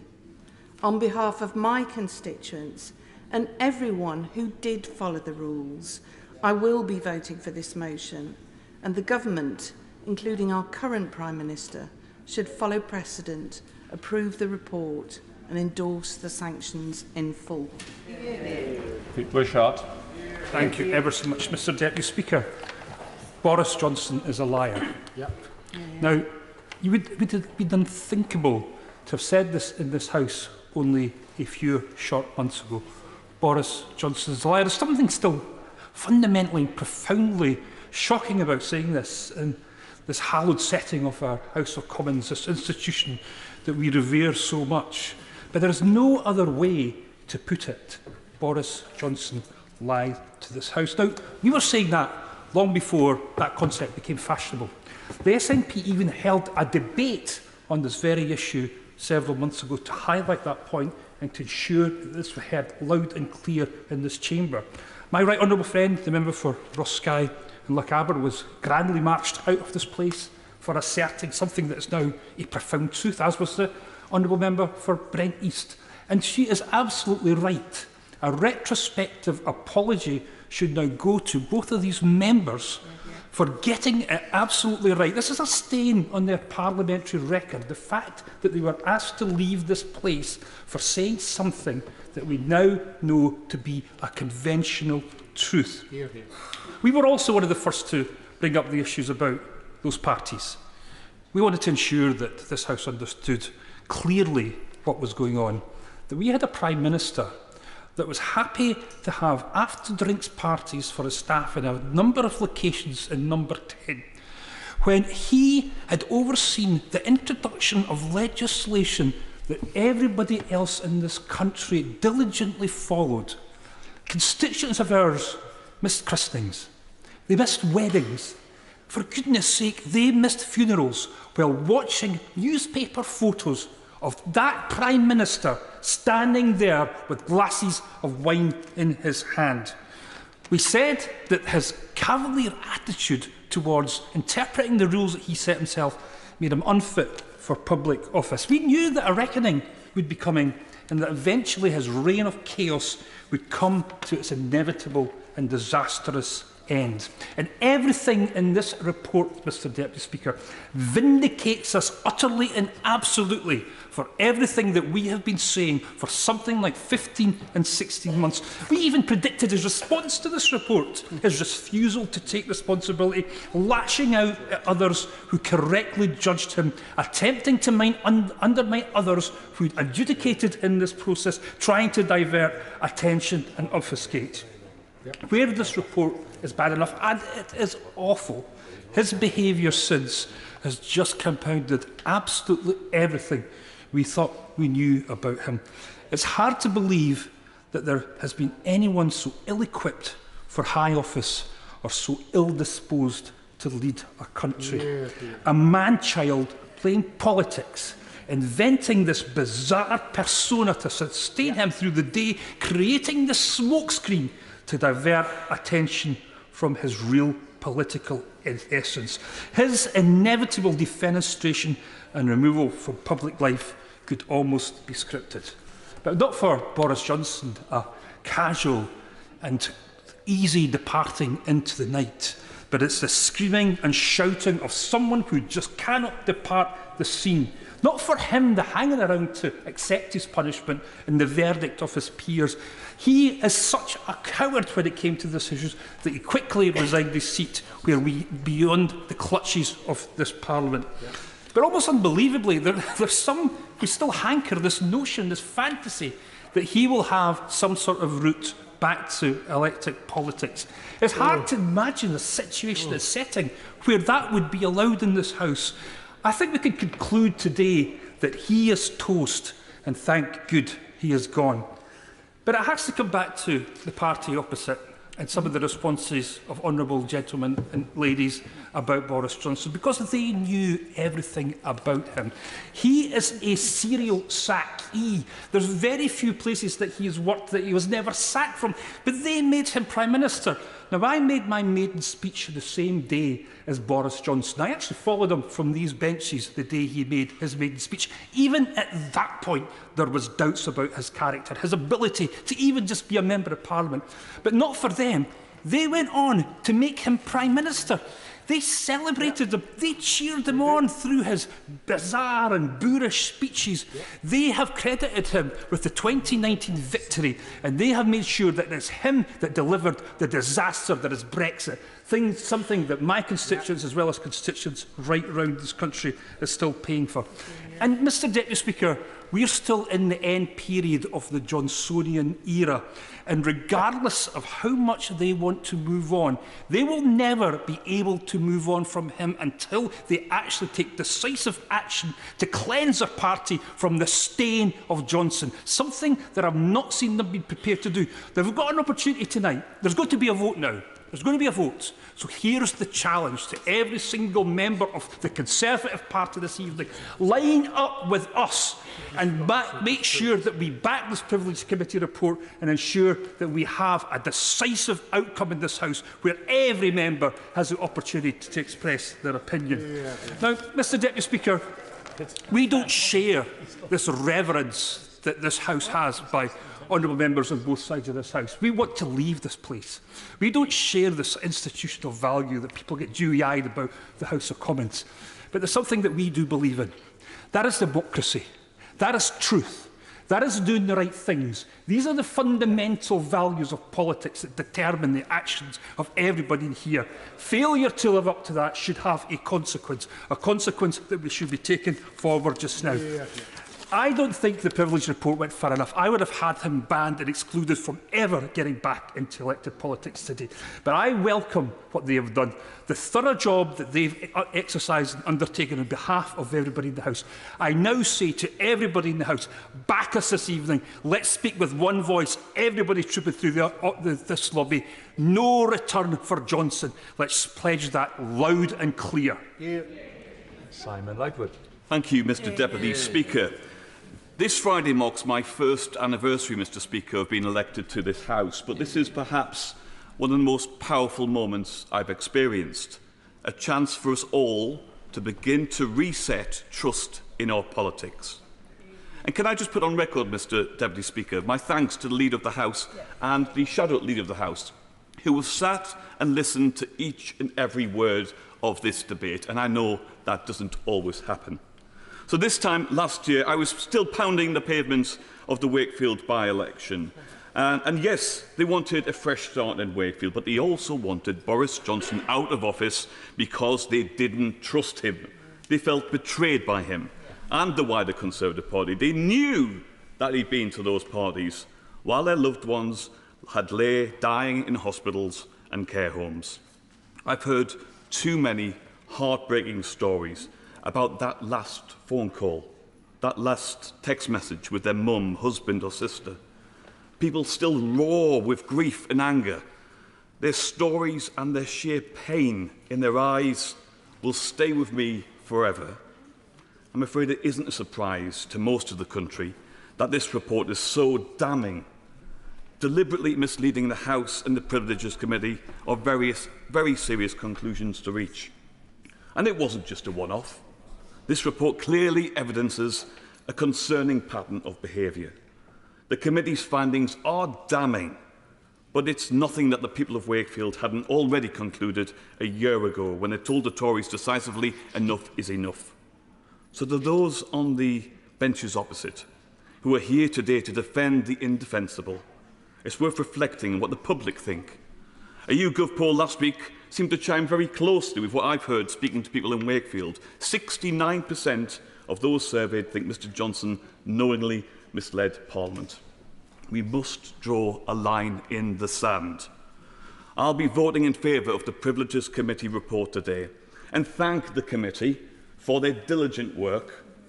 In spite of the abuse that was levelled at them, including, sadly but not surprisingly, the former Prime Minister. Today I will vote for all those who shared their stories with me, who bared their scarred souls with me, to all those who sacrificed so much, to those who followed the rules, to my former NHS colleagues and other key workers. Today I will vote to take a stand in support of the fundamental principles of public life, for our democracy and truth. In Yorkshire, we call a spade a spade. So let me say this clearly and unambiguously. Boris Johnson is a liar. He will never be forgiven. And those who still seek to defend him today, and those intending to hide from their moral duty in the forthcoming vote, your actions or your failure to act will never be forgiven or forgotten. Today we recognise that the former Prime Minister knowingly misled the British people and Parliament, and we finally, I hope, close this damaging Trumpian chapter in our Parliament's history. Mr. Deputy Speaker, Mr. Speaker, where is our Prime Minister, Mr. Speaker? With his integrity, with his professionalism, and with his accountability. I say to our Prime Minister, grow a backbone and finally stand up to Mr. Johnson. It's wrong that taxpayers' hard-earned money is being used to fund Boris Johnson's ongoing lies. Given the findings of the committee, the government must demand Boris Johnson pays back every single penny. Mr. Speaker, I'll finish with this. The public are watching. Mike Ainsbury.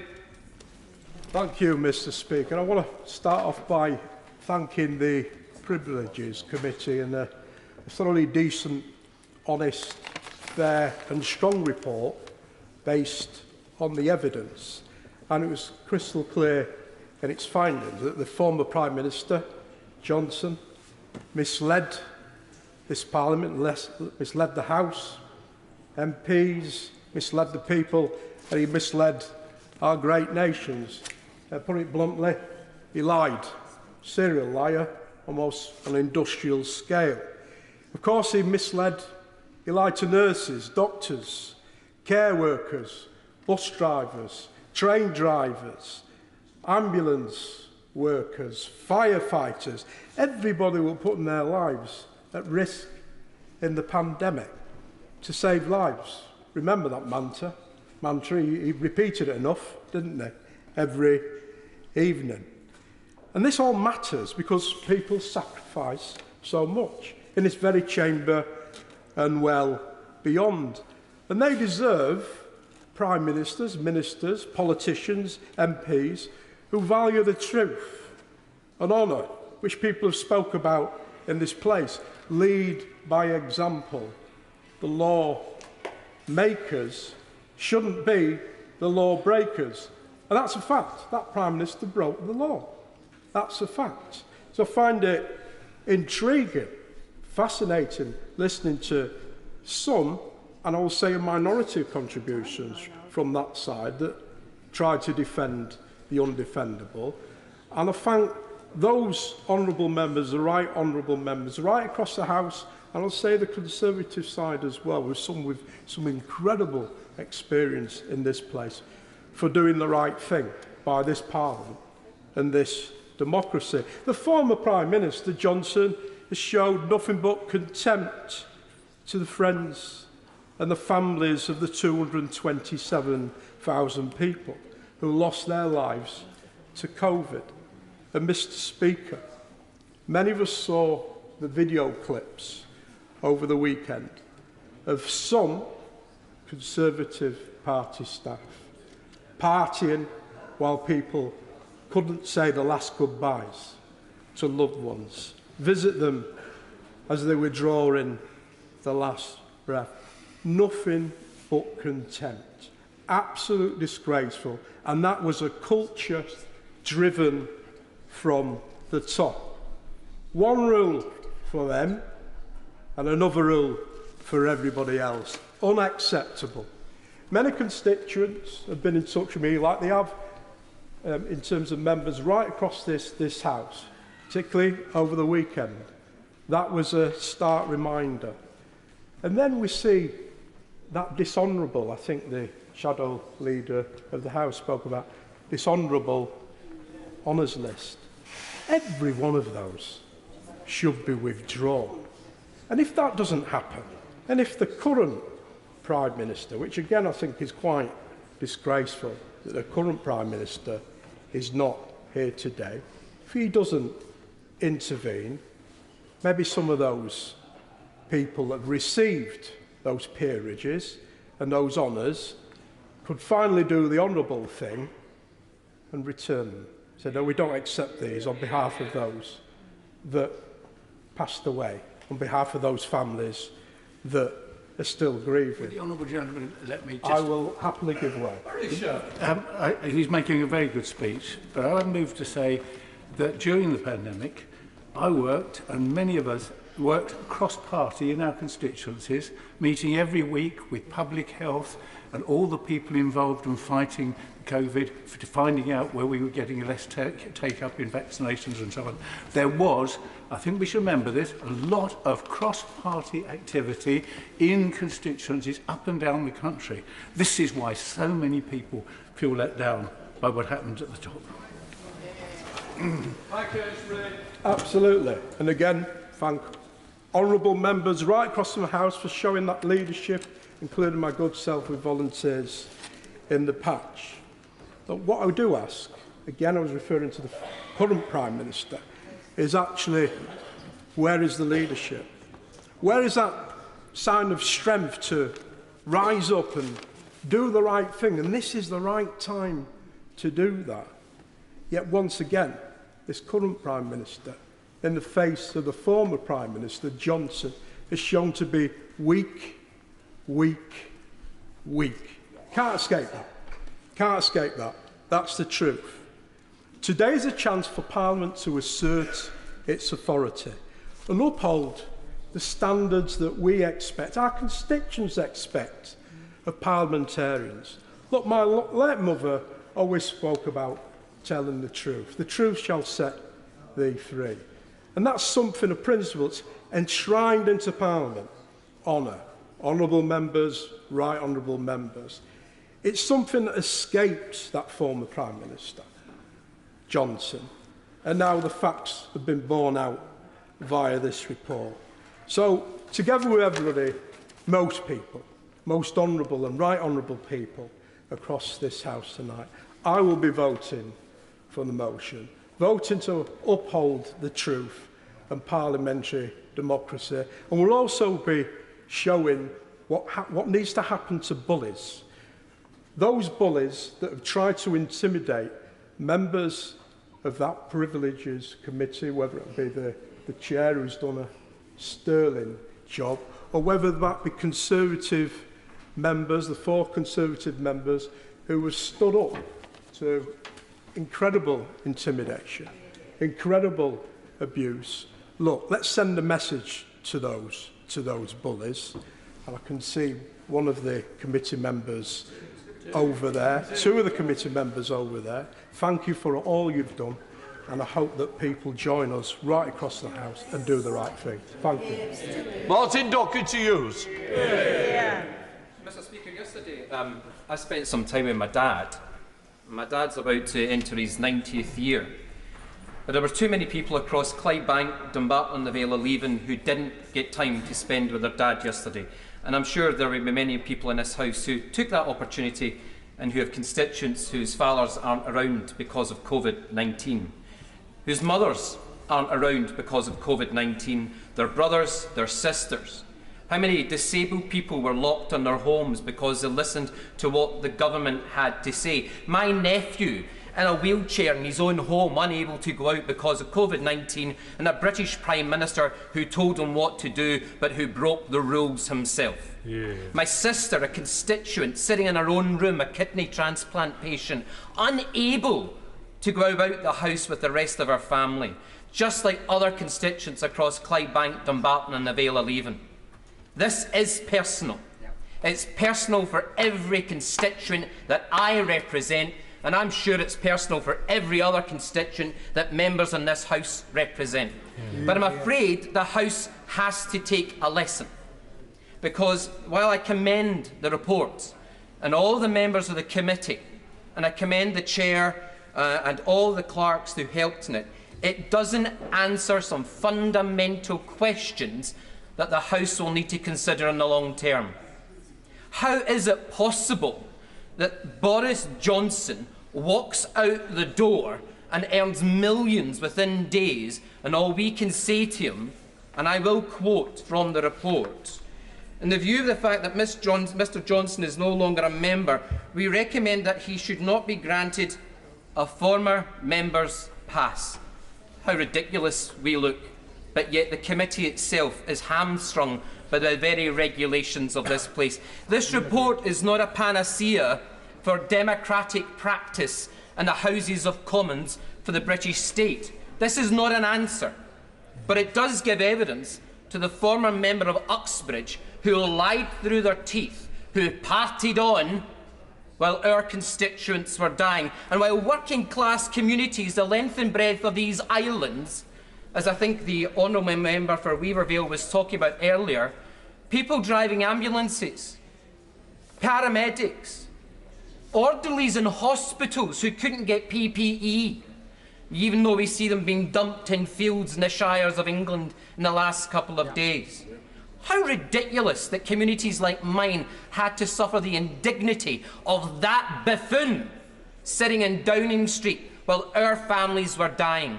How ridiculous. The report, while it gives evidence, it takes the evidence. And do those members who were opposite who said they saw no evidence? Well, guess what? Here's the evidence. It's in the report. They might as well read it for a change. Now, there was also the COVID inquiry is ongoing, Mr Speaker.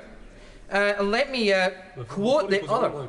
Yeah, I will give way to my honourable friend for Glasgow East. I'm very grateful to my honourable friend for giving way. And doesn't it make a bit of a mockery that one of the things that the report can recommend is that Boris Johnson does not have a former member's pass, but he still has the privilege of sitting as a member of the Privy Council and representing this country at the Cenotaph? Shouldn't we be looking at trying to strip him of these things as well? I'll come on to honours in a minute, because I do believe, Mr Speaker, I may have a wee bit of time.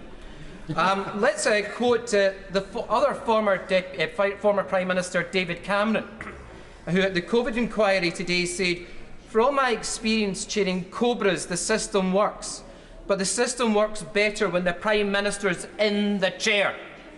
The party opposite removed the Right Honourable Member for Maidenhead, who I have every confidence, while we may disagree, I have every confidence that the Right Honourable Member for Maidenhead would have been at every Cobra meeting during COVID-19, unlike the person they replaced her with. That's the ridiculous proposition that David Cameron came up to today. He agrees that that idiot, if that's not parliamentary, I'll retract it, but I think it is, that idiot missed 5 COVID-19 Cobra meetings.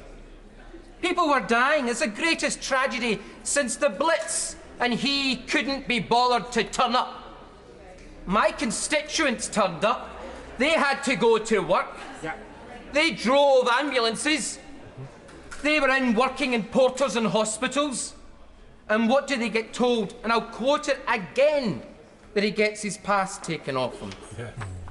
Now, that actually sounds quite pathetic, but that's the limitations that we have been given to us in this report. It's the limitations placed on the Privileges Committee itself.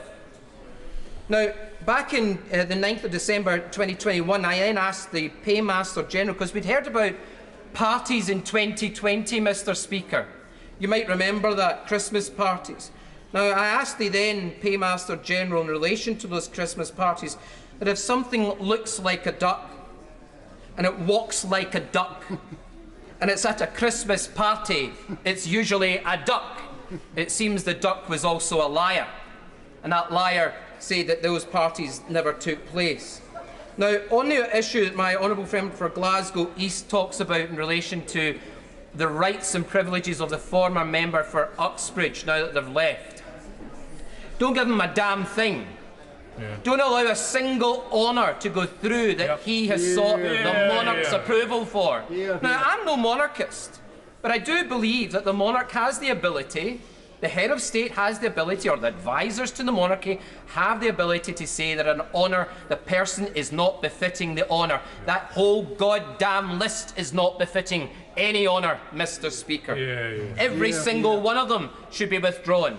But that then comes back to the whole crux about the limitations on the House.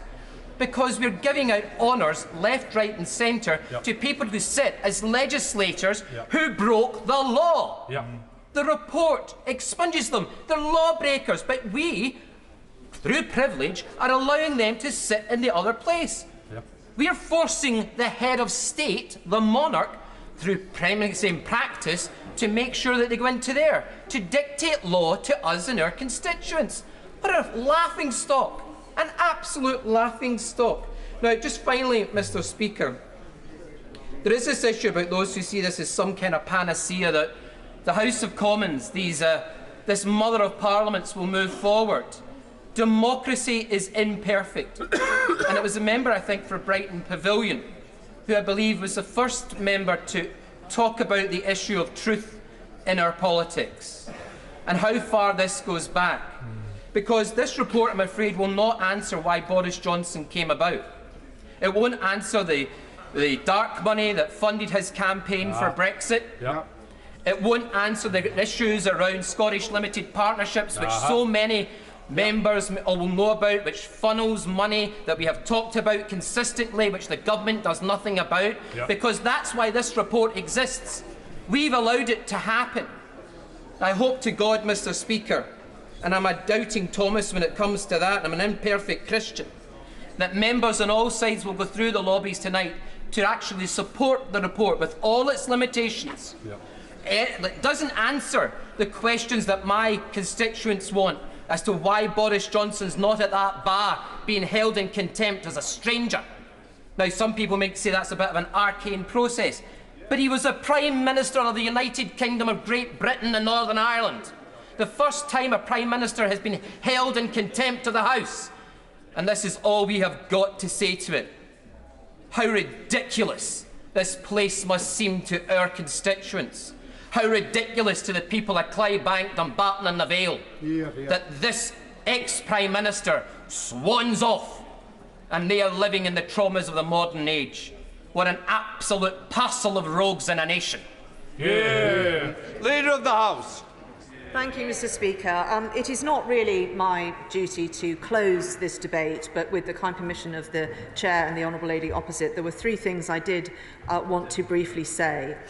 The first is, and many members have said it, to thank again the Privileges Committee for the work they have done. It is a task that we gave them to do, and they have carried it out in very difficult circumstances. And I give way to my honourable friend on that point. I'm grateful for the leader giving way. Thank you, Mr. Speaker. I'm grateful to the leader for giving way. Would she agree that whatever view one takes on this matter, whatever side one is, the House unanimously set up the Privileges Committee, all 7 members of them. They worked for months diligently to produce this report.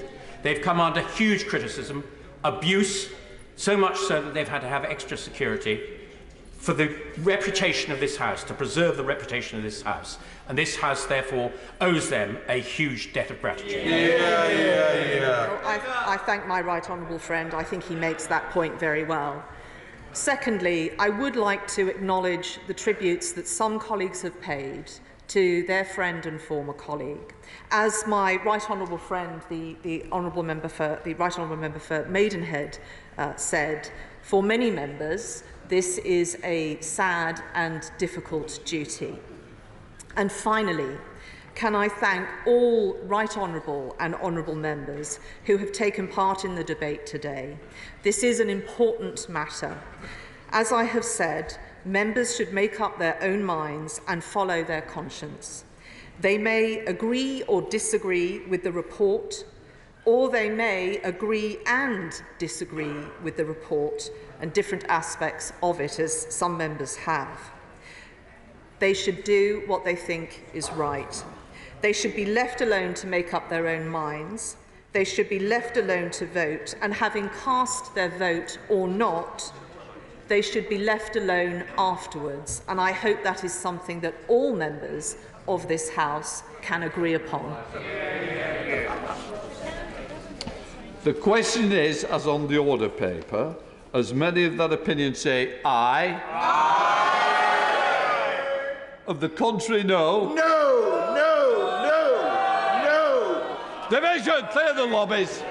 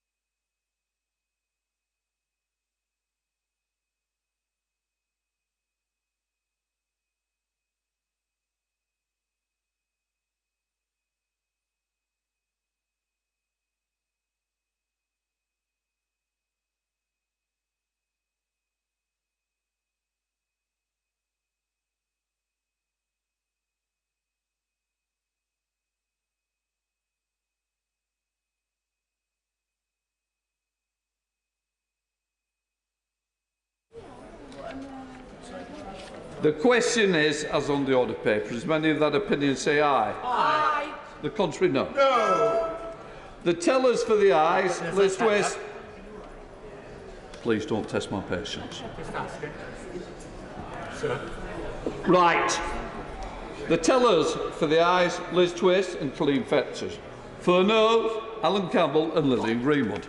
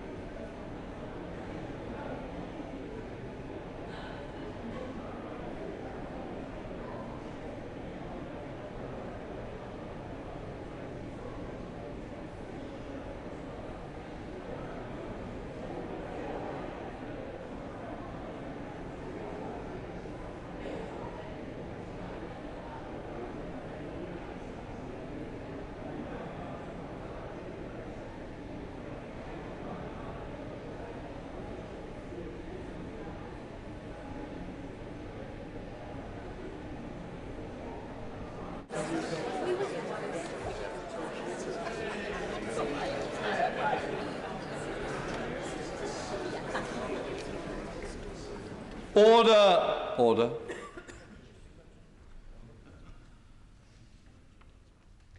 The ayes to the right, 354. The noes to the left, 7. Who are you? Who are you? The ayes to the right, 354. The noes to the left, 7. The ayes have it. The ayes have it. Allah!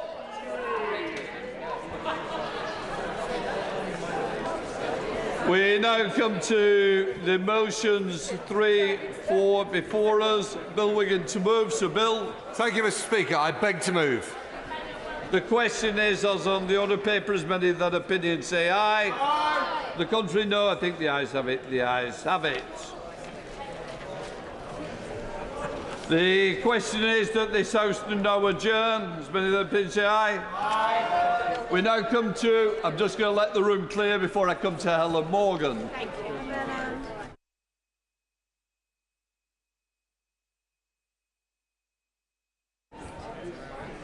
To move the German. Do you want? Should we move it? Yeah. The question is, this House do now adjourn. Helen Morgan. Thank you, Mr. Speaker. On Thursday, I was delighted to attend an annual reception at RAF Shawbury in my constituency. This important base trains helicopter pilots for all the armed forces, and we're very proud to host it in North Shropshire. However, I'm less proud, or indeed not proud, of some of the accommodation provided for service families there. This Armed Forces Week, I've had to secure an adjournment debate to raise the issue of unacceptable repair and maintenance and the poor overall state of the housing, as it has become increasingly apparent that service families who live both in Shawbury and at the barracks in Turnhill in my constituency have not always been able to return to safe and warm houses at the end of each day. Worryingly, this situation has worsened since the maintenance contract was restructured and renegotiated in April 2022. Let me provide you with some examples. One of my constituents had a roof in need of full repair and a bird cover on the chimney. This repair simply didn't happen. My constituent wrote to me that we still get massive crows falling down our chimney, but we have learned to live with it. A second family endured severe damp and mould, and their children suffered ill health as a result. They wrote, "My children have been ill for months due to damp and mould never being resolved. We've never had as much as a call back to arrange a visit. We called yesterday to arrange a repair with water pouring out of our pipes outside. It was classed as non-urgent, so no appointment was made. This morning, we have woken up to no running water in our property, none. We cannot flush the toilet, we cannot wash our hands, we cannot access basic human rights. When I called Pinnacle to raise this issue, I have been told it's non-urgent and they will keep the job open, but no guarantee anybody will fix it today." At the reception on Thursday, I met a serviceman whose family had suffered damp and mould, no heating in their utility room, blocked guttering, and had to wash using a bucket because the water pressure was too low to shower. This final issue had been going on for 3 years. Another case, we were out without heating from the 5th of December 2022 until the 6th of January 2023, with 2 young children, aged 2 years and the other 6 months. Would the Honourable Lady give way? I will give way. Can I commend the Honourable Lady for North Shropshire for bringing this forward? And does the Honourable Lady not agree that the fact that 46% of the personnel are married or in a civil partnership and 23% in a long-term established relationship outlines the importance of family in the support network of our service personnel, the standard of accommodation in which we put our families as a vital cog in this network, and subsequently it should be of the highest standard and well maintained so that the focus of our troops remains on their job and not in a flood in the bathroom at home. I'm grateful to him for giving way, and I agree with the points that he's made. I'm just going to provide a third and final example. A constituent wrote to me and said, "I'm about to go my 3rd night without heating or hot water. After also having 26 days without running water, I have run out of avenues to pursue with Pinnacle, etc. And I think I speak for thousands of service families across the UK when I say that this needs to be addressed. Please help." Now, when I raised these cases with the former Minister, the Right Honourable Member for Cheltenham, the DIO and the contractors Pinnacle and Amy, who serve service families in my constituency, I was grateful for their response and their genuine desire to resolve the issues.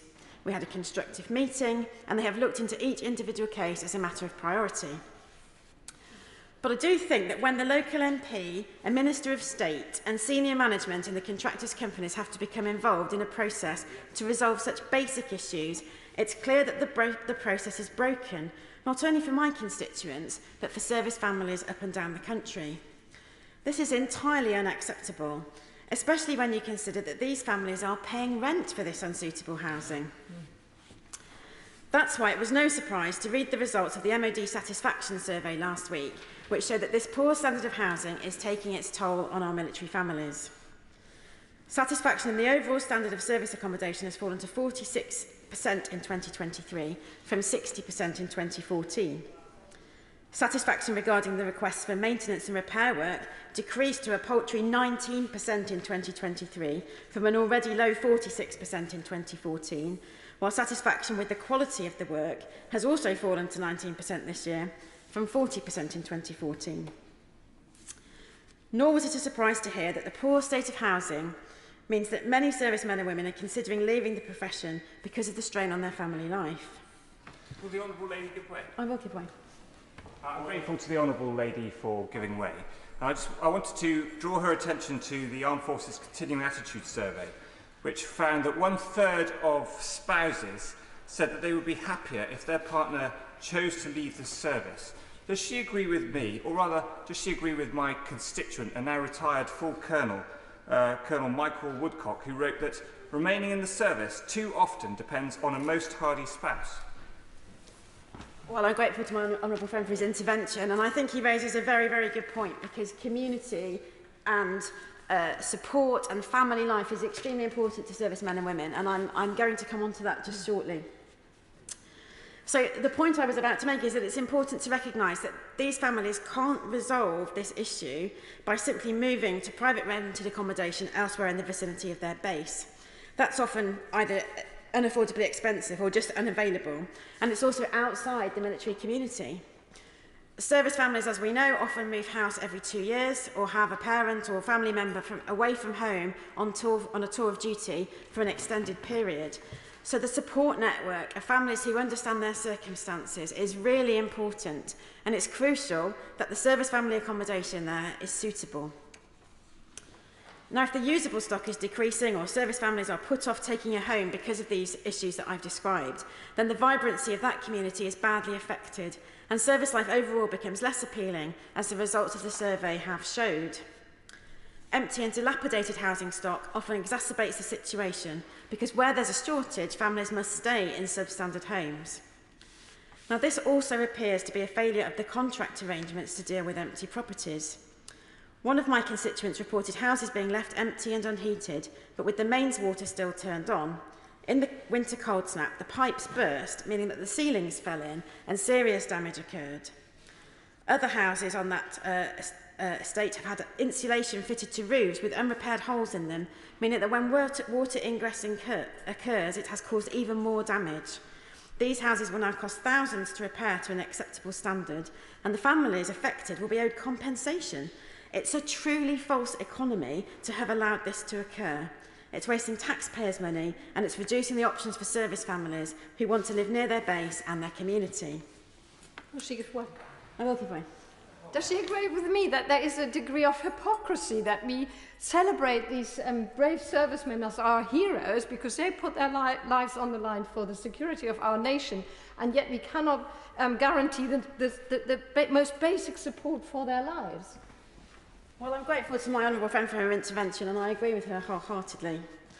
Now, my understanding is that the current maintenance contract allows just 2 weeks after a family leaves a house to carry out any required upgrade work, including any small repairs, but also big ticket work such as retrofitting insulation and replacing kitchens and bathrooms. Now, clearly 2 weeks isn't going to be long enough if a significant amount of work is required. This leads either to incomplete or poor quality work, which will cost more to fix in the future and cause disruption to the family living there. The overall feedback from my constituents, and there has been a lot of it, has been that the response to requests for repair of the management of empty houses has deteriorated since the contract was restructured last April. And while the coming of spring and summer has improved living conditions in the short term, there remain significant concerns about the operation of the process. There appear to be too many handoffs between, in the case of my constituents, the contractors Pinnacle and Amy. I note that in response to an urgent question in December last year, the former minister acknowledged that there were IT issues, and this rings true with the experience related to me, in which requests have either not been logged in the first place or have gone missing in the handoff between the two companies. Now, anyone who's worked in a business knows that IT issues in a contract restructuring of this scale are inevitable, but the minister suggested that these were unresolved in December 2022, a full 9 months after the restructured contracts went live. So I would like to ask, has there been any further improvement to date? I have a constituent still reporting little progress on a leaking roof and radiators. While the roof was fixed in 5 days, the scaffolding remained up for 5 weeks, at goodness knows what unnecessary cost to the taxpayer, but the radiators still leak. There is damp and mould, and they've not been given the results of a damp survey, apparently carried out in December last year. I hope, Mr Deputy Speaker, that I have illustrated the chaotic and broken process of reporting an issue and getting it fixed under the newly restructured contract. The shocking state of dilapidation of some empty homes that could otherwise be used for housing our service families, the impact on the service family community, and the unacceptable waste of taxpayer money. This is the price of a failing process. Now, we have spent much time in this chamber rightly debating and indeed agreeing on the need for social housing to be of a decent standard and for tenants to have the right to demand a decent standard, both in the context of the Social Housing Regulation Bill as it passed through Parliament and in demanding an end to the system that led to the shocking death of Awab Ishak. The Honourable Lady Bridget. I will.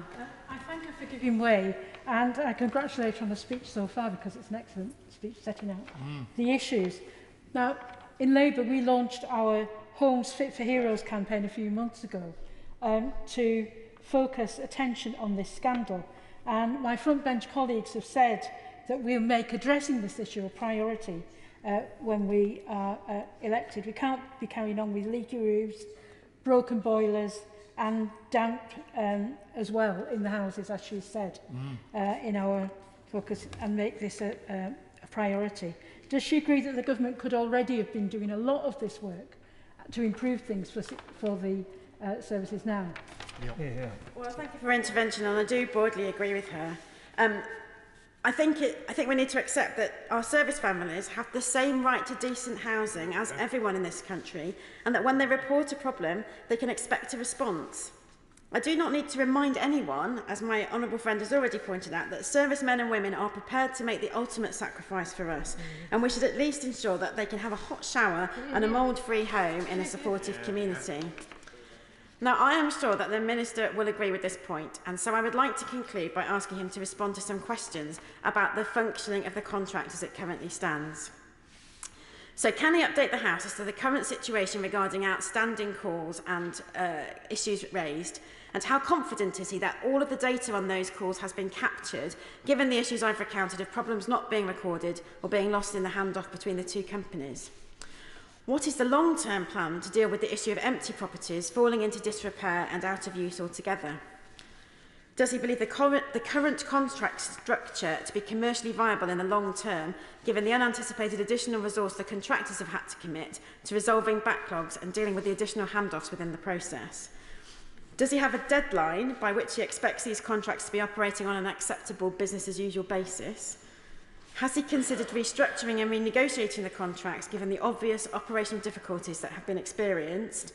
And is he able to quantify the additional cost to taxpayers of dealing with the problems that have transpired over the last year?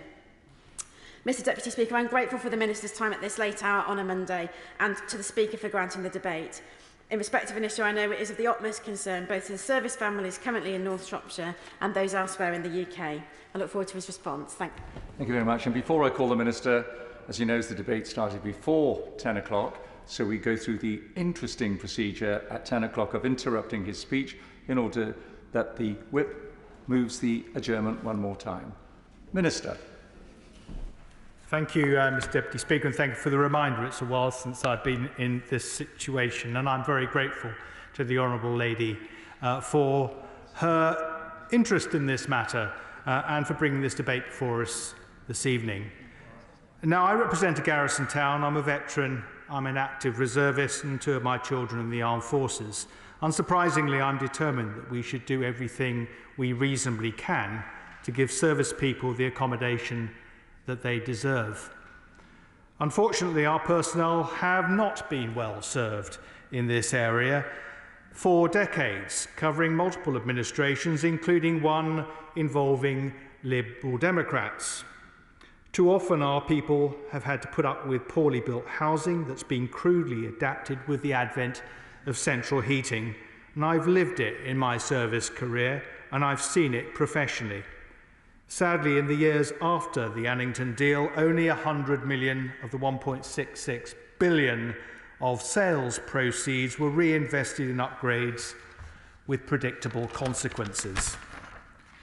And the future Defence Infrastructure Services Accommodation contract, which went live on the 1st of April last year, has yet to live up to its potential.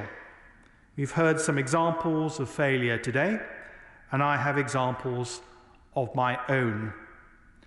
But we shouldn't forget that there are some great examples of SFA. I can say from first-hand experience that some of it is truly exceptional. And on the 18th of May this year, the MOD announced a 173 million investment in capital purchase of family homes in the UK for armed forces families. This comprises the purchase of 310 brand new homes and the purchase of the freehold of 113 modern, formerly leasehold homes. The brand new homes have been purchased in the last 12 months and are due to be occupied by the end of this year.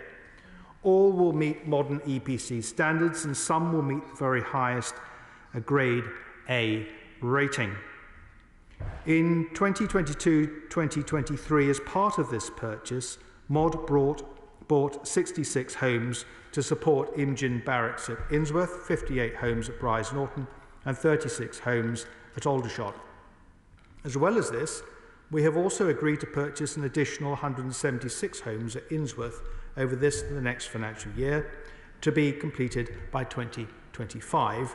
These homes will be net zero. So investment in accommodation is going up. During the last 7 years, MOD has invested more than 936 million in service family accommodation improvements. That includes around 185 million last year on modernising homes, tackling damp and mould and improving thermal efficiency. This is part of a wider 3 billion FDIS programme that has replaced the old facilities management contracts. But customer satisfaction has fallen, especially around damp, mould, heating and maintenance. In the December cold snap, there were reports about personnel being without heating for more than 5 days. Response times to maintenance and repair work has been slow. I have to say, though, that conversations I have had recently suggest that families have noticed an improvement in responsiveness. Anecdotal, but I offer that for what it's worth, and we'll see if it feeds through in our survey data in due course. In relation to the Honourable Member's concerns in her own constituency, DIO's regional manager and estate officer at RAF Shawbury met on the 9th of June this year with AME counterparts and warrant officer representing the station. All parties were also at a family's surgery that morning. Only 2 families attended the surgery, a significant reduction to previous surgeries, rather linking in with the point I made from my own experience earlier. I hope both the scale of the challenge and the financial... I beg to move that this House do now adjourn. The question is that this House do now adjourn. Please continue, Minister. Thank you, Mr. Deputy Speaker. I was about to say that I hoped that both the scale and the challenge of the financial commitment to improving accommodation Defence has made are clear. They're certainly heartfelt as far as I'm concerned, but for context, it is worth pointing out that we are also committed to keeping rents low.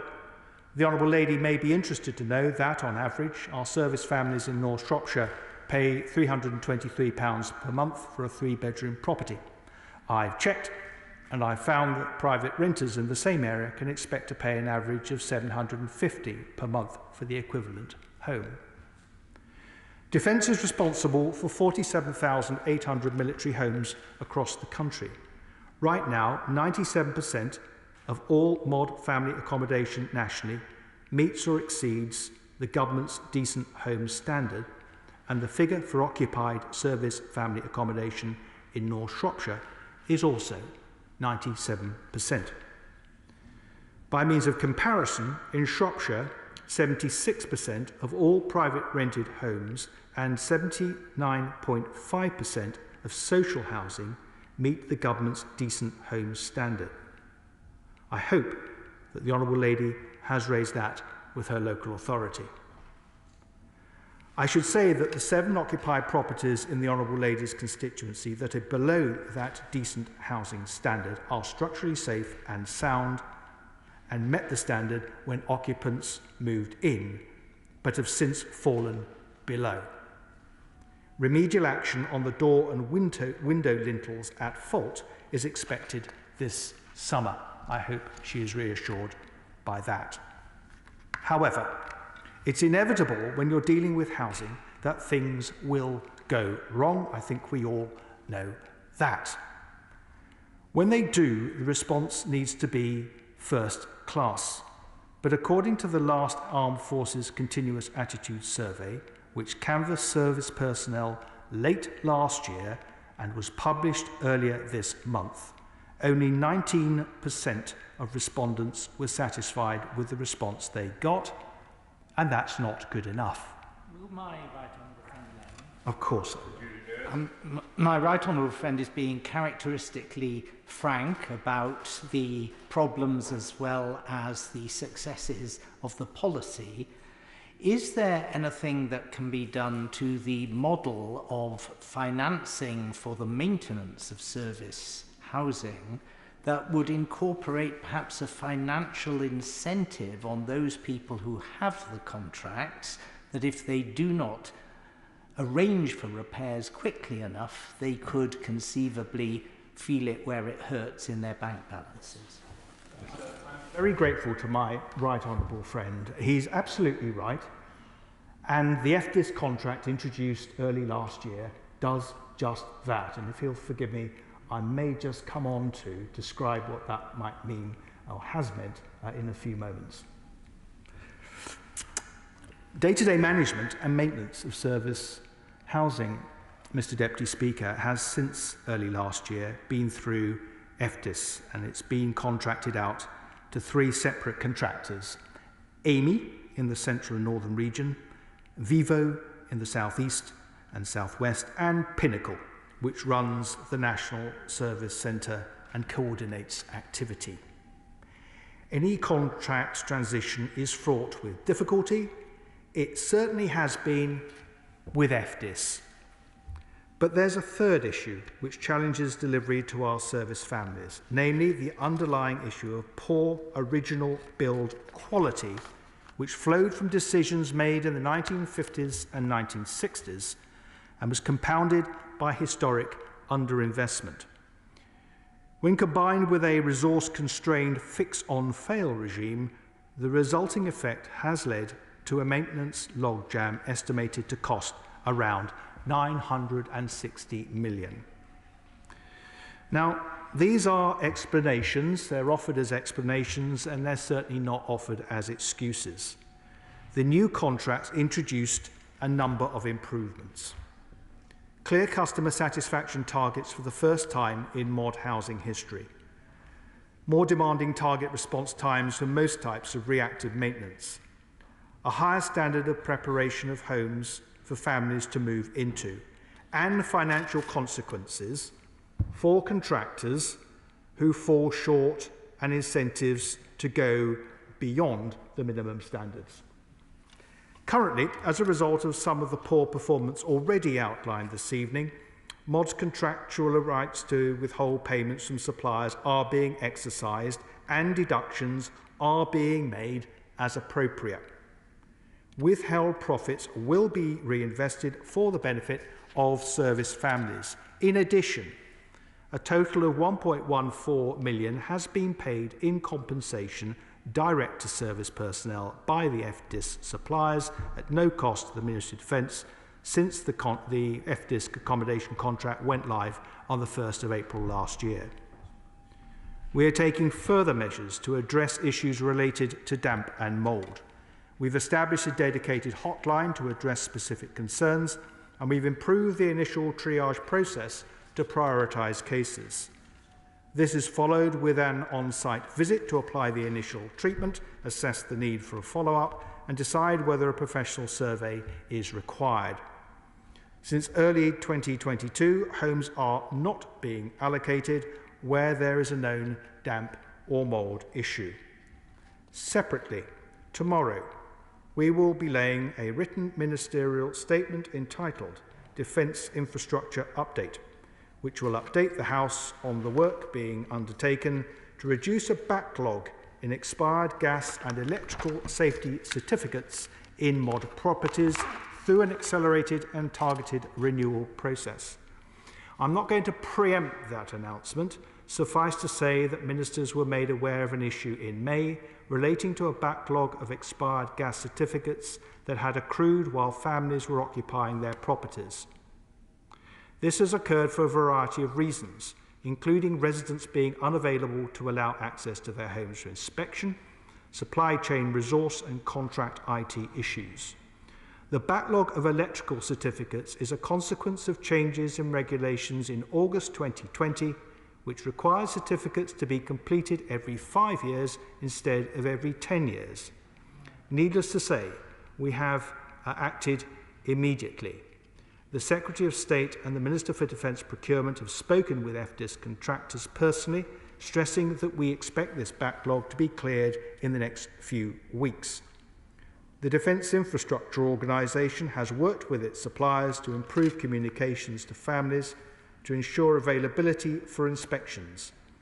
The MOD's contractors have also made progress in recruiting additional resource and improving their data management to reduce this unacceptable backlog. Mr. Speaker, the Government has required all contractors to submit rectification plans. There is no complacency, but these are now showing progress. Pinnacle's National Service Centre is answering all calls in an average of 14 seconds, significantly better than their 90-second target. Amy and Vivo have brought waiting lists down significantly, with very big improvements in maintenance response times. At the end of last month, the maintenance backlog stood at around 5,000, down from a high of 21,100 in December 2022. The number of open complaints is down by around 70%. And most key performance indicators are now at acceptable levels or better across most regions. Now we need the final few measures to be brought up to scratch, and crucially for that performance to be sustained. It's easier said than done, but we are making headway. The Defence Infrastructure Organisation is working with Vivo and Amy to develop a programme of straightforward interventions to address damp and mould. And critically, we have the means through FDIS to hold our contractors to account should they fail to meet their end of the bargain. If required, we can recoup money or refuse to pay it out. We have already used those levers robustly where we can and where it's appropriate, and they have made a difference. So I hope I've reassured the Honourable Member that we're on the case. And we most certainly will continue to hold our contractors' feet to the fire. Our new accommodation strategy, published last October, sets out a clear ambition for where we want to be. A situation where all our people have access to good quality accommodation in line with modern living standards. The question is that this House do now adjourn. Let me say aye. Aye. I think the ayes have it. The ayes have it. Order. Order.